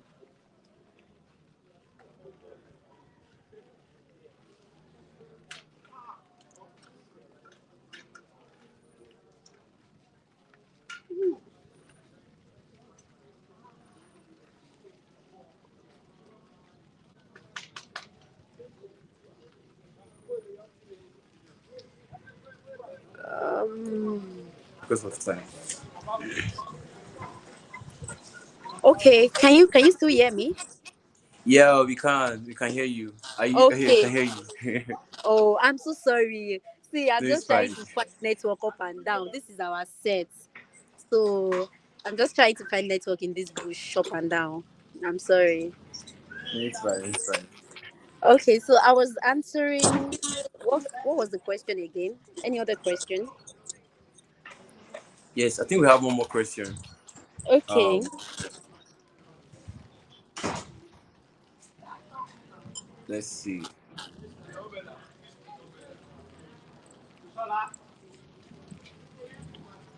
Okay, someone is asking, is it sustainable or is it putting pressure on you to keep performing? Is that a question or a statement? Is this a I don't must quite to get that. fail before achieving success. I think I answered that before. Yes, you answered Just already. like Yes. Faith in Big Brother.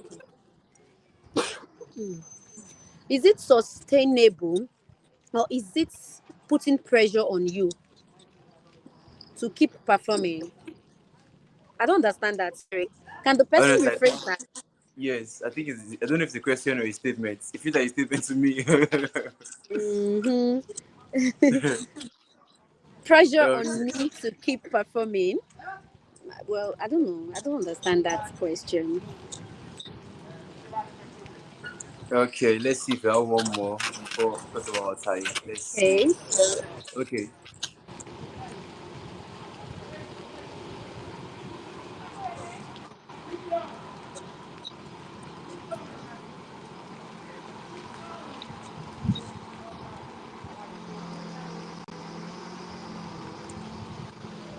Okay.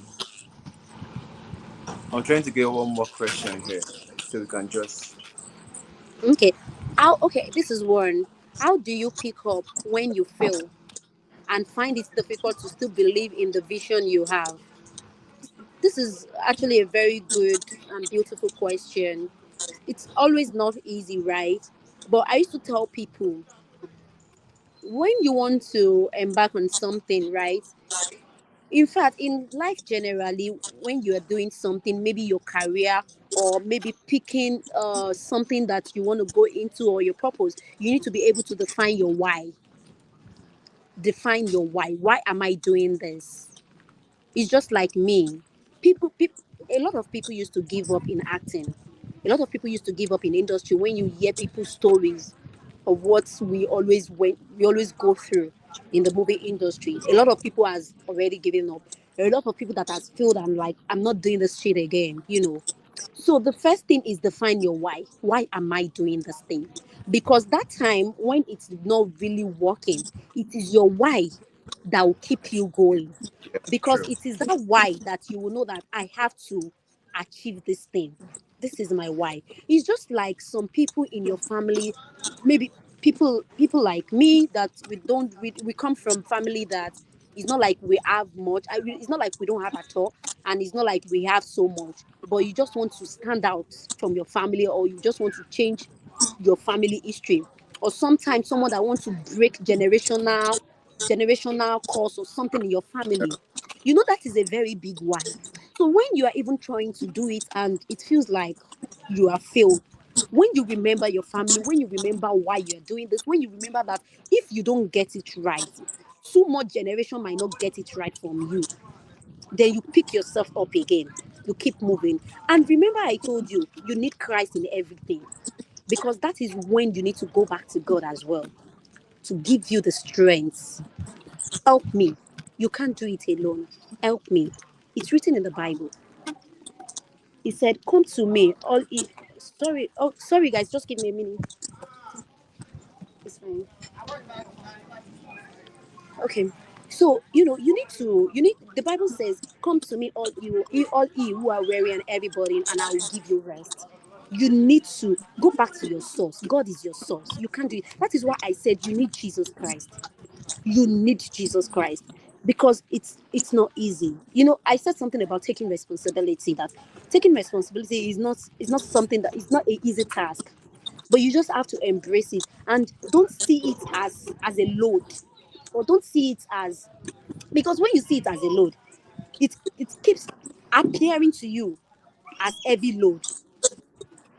It keeps appearing to you, but when you see it is my responsibility and you embrace it, you love it. You love doing it. God, see, ways will just be opening.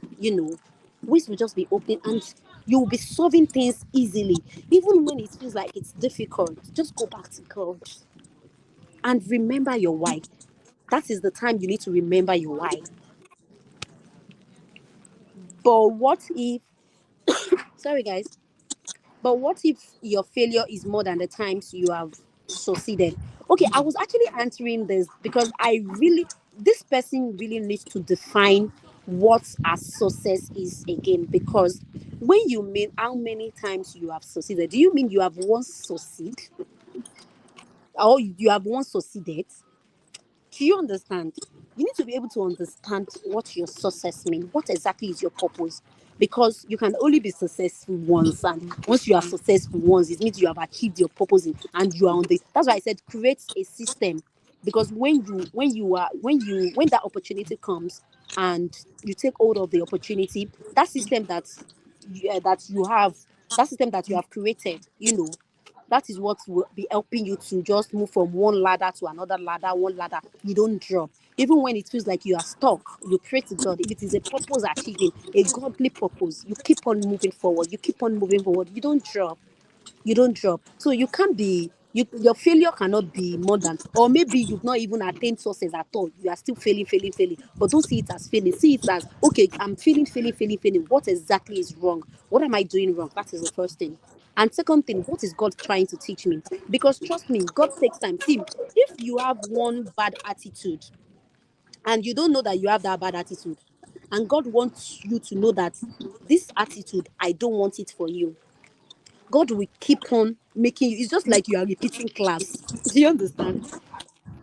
God will keep on making you to repeat class until you learn the hard way. So by the time so when you are now repeating class, you see it as failure. But it's not failure, it's God preparing you, God building you, shaping you. At that period, you are becoming. Let me use the word becoming. You are becoming. So if you are sensitive enough to see that I am becoming in this season, or God is doing something for me in this season, you don't see it as you are failing. You see it as there are some, see, like me now, there are a lot of things that God has collected from me. See, I love to wear skimpy clothes to open my body. Even on this side, most of my friends that we've known each other for 6 years, they were still making, see, a lot of things that God has collected from me. So you need to be able to be sensitive to know what your spirit wants for yourself, for you. If you keep on being ignorant of it or turning a blind eye to it, you will keep on repeating the class of being a failure until you learn the hard way and the success will come.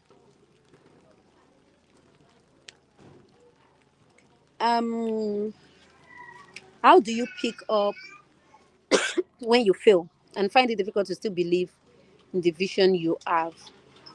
I think I answered something similar to this before. How do you pick up when you fail? I said you need to be able to define your why and you need to know Christ. Let Christ be at the center of it to keep you pushing. Find it difficult to still believe in the vision you have. You see, it's God, it's Christ. You need to have a very strong faith in the vision you have.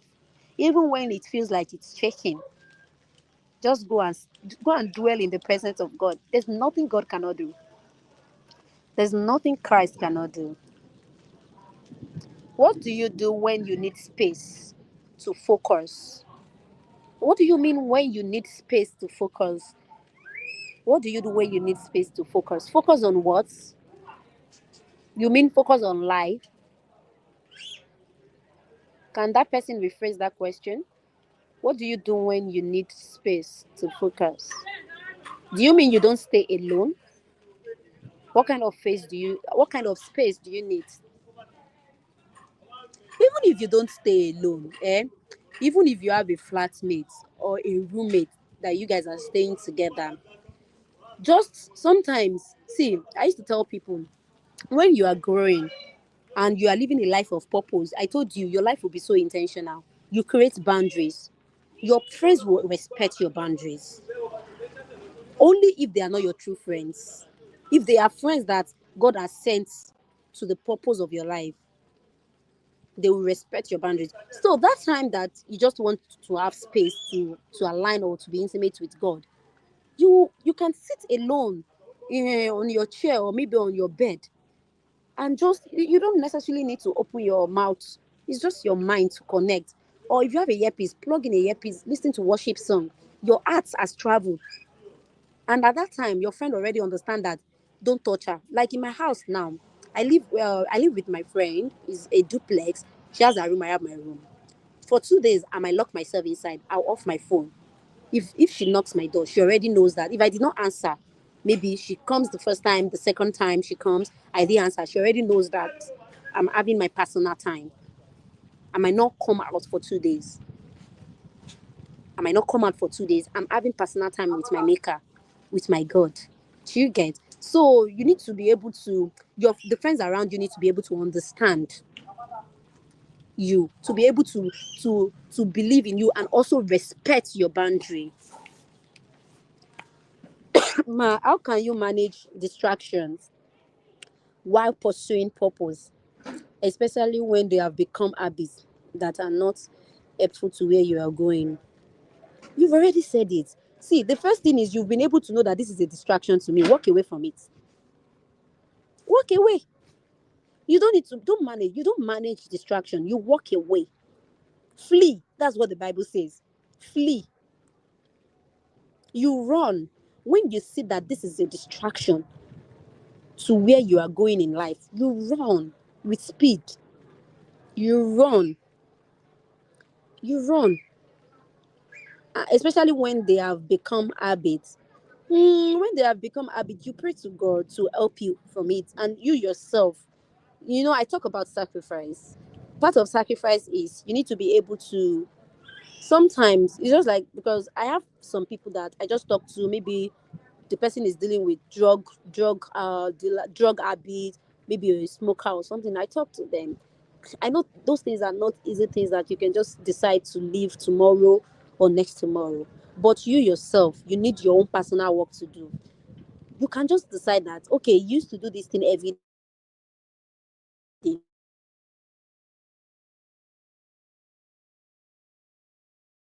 Cannot do it. You can't just surrender, leave everything to God. Fine, God will help you. The Holy Spirit will help you, but you need to help yourself as well.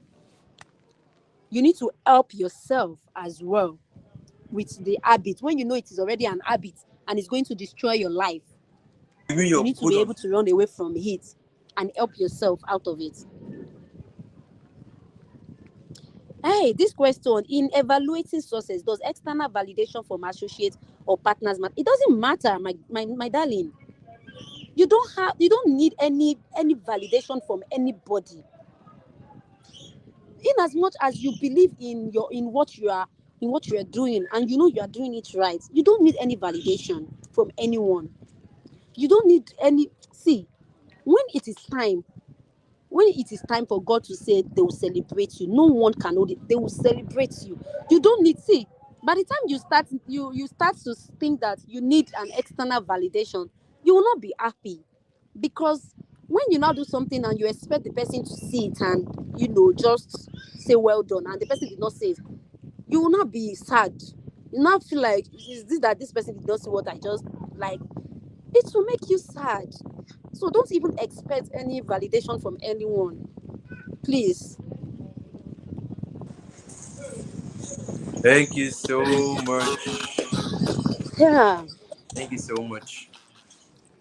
Thank Thank you you so too, much. Thank you and for being thank you part of for us. Thank you for accepting being me part the of way this I am. session. Thank you for everything. Thank you for the words I've got out of you. Thank you so much for those knowledge. Thank you for everything. Thank you so much. Thank you so much. Okay, guys. So this is we're almost running off for today, and this is not the end of the conference. Like I said, it's the end of the virtual conference, but not the end of the conference. So wherever you are, tomorrow we're still going to proceed. Tomorrow we're having like our book launch, and the time is 12 p.m. 12 p.m. Time is 12 p.m. tomorrow. We're having our book launch tomorrow online, so you can join in to stream. So you also get all the information and get to know when the cost of the books and every information that you need about the book. So thank you so much. And also on Saturday we're having the results for this conference, this virtual conference. So on Saturday, every one of you that have been selected for the sponsorship will be posted on Saturday, so you get to know yourself. And if you've been selected once, you're part of the winners, congratulations to you in advance. So ensure you tune in on Saturday as well on the live conference. We're going to stream that as well. And so every one of you, ensure you join and also be part of it, so you get to know if you are part of the winners or not. So thank you so much. Too Young to Strong Conference is here to stay, and it's a movement that will change your life, your financial habits, your way of thinking, and just name it, just so much. So ensure that you're part of this course as well. So whatever you're doing, make sure you don't snooze. Make sure you join from tomorrow, Saturday, and maybe Sunday as well too, if you want to be part of it. So you can get to the end of the conference. So guys, So much has gone out today. We heard from our four speakers. And one thing I'm going to leave you with, even before I wrap up, is the fact that there are three things I tell myself when it comes to purpose. 3 P's that I use, which is what? Prayer, planning, and pursuing. So you can actually write that down wherever you are. So when you pray, you plan, and you pursue. That way you can keep track whatever you're doing, because when you pray, it covers you spiritually and helps you stay focused. When you plan, it keeps you oriented and keeps you on track. Then when you pursue, that means you're not looking at any distraction. You're keeping your head straight up on what you want to achieve. So thank you, everyone. Thank you for being part of Too Young Too Strong Conference 2025. The conference continues tomorrow.